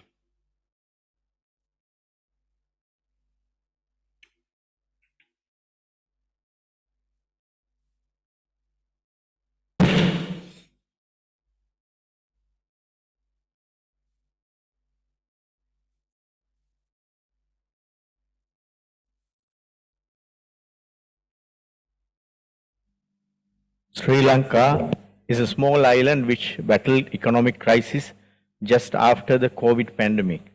Though we are an economically struggling small nation, we have not neglected working against triple planetary crisis. Our country is a party to many international conventions, namely United Nations Framework Convention on Climate Change, Convention on Biological Diversity, and UN Convention on Combating Desertification. In view of managing pollution, we have become a party to 3 conventions such as Basel Convention for Control of Transboundary Movement of Hazardous Waste, Stockholm Convention on Persistent Organic Pollution, Minamata Convention. Being a party to these conventions reflects our commitment to address the global environment issues and collaborating with the international community to find sustainable solutions. Sri Lanka has agreed to implement policies and measures in line with the goals and objectives of these conventions to protect the environment and human well-being. Although Sri Lanka's emissions are globally negligible, amounts to merely 0.03%, we are in ambitious NDCs have set targets for 2030 to achieve 14.5% reduction of GHG emissions, 70% of electricity generation through renewable sources, 32% of forest cover, weaning of coal power by 2042, and reaching net zero by 2050. At COP27, which was held in Sharm el-Sheikh, Sri Lanka launched the Climate Prosperity Plan of Sri Lanka, which aims at rapid augmenting of nature-based solutions, including renewable energy. We will launch the Net Zero 50 roadmap for Sri Lanka at COP28 to be held in UAE in early December. Sri Lanka is in the process of reviewing National Biodiversity Strategic Action Plan 2016-2022 and developing targets to achieve objectives of Kunming-Montreal Global Biodiversity Framework 2023 to 2030. Considering the global importance of Sri Lanka being one of the 36 biodiversity hotspots, the Ministry of Environment planned to formulate a national policy on living entities to conserve pristine ecosystems. In compliance with the Biodiversity Convention, Red List of Threatened Species was developed and its recommendations are considered. In 2019, National Policy on Waste Management was formulated covering 9 categories of general and hazardous waste to minimize pollution. The National Policy on Chemical Management was formulated to streamline chemical management in the country.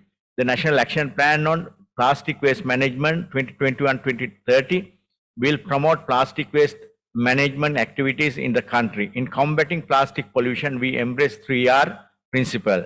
In line with this, it was from 1st of this month that we banned an additional set of single-use plastics based on their high level of pollution. Sri Lanka has formulated its national policy on sustainable consumption and pollution in 2019, the Green Procurement Policy and Green Labeling Framework this year. We will enact a new National Environment Act to comply with the triple planetary crisis in the context of new knowledge and practices. In terms of achieving SDG progress, overall performance is 66 by 83, country score is 69.4%. SDG goals of 12, 13, 14 and 15 are directly related to climate change, biodiversity and pollution, whereas other SDGs too are indirectly related and interconnected. As per the Sustainable Development Report 2023, Sri Lanka's spillover effect rank is 92.67%. The people of Global South deserve same quality of life as the people in Global North, but remain unachievable for them unless there is a transfer of knowledge, technology and finances. As a country, we are taking all possible steps to minimize triple planetary crisis and move forward in obliging national and international commitments. In this journey, regional cooperation on capacity building, technology transfer, and experience sharing will be of immense value. Therefore, let us collaborate as the Asia Pacific region in achieving the individual country targets and regional obligations. Thank you, Chair. Thank you, Dr. I move on to call upon Thailand, please.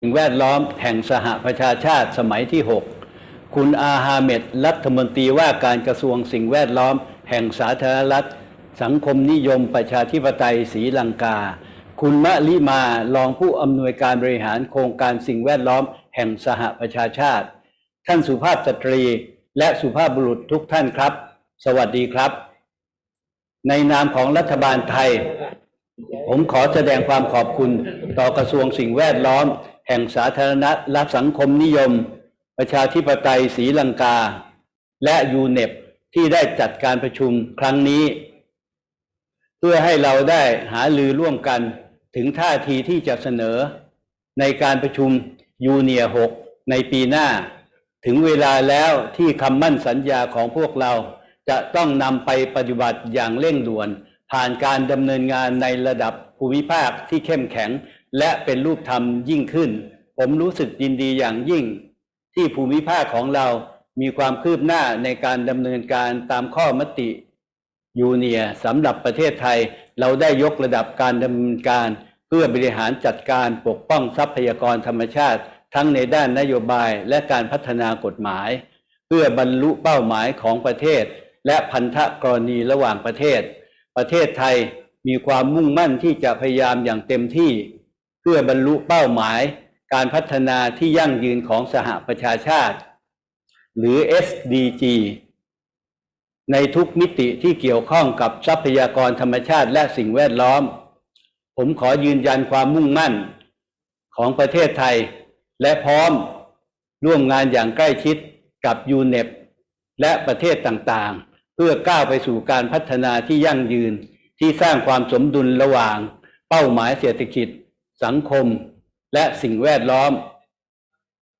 โดยมีประชาชนเป็นศูนย์กลางและไม่ทิ้งใครไว้ข้างหลังผมหวังว่าบทเรียนต่างๆที่เราแบ่งปันในวันนี้จะเป็นพื้นฐานในการทำงานร่วมกันและจะเป็นข้อมูลสำคัญสำหรับการประชุมยูเนีย 6 ต่อไปขอบคุณครับ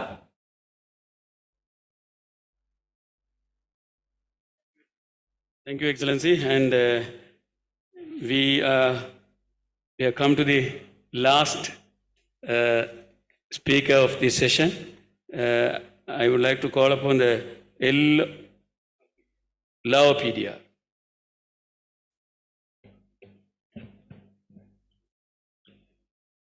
Thank you. Excellency, ladies and gentlemen, good afternoon. At the outset, on behalf of the government of Laopedia, I would like to express our sincere appreciation to the government of Sri Lanka and the UNEP for jointly organizing this important and useful meeting. With the best efforts to accomplish its commitment to implement the 2030 Agenda and the Paris Agreement on climate change, particularly Article 6, the Lao government has developed a number of policy and regulations and set a roadmap to effectively address climate change mitigation and adaptation. The Green Growth Principle and NDC targets were consolidated into National Socio-Economic Development Plan targeting net zero emissions by 2050. The near-term target is to reduce 60% of greenhouse gas by 2030, increasing forest cover up to 70%, and promoting the use of renewable and green energy to cover 30% of the total energy demand by 2025. We are also preparing the long-term low carbon emission strategy to address the specific aspect of low carbon development as well as promoting carbon credit. obtained from nature and energy. In addition, we have implemented the Safe, Clean, Climate Resilient Hospital initiative to further promote low carbon, environmentally sustainable technology as well as green procurement and supply. With regard to the natures and biodiversity conservation, 20% of the total area of the country have been designated as the conservation area. Currently, we are updating the National Biodiversity Strategy and Action Plan with intention to integrate the concept of One Health to improve biodiversity management and in accordance with the Kunming-Montreal Global Biodiversity Framework. The country had also incorporated the international principle into national policy and legislation to tackle pollution and reduce its severe health effects, particularly the establishment of the decision on the pollution control. In addition, we are developing national plastic action plan and promoting circular economy, green industry, green labeling, and consumption as a means to improve waste management and reduce plastic waste. Ladies and gentlemen, despite our best efforts, the program continues to be difficult to solve. The primary obstacles are insufficient funding, capacity limitations, conflicting development objectives, as well as requirements for community awareness, livelihood improvement, and resilient infrastructure. We believe that cohesive measures and collaboration among countries in the regions can lead to more effective policy. This can be achieved by sharing knowledge, experience, and resources, while also considering each nation's specific circumstance and development priority. Special assistance should be provided to vulnerable and low-income countries in order to ensure that no one is left behind. In conclusion, I would like to reiterate the Lao PDR firm commitment to enhance close cooperation with all member states and support multilateralism to combat climate change, biodiversity loss, and pollution. I thank you. Yeah, thank you, madam. And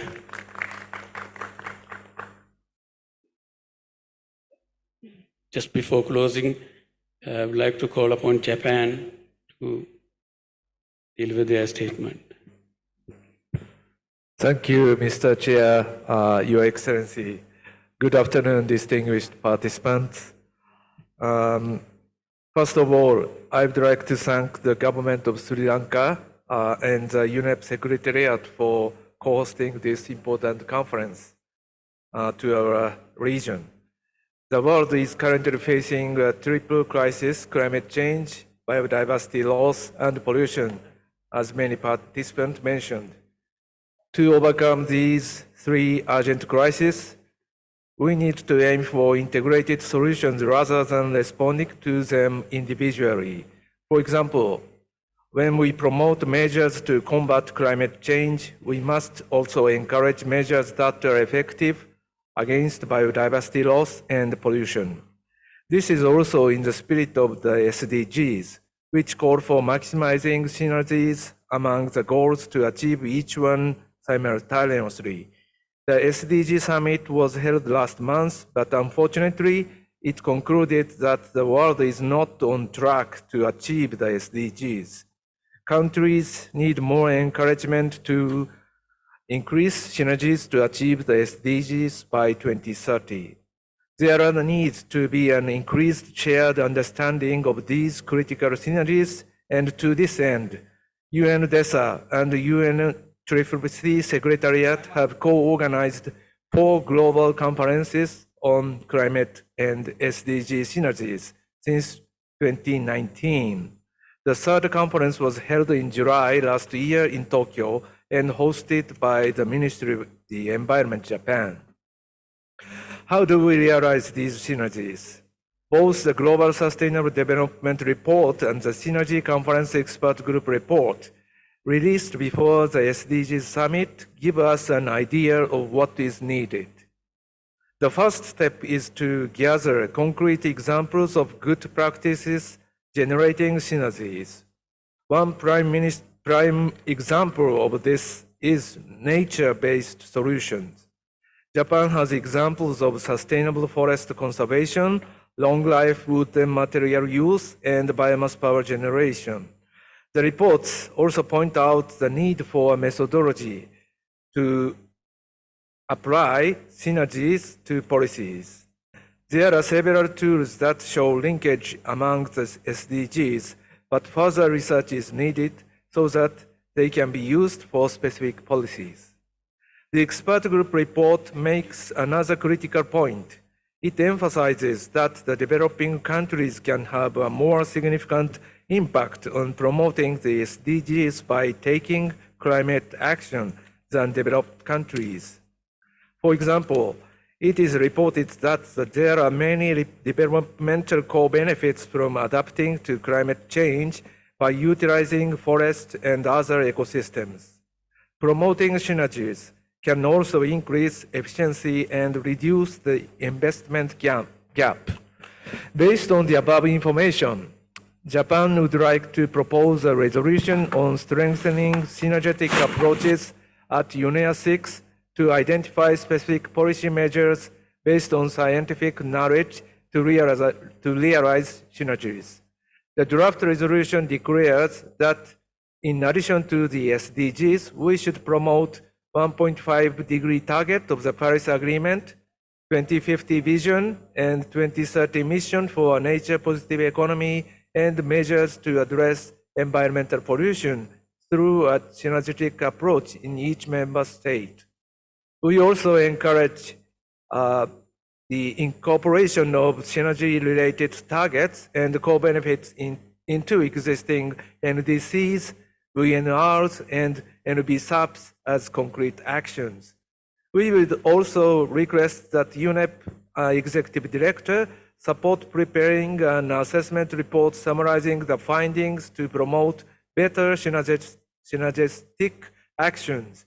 Please refer to the concept note for the writing style of the draft resolution posted on the conference website. Japan will continue to play a leading role in promoting synergies and work with like-minded countries and the United Nations. I would like to call upon the representatives of the participating countries and ask you all to join us in building momentum for synergy. We look forward to working with you towards the resolution. So don't hesitate to contact us if you are interested. I hope we can work together to expand synergy efforts worldwide to overcome the triple crisis and achieve the SDGs. Let me end by saying a few words about the first draft of the Ministerial Declaration for UNEA 6 to tackle the triple crisis. Japan generally supports including key elements of mitigation actions for climate crisis, nature-positive economy, and plastics. However, one critical element is still missing, that is resource efficiency and circular economy.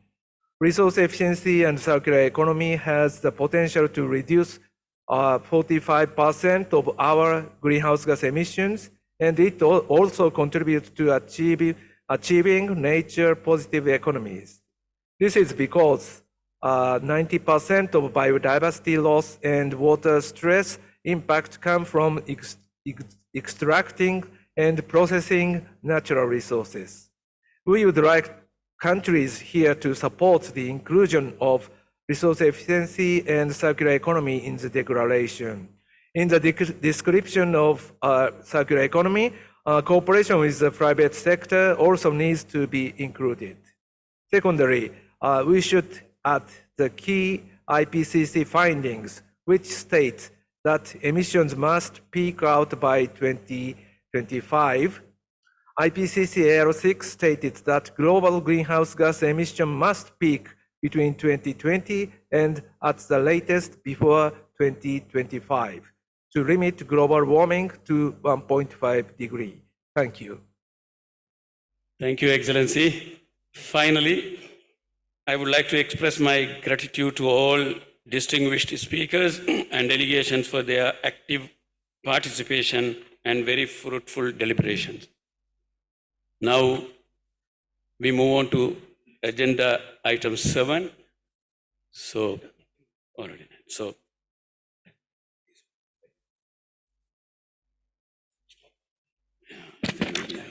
yeah.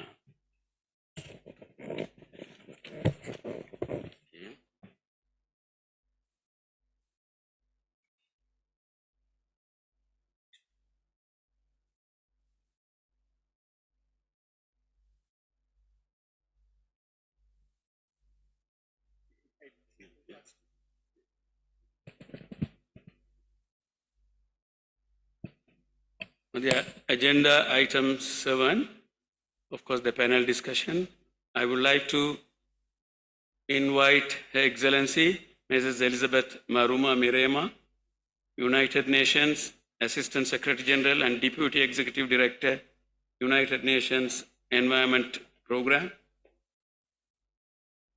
And welcome.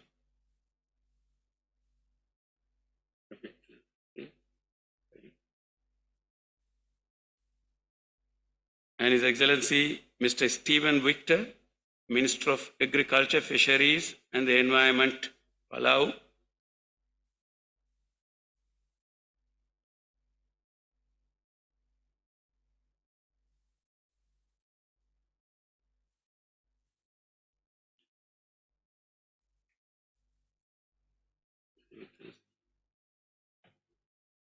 And His Excellency Mr. Yutaka Matsuzawa, Vice Minister for Global Environmental Affairs, Japan.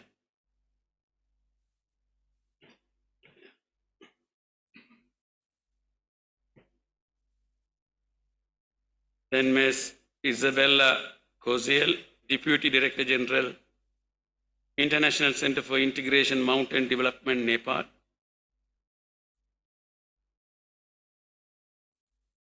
And finally, Ms. Elenita Dano, Asia Director, ETC Group, Philippines.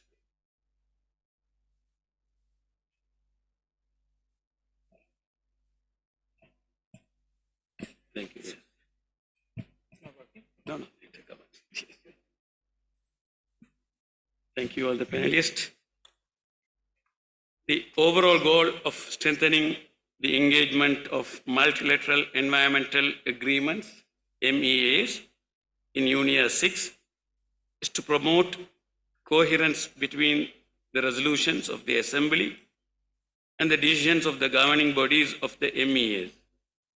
Besides, multilateral cooperation is to support the Environment Assembly in enhancing its relationship with the MEAs and its contribution to the implementation of the 2030 Agenda by strengthening convergence of action and dialogue on common strategies and sharing of experiences while providing increased visibility to the decisions of the governing bodies of the MEAs.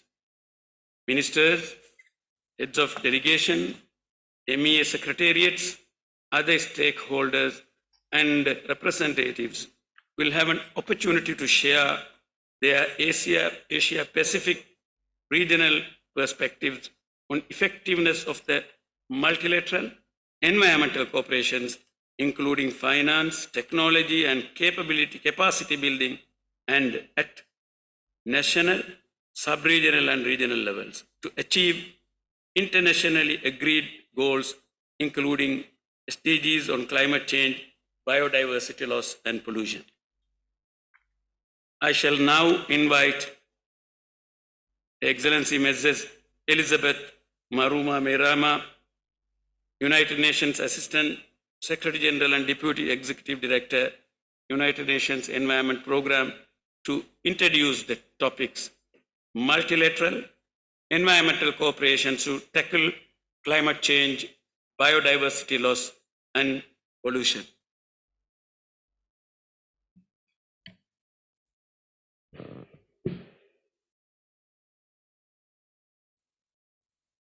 Thank you, Your Excellency, Minister for the Environment of Sri Lanka, distinguished ministers, vice ministers, excellencies, delegates, ladies and gentlemen, all protocols observed. It is with great pleasure that I welcome you all to this multi-stakeholder dialogue on multilateral environmental cooperation to tackle climate change, biodiversity loss, and pollution. Calling for strengthened environmental multilateralism will be an empty slogan without involving multilateral environmental agreements or the MEAs. These agreements have emerged as one of the best ways of institutionalizing intergovernmental cooperation and triggering national action in the environmental sector. MEAs are an important partners to UN Environment Program, and we are continuously seeking ways in which we can strengthen this cooperation with MEAs. I'm not only here referring to the 15 MEAs that UN Environment Program administers, but I'm talking and referring to all MEAs across the board. The MEAs are central in achieving the global environmental commitments. They do provide the legal frameworks for action, and in this way, they are the backbone of international environmental governance system. Over the years, the number of MEAs has been growing. The importance of working across different constituents has become increasingly important as a result. UN Environment Program, on its part, has facilitated cooperation and collaboration between MEAs, and so have the parties and the secretariats of MEAs, equally as mandated by their governing bodies. We have established a wide range of cooperation mechanisms, varying from joint task forces of the secretariats to joint action programs to party-led processes. Despite all the progress which has been made, at this very hour, the science tells us that we've not done enough, because the statistics in the last few days clearly speak to that. The world is struggling with a triple planetary crisis, among other environmental challenges, and therefore we need to work under the uniting our forces, building on synergies and collaboration to make peace with nature. We are continue our work across constituencies with even more vigor. We need to break the silos, and we need to give room for innovative thinking and creative solutions. To succeed, we must pay more attention to the work carried out on regional and national levels where implementation is hitting the ground and where the impacts of climate change, biodiversity, and ecosystem degradation are being felt and where the taps can be closed.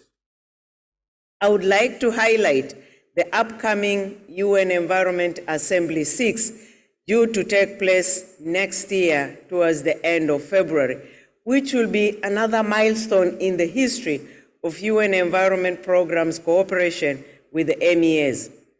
The theme of UNEA 6 is effective, inclusive, and sustainable multilateral actions to tackle climate change, biodiversity loss, and pollution. The UN Environment Program and the Committee of Permanent Representatives Bureau have agreed to add a supplementary agenda item to UNEA 6 entitled Cooperation with Multilateral Environmental Agreements to its provisional agenda of the Assembly to facilitate active contribution and participation by MEAs in the Assembly's discussions. Consideration of the supplementary agenda item will include a full day of MEAs Day, organized specifically on the 28th of February, with 2 high-level dialogues, as even informed this morning by the president of UNEA, Minister Leila. And during that week of the conference and the assembly, there will also be an exhibition area and an event space where MEAs will be able to showcase both the work of strengthening cooperation between UNEP or UN Environment Programme and the MEAs, as well as the MEAs themselves, and including with the member states or the parties to the different MEAs. So I'm very pleased about this development, which is long overdue, and it provides us with an excellent opportunity to present the work of MEAs and exchange ideas, best practices, lessons learned on the ways to further strengthen cooperation between UN Environment Programme and the MEAs, as well as with the member states for the implementation of those MEAs.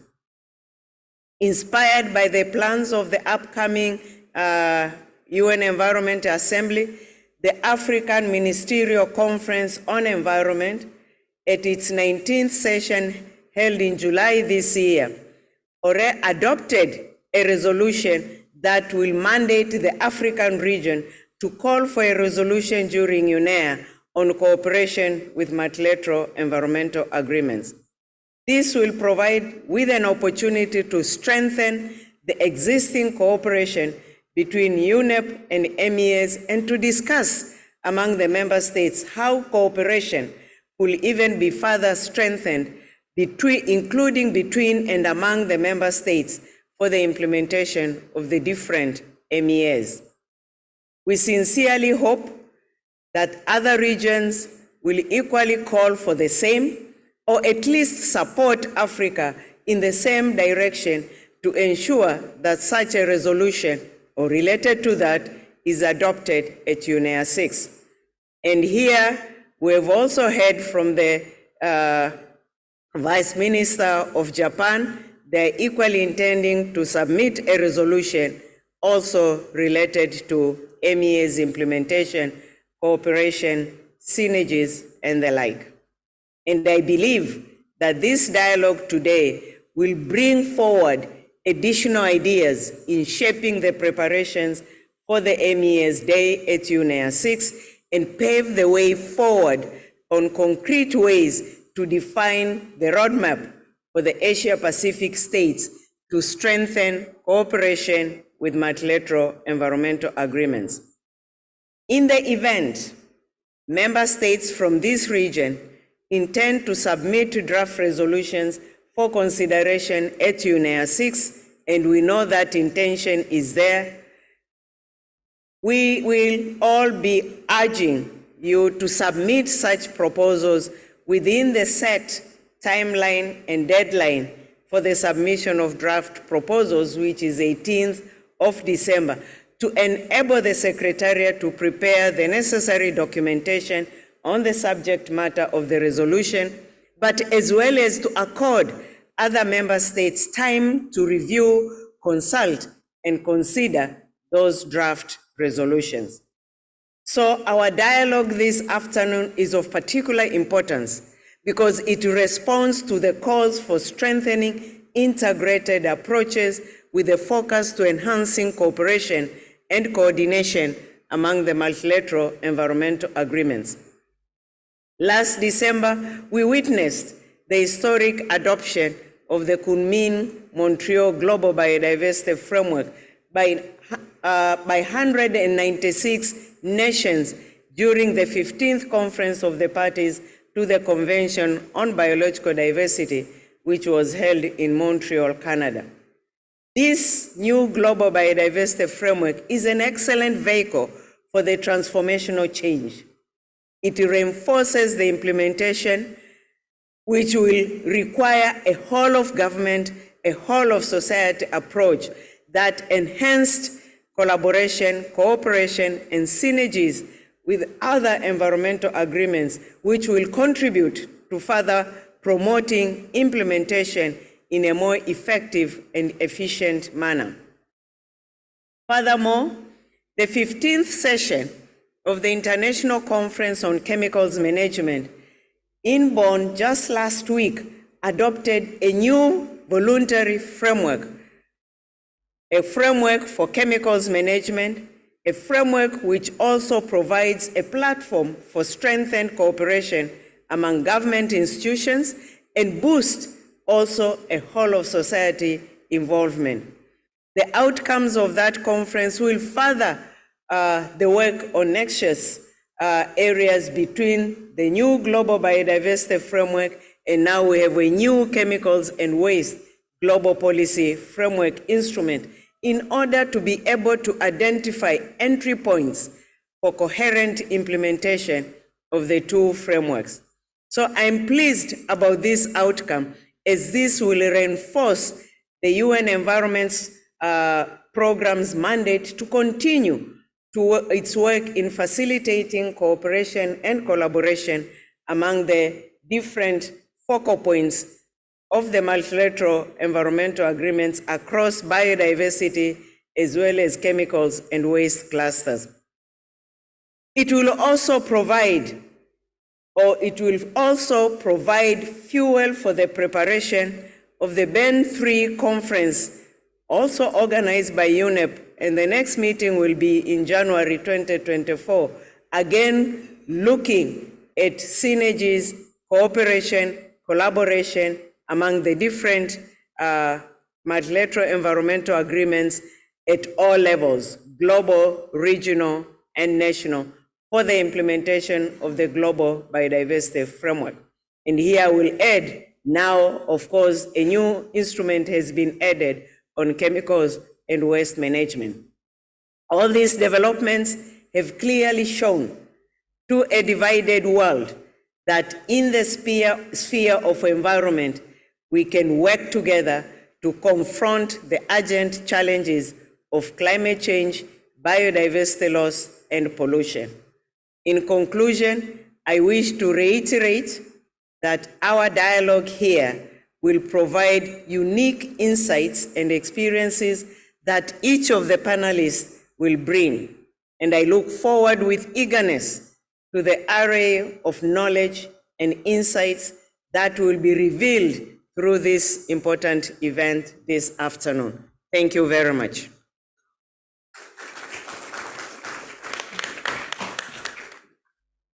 Thank you, Ms. Elizabeth Maruma Verema, for your interesting overview of the topics.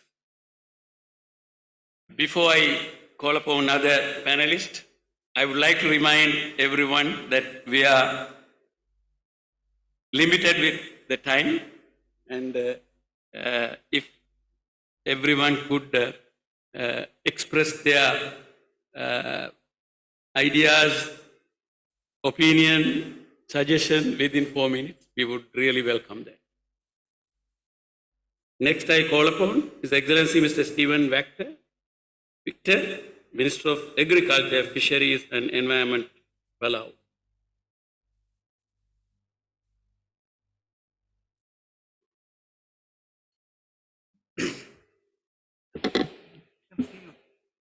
Good afternoon, Excellencies, ladies and gentlemen. I'm honored to share Palau's perspective on the need for effective implementation of MEAs. Sometimes coming from a small island developing states like Palau, where we've put at least 30% of our coastal marine areas under protection and closed off 80% of our exclusive economic zone to commercial fishing. Sometimes we wonder, are we doing enough? Or others are not doing enough? These MEAs to us provide the framework for allowing for us to be all responsible in terms of ensuring that we take the needed responsibility that we need to take to ensure that we tackle the climate crisis, biodiversity loss, and pollution. After all, these are human generated impacts, we need to hold ourselves accountable. And these MEAs are a framework by which we can hold ourselves accountable. It makes us feel in Palau that what we're doing and the high ambition that we've taken are taken for something that contributes to saving nature, that ensures that we will have a future for humanity. After all, nature can take care of itself. Humans cannot thrive without nature.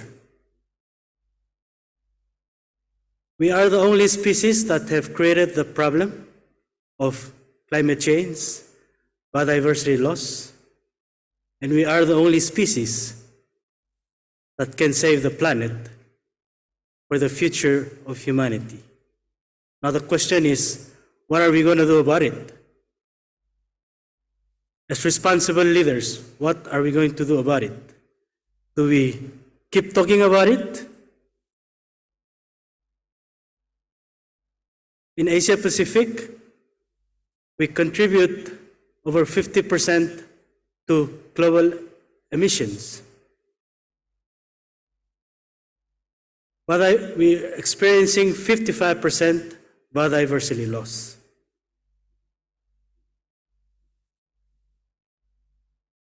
So we, as Asia Pacific region, can make that bold decision to accelerate our action, not just commit to high ambition actions, but we go back and we don't take the necessary underground action, which is essential for implementing these MEAs.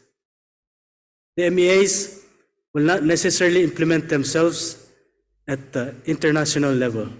It needs to be implemented at the national and subnational levels for it to achieve the global impact that these MEAs are meant to achieve, to safeguard biodiversity so that we can ensure a healthy and thriving planet for the future of humanity. So at UNEA 6, how are we going to show up? Will we show up with low-level official participation, or will we show up as ministers who take this seriously? It needs to manifest itself at the highest level of governments. I believe the communities, the indigenous people have spoken, they've done their part, but as governments, what are we going to do?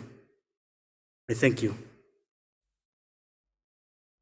Thank you, Excellency, for your inputs and insights. Next, I call upon His Excellency Mr.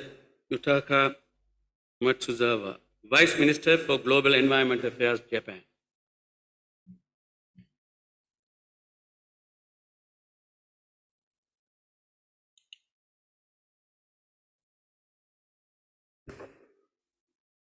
Thank you, Mr. Chair. I would like to talk about our good experience to develop the multilateral environment agreement through the UNEA process. First of all, I would like to talk about Mercury at the Intergovernmental Negotiating Committee, INC, for establishing a new Mercury Convention, which started in 2010. Japan served as a coordinator for the Asia-Pacific region and actively contributed to the negotiations by hosting Inc. 2 in Chiba City in January 2011. And at Inc. 5 held in Switzerland, Geneva in January 2013, Japan proposed to hold the diplomatic conference in Minamata City and Kumamoto City. In response to the proposal, the chairman of the INC proposed the name of the convention as Minamata Convention on Mercury, which was all countries agreed. As part of this initiative, we are working closely with related organizations and to support developing countries by establishing a mercury monitoring network in the Asia-Pacific region, assisting surveys and assessment of mercury use, emissions, and actual conditions in developing countries, as well as conducting needs assessments and capacity building in those countries. So to establish and implement the Minamata Convention, Asia-Pacific countries fully utilized the UNEA process. And second example is the ongoing process on plastic pollution, the Intergovernmental Negotiating Committee on Plastic Pollution. Yes, and Japan welcomes its progress, including the recent release of the Zero Draft, and expects significant progress at the upcoming INC 3 next month in Nairobi, Kenya. It was 2 years ago when the forum met in Korea. I think the fourth forum of ministers and environmental authorities of our region. And Japan introduced the draft resolution to set up the INC. We have come quite a long way since then, but there is still much ground to be covered. But the first co-sponsor to Japanese draft resolution in terms of plastic negotiation, the government of Sri Lanka was the first comer. Sri Lanka is the co-sponsor. Thank you very much. And we need to find common ground in order to complete this process by the end of 2024, and our time is limited. It is necessary to prioritize our discussions and concentrate on the elements that are essential to the treaty. At INC 3, we also expect a clear path forward, including a work program for the intersessional work before INC 4. This will help us stay on track and ensure that we are making progress. Japan has a bureau member, Mr. Hiroshi Ono, former Vice Minister of Ministerial Environment Japan, for the Asia-Pacific region in the INC negotiations. As such, we would like to encourage active engagement in the negotiations by the countries in the Asia-Pacific region. At the same time, we will continue to contribute to the INC process so that multilateral cooperation is effectively utilized in the upcoming treaty. Thank you very much. Thank you, Excellency. Thank you for your interesting inputs and insights. Now I call upon Ms. Isabella Oziel, Deputy Director General, International Center for Integrated Mountain Development, Nepal.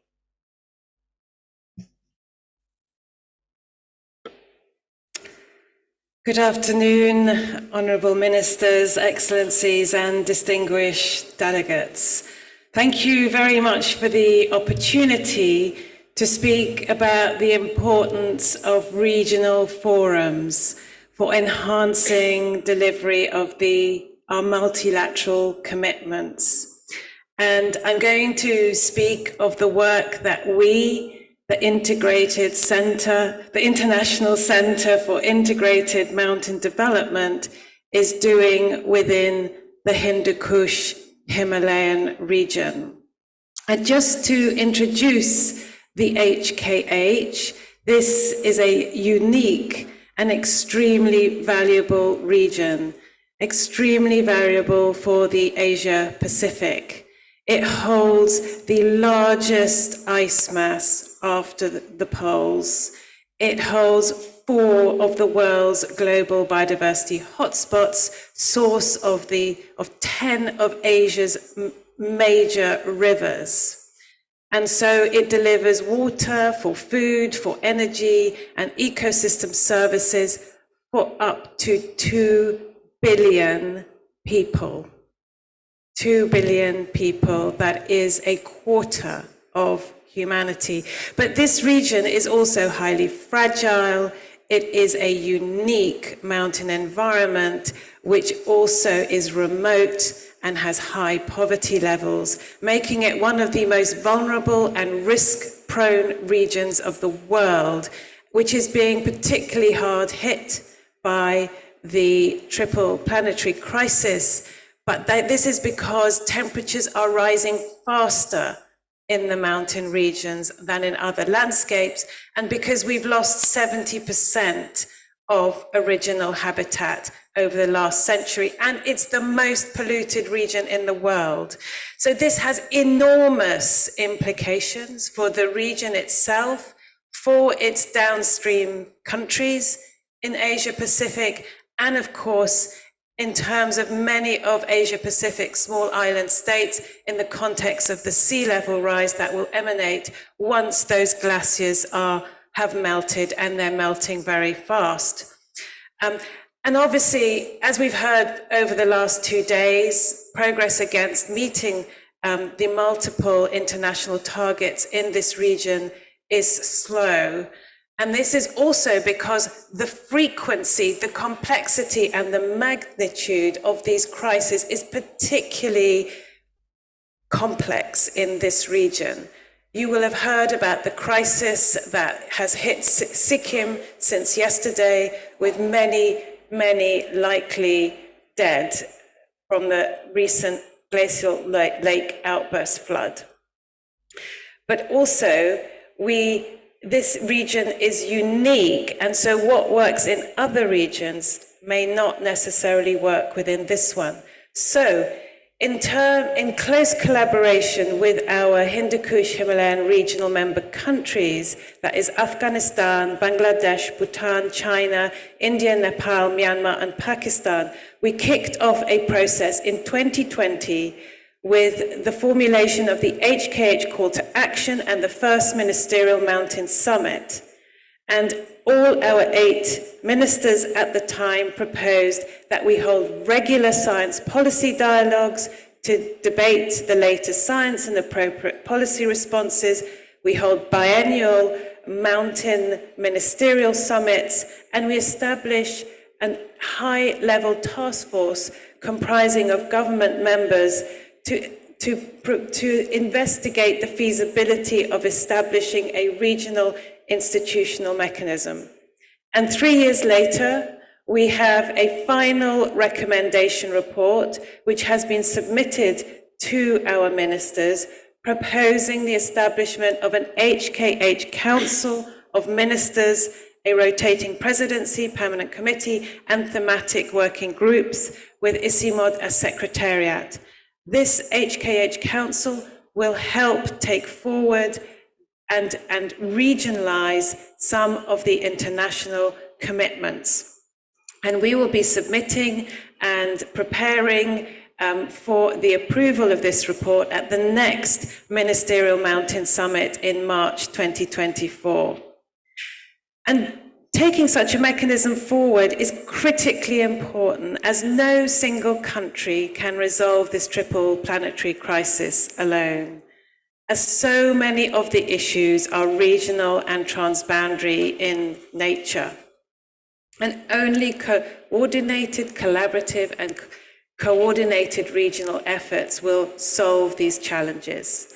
So we do request the support of our regional ministries, UN agencies, and other important stakeholders representing major groups as this important initiative moves forwards. And finally, whilst we continue with our effort to establish this regional mechanism, we are also engaging globally across the multilateral environment agreements.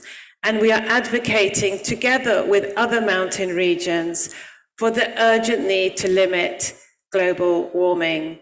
We are saying that 1.5 degrees is actually too hot for the mountains. we are also saying that huge financial gaps remain, and somehow a solution to this needs to be found, and it needs to be found fast. So we are therefore setting up a Mountains of Opportunity investment framework which will develop investable solutions and business cases so that we can more easily attract the finance that this region so badly needs. We request your support in this effort. And thank you, finally, thank you very much for the opportunity to speak of the important work of the Hindu Kush Himalaya. Thank you. Thank you for your interesting inputs. And finally, I call upon Ms. Elenita Danu, Asia Director, E2C Group, Philippines. Thank you very much, Chair, and thank you very much to the rest of the panelists. Good afternoon, ladies and gentlemen. I would like to focus my brief intervention on the critical and strategic role of civil society and social movements in reinforcing global consensus on multilateral actions in addressing the triple crisis. I also would like to mention, before I start with the 3 points that I'd like to raise, that it is interesting that we are actually holding this meeting now, when yesterday Pope Francis of the Catholic Church hierarchy actually came out with an encyclical, Laudato Deum, where he actually emphasized the importance of multilateralism from below. And I think this concept of multilateralism from below is the core and center of the statement read out by the major groups and stakeholders yesterday in the plenary, which came out from the meeting 2 days ago in these halls, which is largely providing meaningful, substantive, and sustainable support for enabling participation, meaningful participation and engagement of civil society in multilateral actions. And there are actually 3 key points where we are currently contributing in multilateral actions in addressing the triple crisis, and how we, we, the stakeholders, including governments and the UN, could actually improve how these 3 could actually enhance and reinforce global consensus on multilateralism. First, in this region in Asia Pacific, we have perhaps the most active mechanism for CSO and social movements engagement in UN processes. We have the Asia Pacific Regional CSO Engagement Mechanism, which I am very proudly part of. And the APRSM has a constituency of 17 sectors, much more than the 9 major groups at the UN level under the Rio rules. And these constituencies are actually contributing very concrete experiences, very concrete projects, and lived from day-to-day experiences of communities in discussions like this, really building the foundations of multilateral actions. Because in the end, the bottom line of multilateral actions is actually community actions. And most, if not all, members of APRSM are engaged in interacting, working with communities in addressing the triple crisis every day. And I'd like to cite two concrete examples on how is this lived and how APRSM as a platform is actually enhancing this. Like in this region, Asia Pacific, we have perhaps the most active movement on agroecology, supporting agroecology and community-based seeds conservation that actually did not begin yesterday, but began 30 years ago, and actually contributing to discussions at the global level on seeds conservation, on agricultural biodiversity conservation, and agroecology in general, contributing to livelihoods, food sovereignty, and enhancing the rights of women and the rights to secure health, and also to secure and safe food. There's also a growing movement of social enterprises in this region. We have colleagues here who have been promoting regional networking and even global networking in social enterprises. When we talk of private sector, business and industry, we're not just talking of global conglomerates or big transnationals. Most of our countries in Asia Pacific are actually standing on the backs of small medium and micro enterprises and social enterprises. And those constitute private sector directly working with communities, addressing the issues of biodiversity, climate, livelihoods, food sovereignty. So all of these initiatives are actually provided space in this platform called APRSM, which has been actively engaging UNESCAP and also UNEP at the global level. The second point that I'd like to raise is the key importance of the role of civil society and social movements, direct role in science policy interface. And here, it's not just about contributing evidences and numbers, but really contributing directly to building evidences towards decision-making, consultative, participatory, and transparent decision-making at the national, regional, and global levels.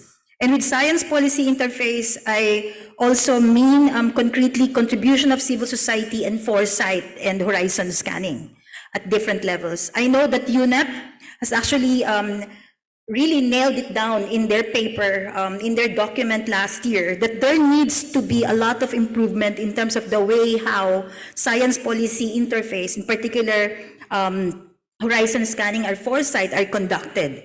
So we have to overcome first and foremost the Western science-centeredness of science policy interface, also the too much reliance on experts, as we know them in academia, and provide spaces for experts on the ground, providing spaces in recognizing traditional local knowledge and lived experiences of communities, at the same time recognizing that social movements and NGOs could actually provide direct participation in science policy interface. UNEP already recognizes it, but really need to operationalize it. And need to be much more coherent, synergized, and consistent in saying that there's direct participation by not just limiting major groups in their own separate meeting and having another meeting of science policy business, which is not what UNEP envisioned in terms of the future of science policy interface. Lastly, I'd also like to put on the table the significant role played by major groups, in particular CSOs and social movements, in setting the agenda on biodiversity, climate, and the environmental crisis, and addressing the environmental crisis, climate crisis, and biodiversity crisis that we're facing. I think the Convention on Biodiversity, the Kunming Montreal Global Biodiversity Forum are actually living experiences of how civil society at the regional global level have contributed to creating and setting the agenda in terms of letting know the UN and governments about problems that are facing communities on the ground and up in the horizon. I think the discussion on geoengineering, the discussions on other emerging issues of the CBD were actually concrete contributions of civil society at that discussion. So by pointing out these key areas, we're actually hoping that the UN and member states will continue to provide spaces and support and providing opportunities for civil society like us at the regional and global level, especially at this time when there is actually shrinking democratic spaces in many parts of this region that actually threaten even the lives of environmental defenders. So I'd like to thank you for listening. Thank you. Thank you for your interesting inputs and insights. Now, I would like to announce the following countries and the institutions listed below.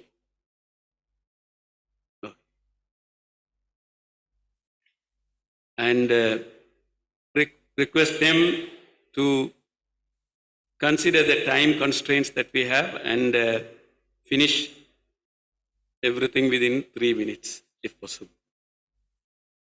China, Fiji, SPREP, UNESCAP, Workers' Trade Union, Children and Youth. Now I call upon China. Thank you, Mr. Chair. Excellencies, dear colleagues, good afternoon. It is a great pleasure to attend this forum. On behalf of the Chinese delegation, I would express our gratitude to the government of Sri Lanka and the UNEP Secretariat for the enormous efforts in organizing this important event.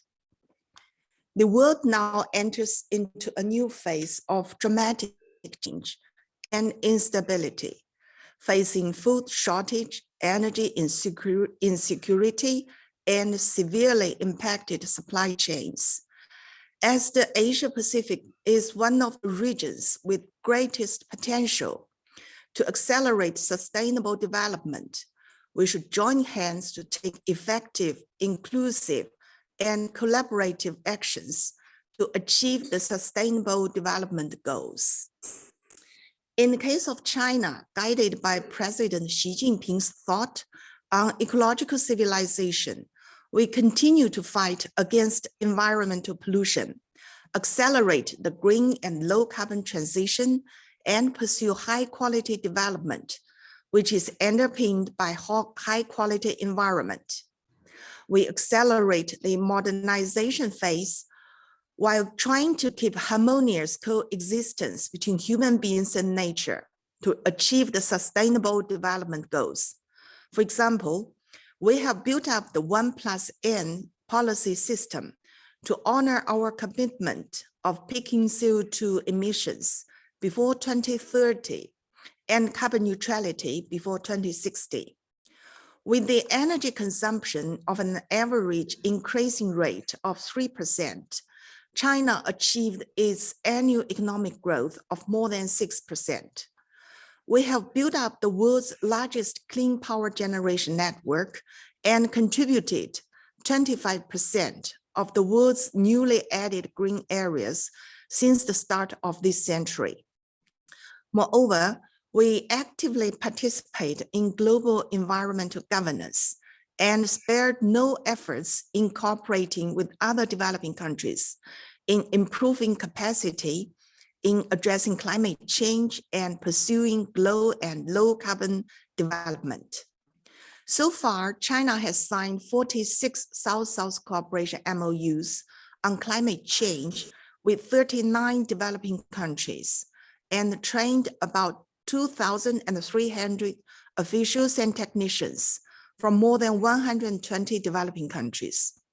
Apart from that, as the president of COP15, with the close cooperation with other parties and the CBD Secretariat, we have made every effort to ensure a successful conference, establishing the Kunming Biodiversity Fund and facilitating the adoption of the GBF.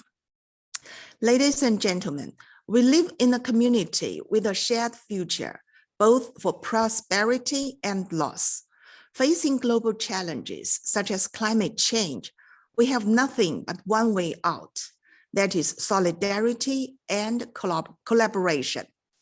Safeguarding multilateralism is the core value we should cherish in this pursuit, which in our view should be composed of the following 4 important elements.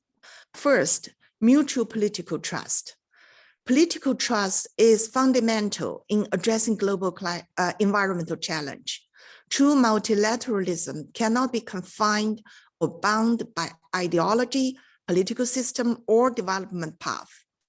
Forming exclusive blocks, protectionism, and unilateral measures in the name of climate change have seriously undermined the momentum of global cooperation.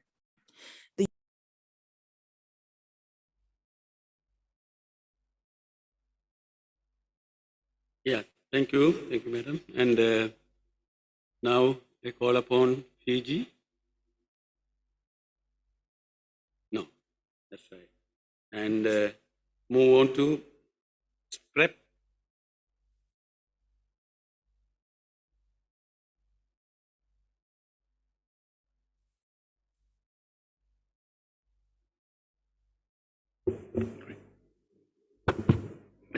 Thank you, Chair. I'll be brief. SPREP is thankful for the partnership with UNEP over the last 30 years and looks forward to the continuing partnership over the next 30 years.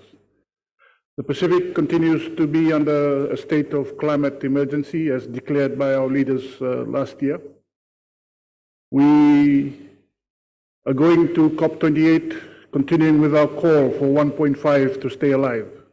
This is existential to Pacific Island countries, and we ask our partners in Asia to consider more ambitious emission targets to assist in this endeavor. We need to integrate across MEAs, across dimensions, and accelerate the achievement of SDGs. And in order to do this, our leaders last year put in place the 2050 Blue Pacific Strategy.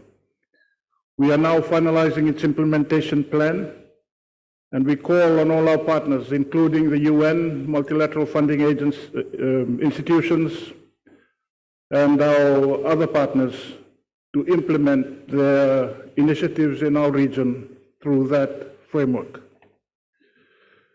The region is committed to implementing the global biodiversity framework through the framework for nature conservation in the Pacific.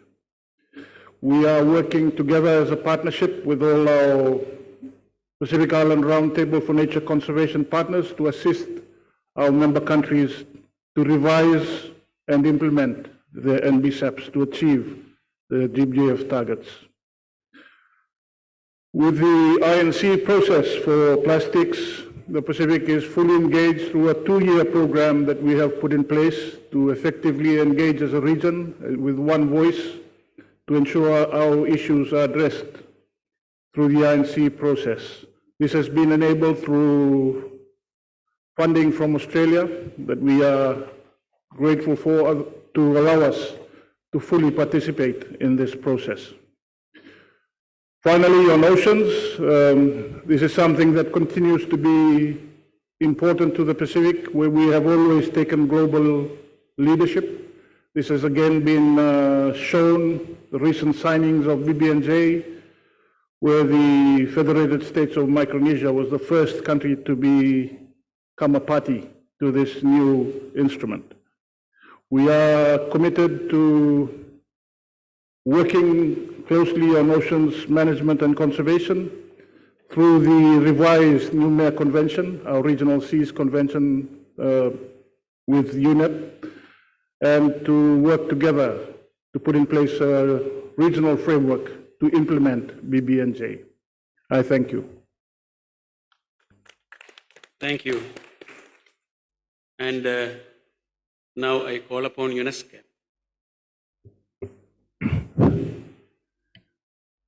Thank you, Excellencies, distinguished participants. It is a great pleasure to make this intervention on behalf of the United Nations Economic Social Commission for Asia Pacific with regard to the 3 critical challenges: climate change, biodiversity loss, and pollution. Many statements during this forum shared a great concern on the increasing impact of climate crisis, highlighting the urgent need to low and zero carbon transformation. We are encouraged by increasing number of countries committing to net zero goals, but current ambitions set out in NDCs are significantly behind the level that we need to reach the Paris Agreement target. There is an urgent call on halting and reversing ecosystem degradation that pose a serious threat to biodiversity and human well-being, as well as mitigation of climate change. Marine and coastal ecosystems are also heavily impacted by pollution, including plastic waste, habitat destruction, and invasive species.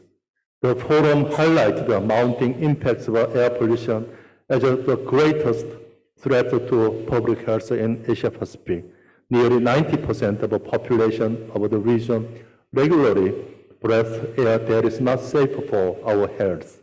Excellencies, in this regard, I would like to bring your attention to climate action resolution that member states adopted at the ESCAP Commission session this May. The resolution calls on urgent action to combat climate change through regional partnership to facilitate voluntary information sharing, policy dialogue, and technical cooperation. ESCAP stands ready to work with the governments and stakeholders to strengthen regional partnership. For biodiversity conservation, we have a great opportunity for building synergies with tackling other environmental challenges through nature-based solutions, which is increasingly recognized as a key approach to deliver a wide range of benefit for people and synergies for addressing climate and environmental challenges. ESCAP looks forward to working with our members to develop effective policies and practices to effectively implement the nature-based solutions. Regarding air pollution, we are actively developing our work for regional action program on air pollution, which is the first regional action plan negotiated and adopted by our member state. We seek active participation and collaboration of our member state and also enhance the regional cooperation through a new UNEA resolution on air quality. ESCA closely work with the UNEP for strengthening our regional platforms and cooperation. We look forward to collaborating with the governments and stakeholders. So thank you for your attention. Thank you. And let's move on to Workers' Trade Union. Thank you, Chair. I'm from the International Trade Union Confederation, Asia Pacific, also representing workers and trade unions in the Asia Pacific Regional CSO Engagement Mechanism. I will be delivering the following key messages on behalf of the major groups and other stakeholders. At the midpoint of the Agenda 2030, it is clear that SDGs remain a promise belied. We are concerned that despite some efforts, we are still shackled by multiple structural or systemic barriers and a fractured multilateralism. Therefore, we urge the governments in the region and beyond to focus on the drivers of poverty, inequality, patriarchy, and marginalization, besides the triple planetary crisis, in order to resolve them through ambitious political solutions and a strengthened cooperative multilateralism committed to transformational changes. Prosperity in the global north remains partly financed by the exploitation of natural and human resources in the global south. There is a need to devise an adequate accounting and governance system to remedy this situation and to ensure that the benefits and impacts are shared equitably across a planet characterized by ever-shrinking spaces. Member states must advance good governance with increased accountability and transparency and remove anti-people policies to protect natural resources.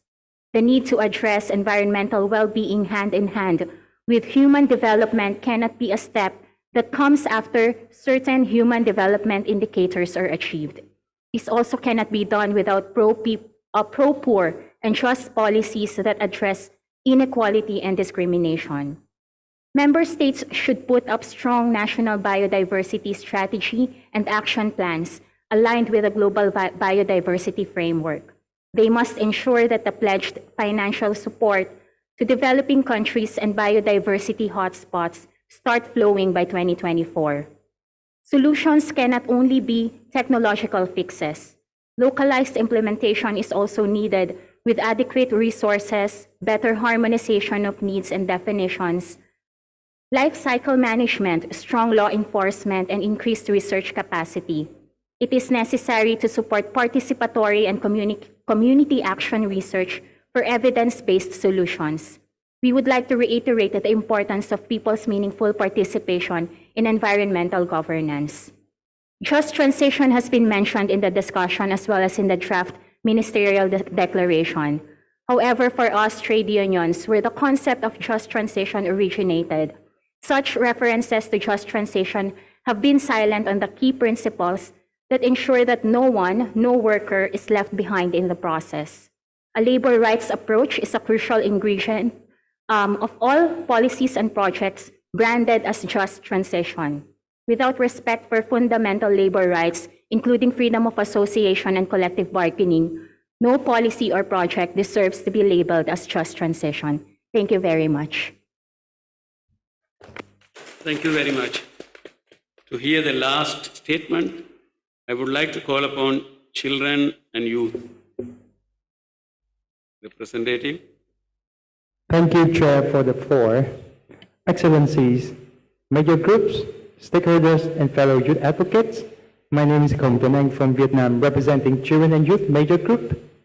I am honored to represent the voices of children and youth in the Asia-Pacific regions in this important multi-stakeholder dialogue. Our generation is not just the future, we are the present. It is our planet, our environment, and our future that are at stake in the face of the triple planetary crisis.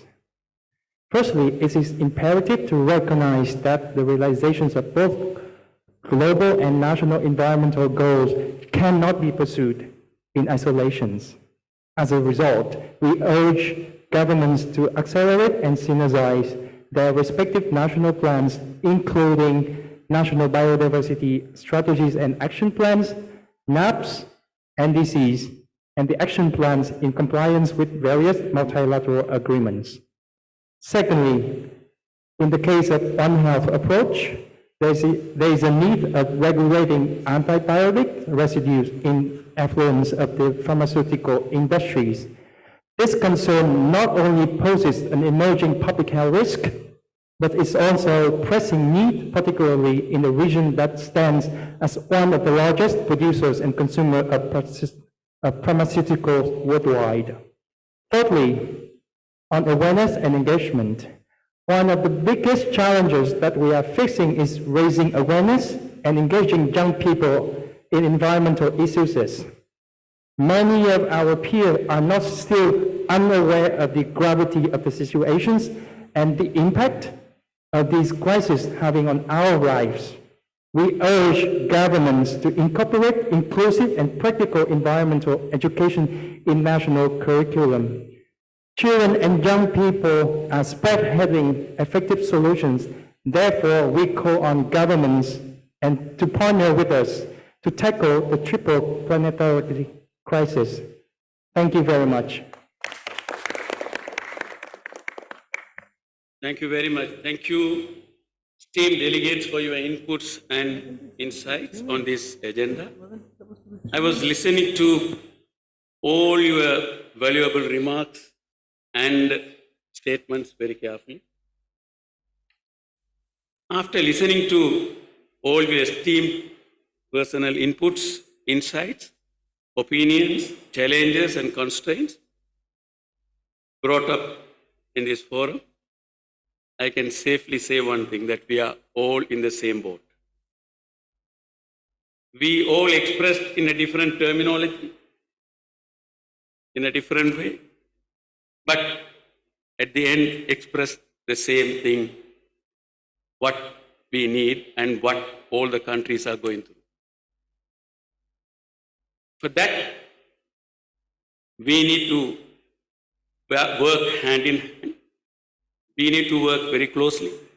We need to take this forum forward and take this message forward and find a solution in order to preserve the earth for our future generations.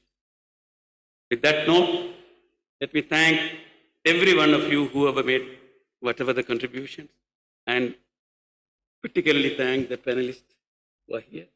Thank you. Thank you very much.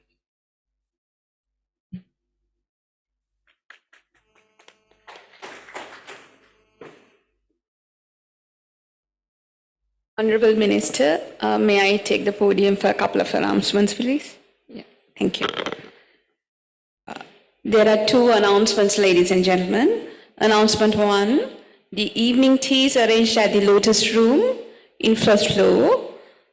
Distinguished delegates are kindly invited to help yourself to tea. Announcement two, this is a gentle reminder that the side event Climate Justice Forum will be held at the Lotus Room soon after this ministerial segment. Thank you.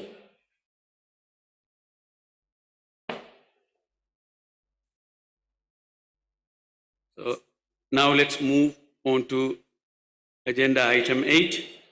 That is presentation of chair summary of the senior officials report and draft outcome of the 5th Forum of Ministers and Environment Authorities of Asia Pacific. I shall call on the chair of the Senior Officials Meeting Bureau to briefly introduce the chair's summary of the senior officials report. Over to you.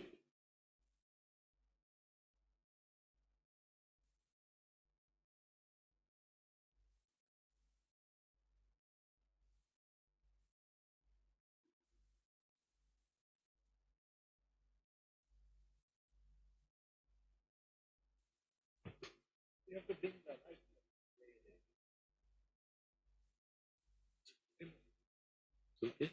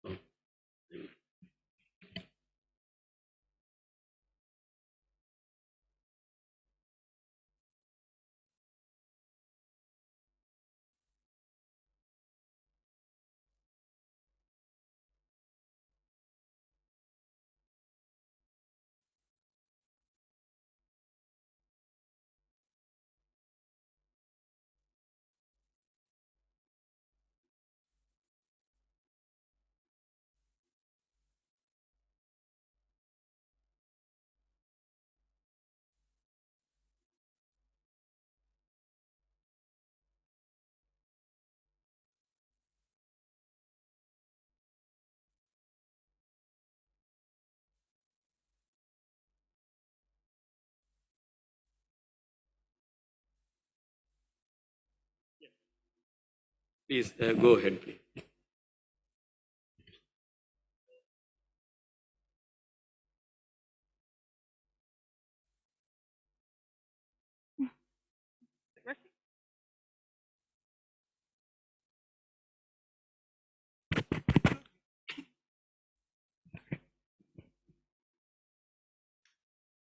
Honorable Mr. Chairman, esteemed delegates, all protocols observed.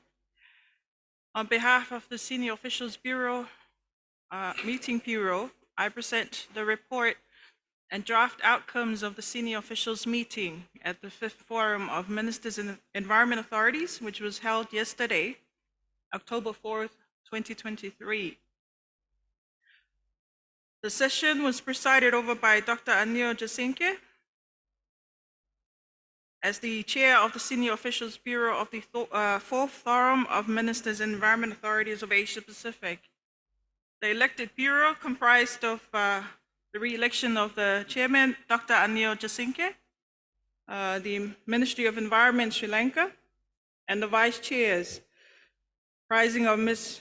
Pakava Pisame, the Director General from the Department of Planning and Finance for the Ministry of Natural Resources and Environment from Laos, PDR, and myself, Moira Falitutulu, from the Ministry of Natural Resources and Environment from Samoa. I present a summary of the key issues that were raised under the review of the implementation of the resolutions of the United Nations Assembly in Asia and the Pacific. The Bureau for the Intergovernmental Negotiating Committee on Plastic Pollution provided an update on the work of the committee and plans going forward. On the progress of implementation, updates were noted for several resolutions, which includes Resolution 2/4, the roles, functions, and modalities for UNEP implementation of the Samoa Pathway as a means of facilitating achievement of the Sustainable Development Goals. Several capacity building initiatives were undertaken to address the key data gaps, environmental monitoring, assessments. A call was also made for increased support for this initiative, commending the partnership support of UNEP and SPREP. On Resolution 5/14, to end plastic pollution towards an international legally binding instrument, the meeting welcomed the progress of the INC and highlighted principles to be considered, including the issue of common but differentiated responsibilities, discussions to be guided by the Rio Declaration, adequate financial and capacity development support, critical voluntary national actions, affordable approaches to address pollution and increase engagement of the private sector. A number of national initiatives were also highlighted, which combat plastic and other pollutions, including biocircular approaches, regulations and control measures, monitoring systems, sustainable management of chemicals and waste, mineral and metals pollution reduction. For Resolution 4/21 on sand and dust storms, the meeting noted the Tehran Declaration as an outcome of the International Conference on Combating Sand and Dust Storms, proposing concrete action, and allowed for sharing knowledge and best practices. On Resolution 5/4 on Sustainable Lake Management, Japan's capacity building program for developing countries was also noted.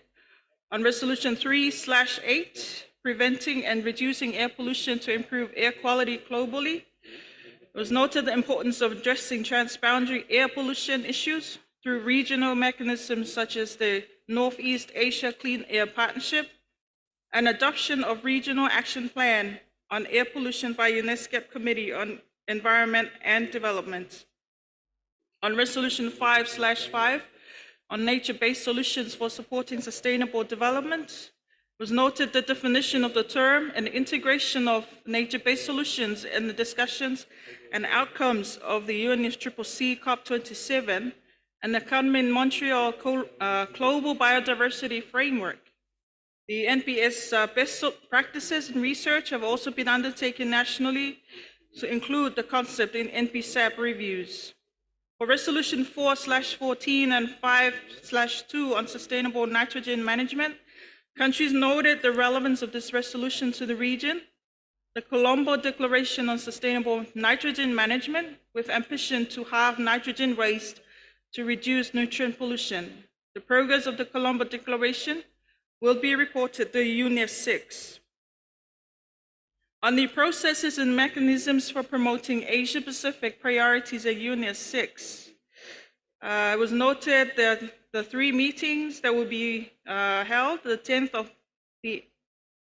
10th Annual Subcommittee in November 2023, the preparatory meeting for UNEP 6, the 6th meeting of the Open-Ended Committee of Permanent Representatives, and the UNEP 6 meeting in Nairobi in February 26 to March 1st, 2024. On the regional inputs to the 6th UNEP outcome, it was noted that there should be a need to formulate strong and binding legal agreements which complement and strengthen existing MEAs, avoid duplication of existing efforts but address gaps, synergistic approaches needed to address the triple planetary crisis in an integrated manner, with the need to develop methodologies and identifying synergistic actions. Also be guided by founding principles of the Rio Conventions. A circular economy approach was noted as essential, and to focus strongly on the UNEP 6 theme and remain succinct to ensure accessibility. Also note the efforts of developing countries for climate action should be backed by adequate financing through multilateral funding. Also noted the issue of domestic capacity to effectively absorb additional resources and requires capacity building support, and to scale up actions to address biodiversity loss, of course through the implementing of the Montreal GPF to be prioritized. Also important for developing countries is access benefit sharing for genetic resources. Therefore, technologies facilities should be strengthened. There's need to be noted is insufficient access to finance and technology to support MEAs. There is need to strengthen private and public sector collaboration. For the draft resolutions for the 6th United Nations Environment Assembly, Japan presented a draft resolution on promoting synergistic approaches to address the triple planetary crisis on climate change, biodiversity loss, and pollution, and support sustainable development, and to scale up synergies to address the SDGs and methodologies to promote synergies. Therefore, calls on UNEP to prepare an assessment report on actions to promote synergistic actions. Sri Lanka presented a draft resolution on effective, inclusive, and sustainable multilateral actions towards climate justice, and it seeks to promote the establishment of the Climate Justice Forum, to promote climate justice awareness and advocacy, and promote sustainable management of ancient and traditionally managed ecosystems that also provides insights into natural resources management.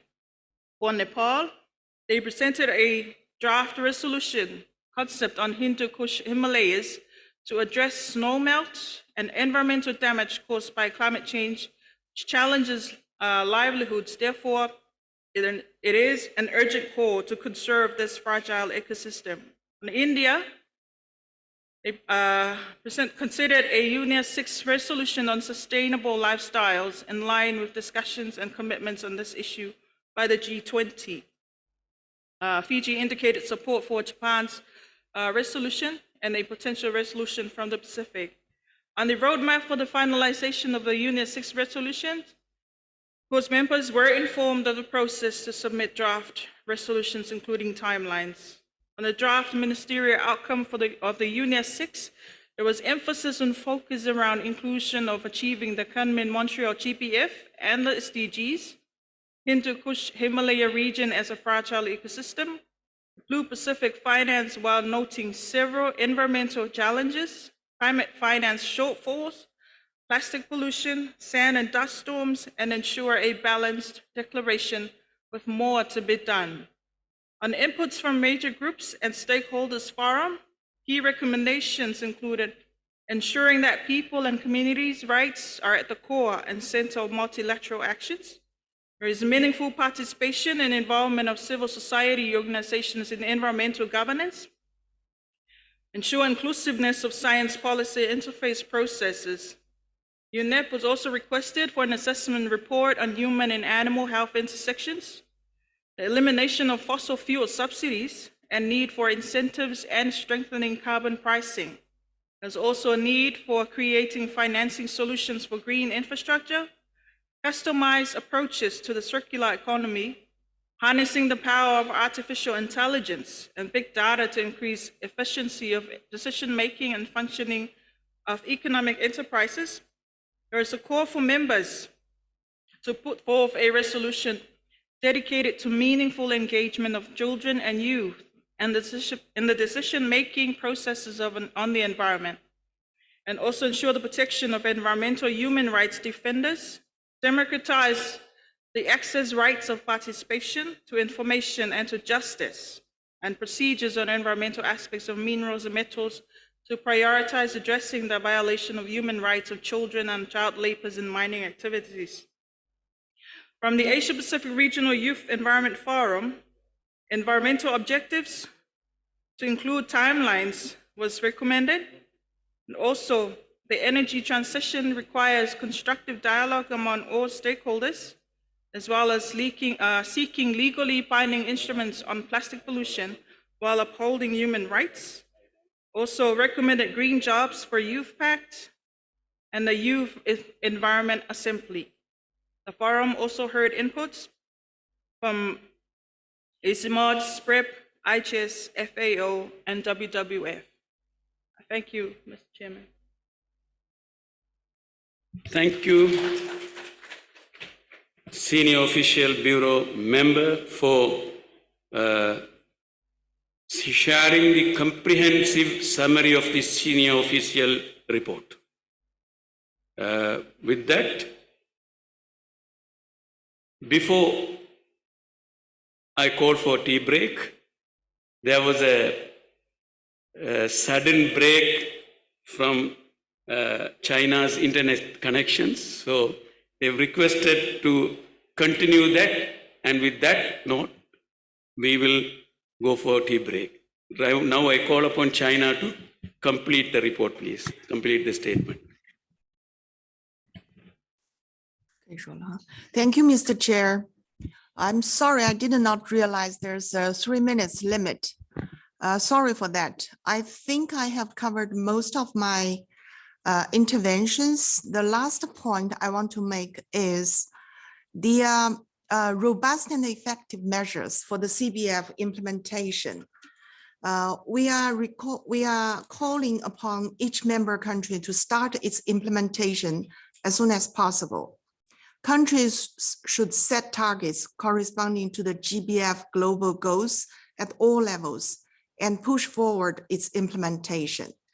And China is considering to launching a joint initiative on CBF implementation with the aim of seeking solutions through understanding the challenges and problems and listening to the views of all parties in order to inject new impetus to the global biodiversity program.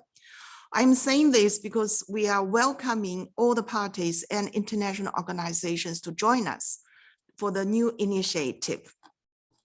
And my last point is we would call upon the Asia Pacific countries to strengthen solidarity, increase political mutual trust, firmly implement UNFCCC and its Paris Agreement, and we will also promote to the implementation of GBF and push forward together to the adoption of a science-based and fair global convention on plastic pollutions.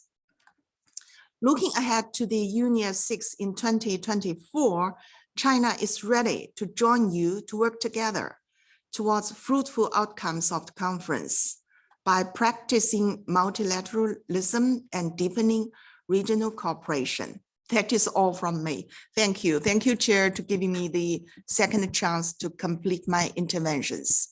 Thank you. Thank you very much, Madam. Thank you. And just before closing for tea break, I invite ministers and heads of delegations to take note of the key elements of the report of the senior officials meeting, which was presented just before. And it was circulated yesterday. So take note of it. And with that, we would announce the tea break time. That is about an hour.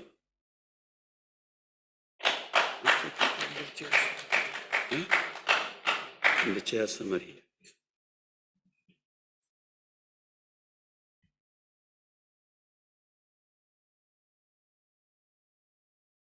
In the meantime, the secretariat will prepare the chair's summary. And thereafter, I will share that with you all. Thank you.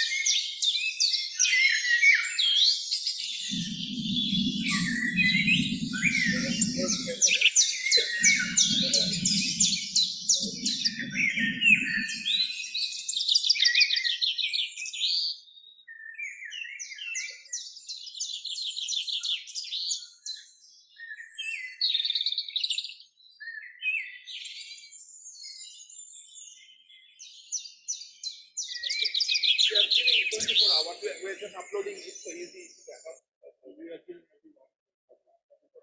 We'll be able to provide input. You want us to go to we have better to see and tell us, yes, go ahead. Any issue anywhere.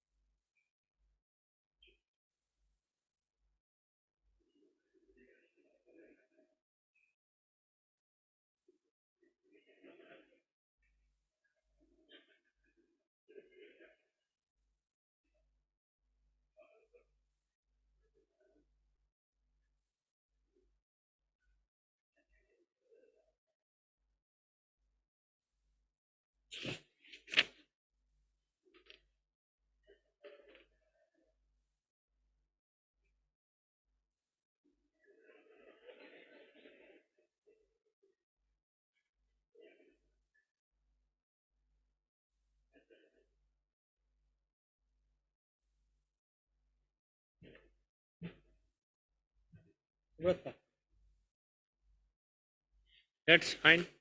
Okay. Everything is here. Everything is noted. These are the only changes that I make.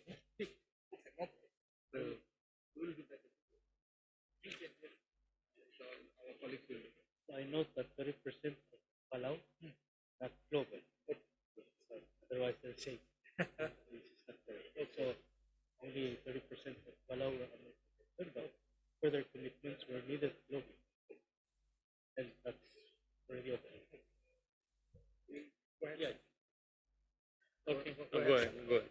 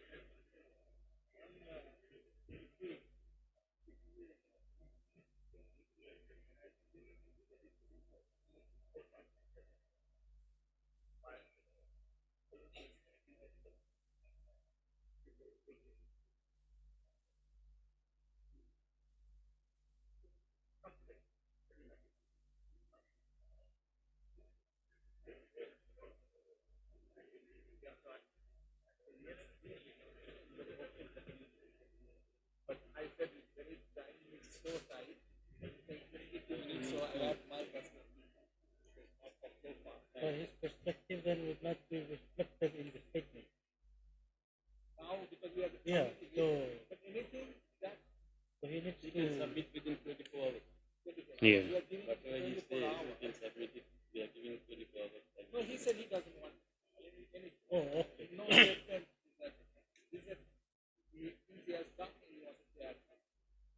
Okay. But no one said difficult as minister. He said no. Because for him to say something to the country also. Yes.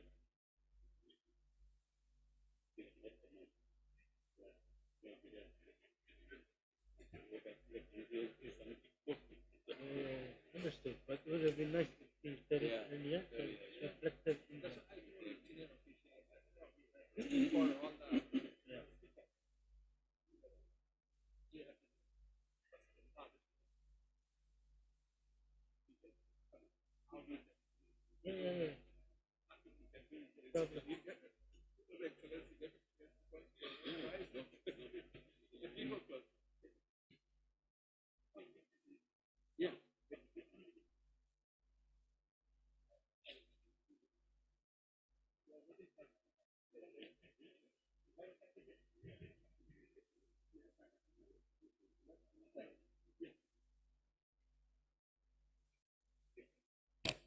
But you tell others that we are waiting for them. Good evening. Just an announcement to make here that while we are waiting for the report to be finalized, and there is a request from Tuvalu Minister. For some reason, we have been missed out, and he could not make his request earlier. But of course, we consider his request, and I'll ask him to go ahead and make his statement. Of course, this will not be reported in the report summary, but of course, within 24 hours, there is time will be given 24 hours time frame so that he could submit it if anything to be recorded within that period of time. Thank you.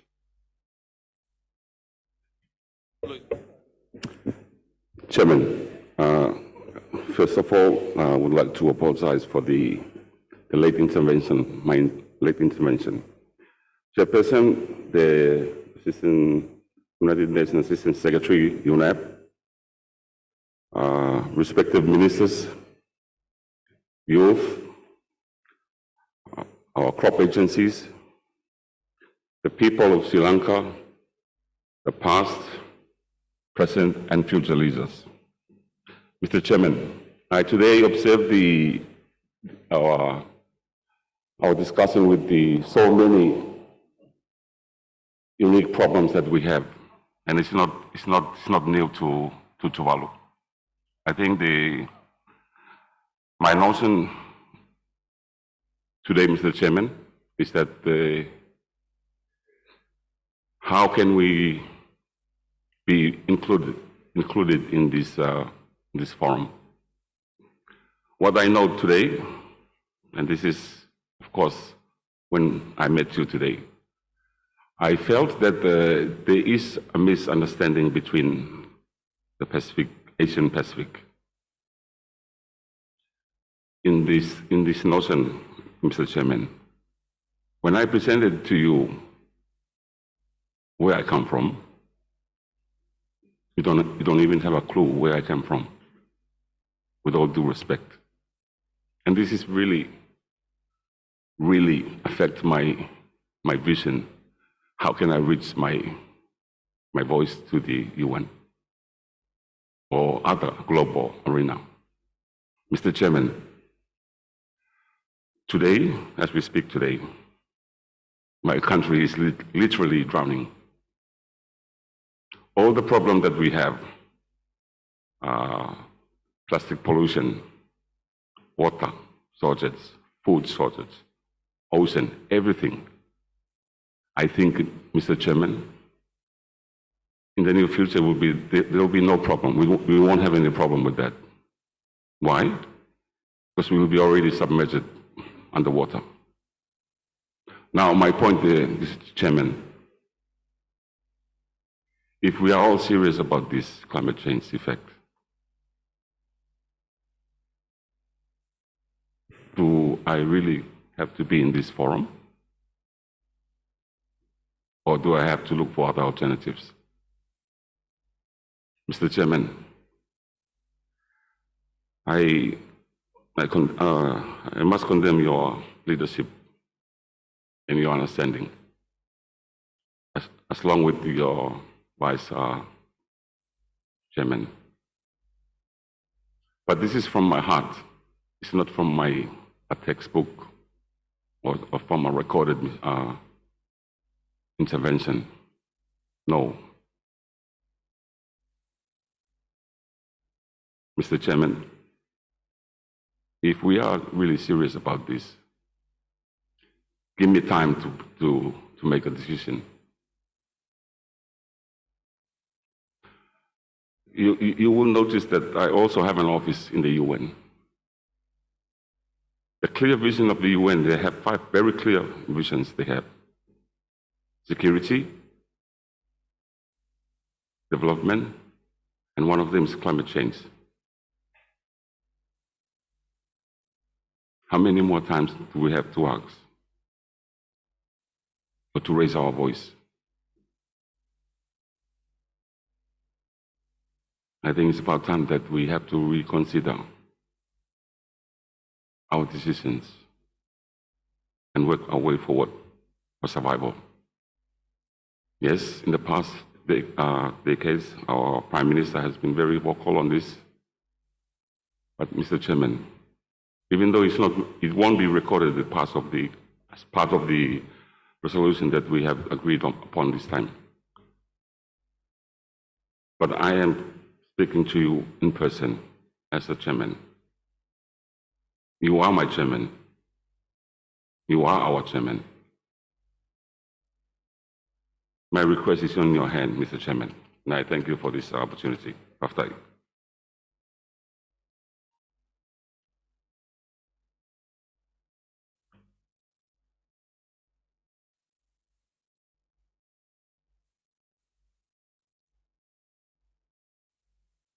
Thank you, Honorable Minister.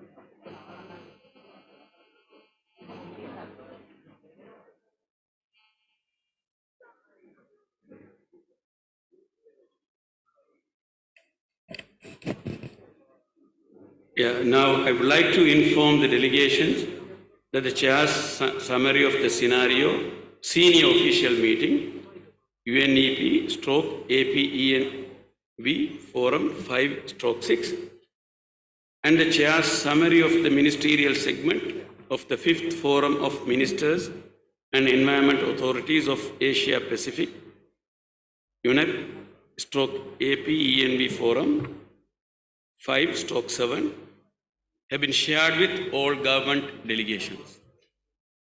I welcome view on the chair's summary, which can be shared with the secretariat and myself. I will use my best efforts to incorporate all relevant views you submit to me into the summary. I also propose to give 24 hours to all participating member states to provide their inputs in writing on the chair's summary of the ministerial segment that will be reviewed and reflected in the final versions of the summaries.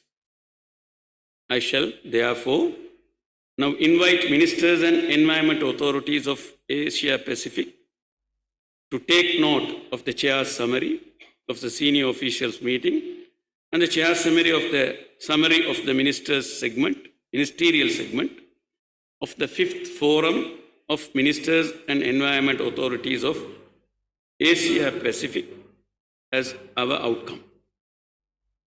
I ask the Secretariat to reflect Member States' input and to circulate the revised reports. Now, open the floor for any observations or inputs.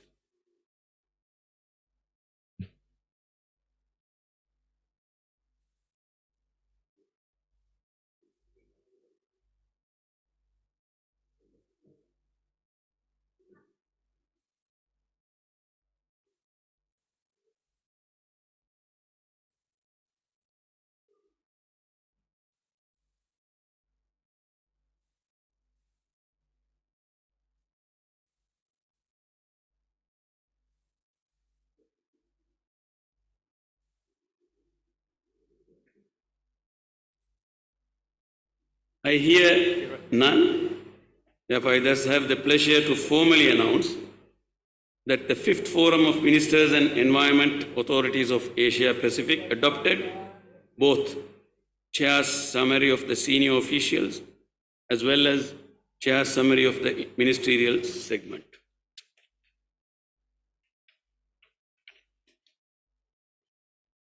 Yeah.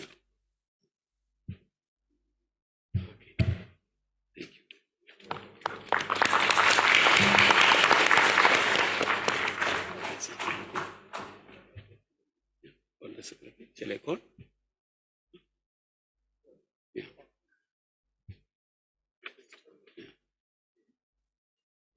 Yeah. I would request Excellency Ms. Elizabeth Maruma Mirema to come over to the stage, please.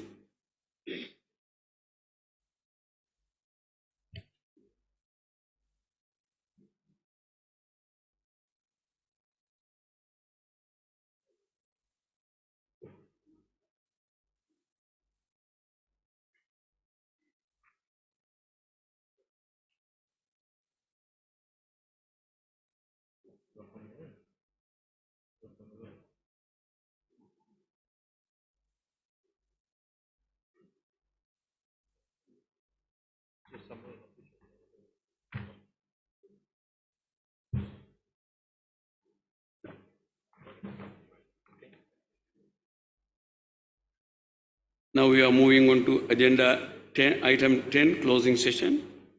Excellencies, distinguished delegates, ladies and gentlemen, we are now resuming for agenda item 10 for the closing session. I invite UNEP to deliver the closing remarks.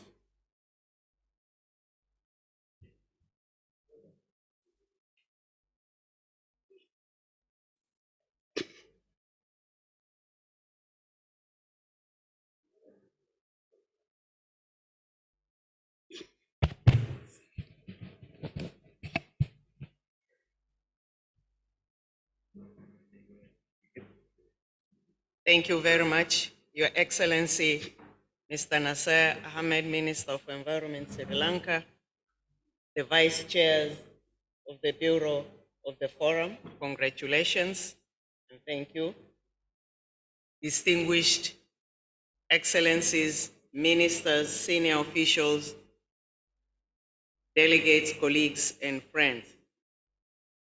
It has been an honor for me to be part of these productive deliberations in the last few days, and I extend my gratitude to all of you for your engagement and commitment to addressing the interdependent environmental crises that we face through strong national action and support to environmental multilateralism.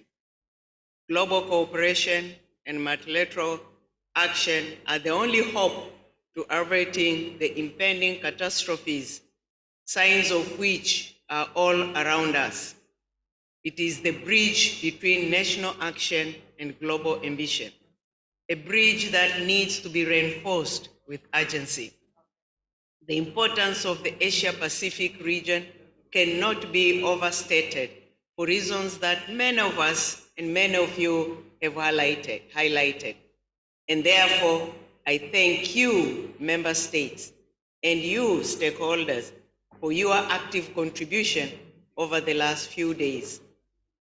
We are really encouraged by the progress made by the Asia-Pacific region in implementing the past UNEA Environment Assembly resolutions, noting that we still have a long way to go, but work in progress is going on. We have taken note of your inputs for the upcoming 6th session of the UN Environment Assembly. We strongly welcome the proposed resolutions on the important issues, including synergistic approaches to address the triple planetary crisis, climate justice, protection of the Hindu Kush Himalayas, sustainable lifestyles, and cascade systems for sustainable management of ancient and traditionally managed ecosystems. The outcome of this forum will be submitted to the UN Environment Assembly, the 6th session. I would like to reiterate that between now and February next year, you will have an opportunity to continue to shape the agenda and the outcomes of the UN Environment Assembly. Your engagement will enable us to jointly deliver on the power of multilateralism for affecting timely, inclusive, science-based solutions to the gravest environmental threats ever faced by people and planet. I also encourage member states to provide further inputs to the UN Environment Assembly's 6th Ministerial Outcome Document on effective, inclusive, and sustainable multilateral action to climate change, biodiversity loss, and pollution. It is my hope that this region will continue to play a leading role in the UN Environment Assembly, more so as the baton will soon be passed on to this region as the UNEA 7 president. I take this opportunity to thank you once again, member states, for the support to UNEP, which we will continue to count on. Member states' guidance is key for shaping the global environmental agenda and for UNEP to play its role as the global authority for the environment. The Committee of Permanent Representatives CPR accreditation is a needed step for active participation in the decisions of the organization as well as its governing bodies. I look forward to accreditation of all the remaining member states from the Asia and Pacific region. Finally, my deepest thanks and appreciation to the government and people of Sri Lanka for hosting this 5th Forum of Ministers and Environment Authorities of Asia and Pacific region.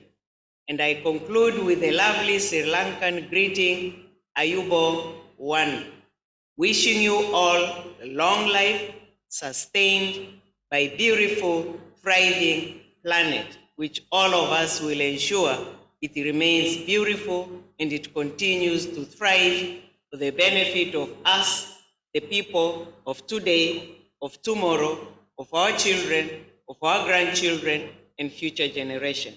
Thank you.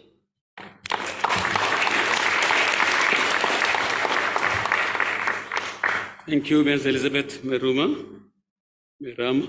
And now I notice that Fiji has raised their flag.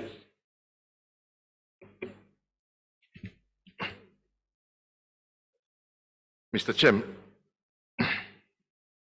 Chairman, congratulations on the hosting of the 5th Ministers and Environment Authorities Forum. The excellent facilitation by the government and the people of Sri Lanka is highly commendable. In regards to the hosting of the 6th Forum of Ministers and Environment Authorities of Asia Pacific, my delegation wishes to indicate our interest to host it in September 2025 in Fiji. We hope to welcome you all in Fiji in 2025.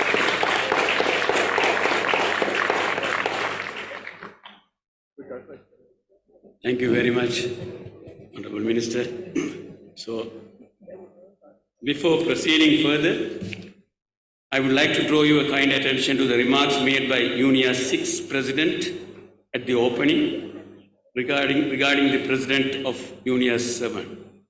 In this regard, I would like to remind the delegations that the UNIA's 7th Presidency will be coming from the Asia Pacific region. I encourage delegations to start consulting on this matter and liaise with the Asia Pacific group in Nairobi. With that note, I wish to record my sincere appreciation and thanks to all distinguished delegates representing all member countries, youth representatives, representatives of indigenous communities across the Asia Pacific, officials of all government institutions from Sri Lanka, and representatives of intergovernmental organizations, private sector, and civil society representatives for their active participation in the deliberations of these forum sessions. My special thanks goes to officials from my ministry, senior officials of the UNEP regional office, the media, and the staff of the hotel for working tirelessly to ensure successful conclusion of this 5th forum of the Ministers and Environment Authorities of the Asia Pacific. Big thank you to you.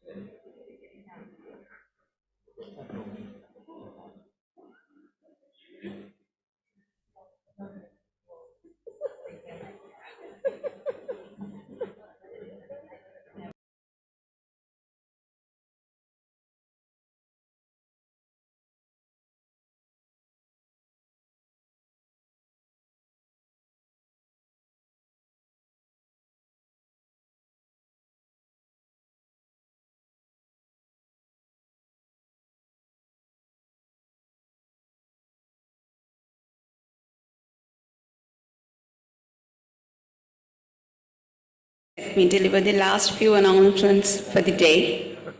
Announcement 1, the government of Sri Lanka kindly reminds that the official sit-down dinner will start 2 hours from now at the Shangri-La Ballroom Announcement 2.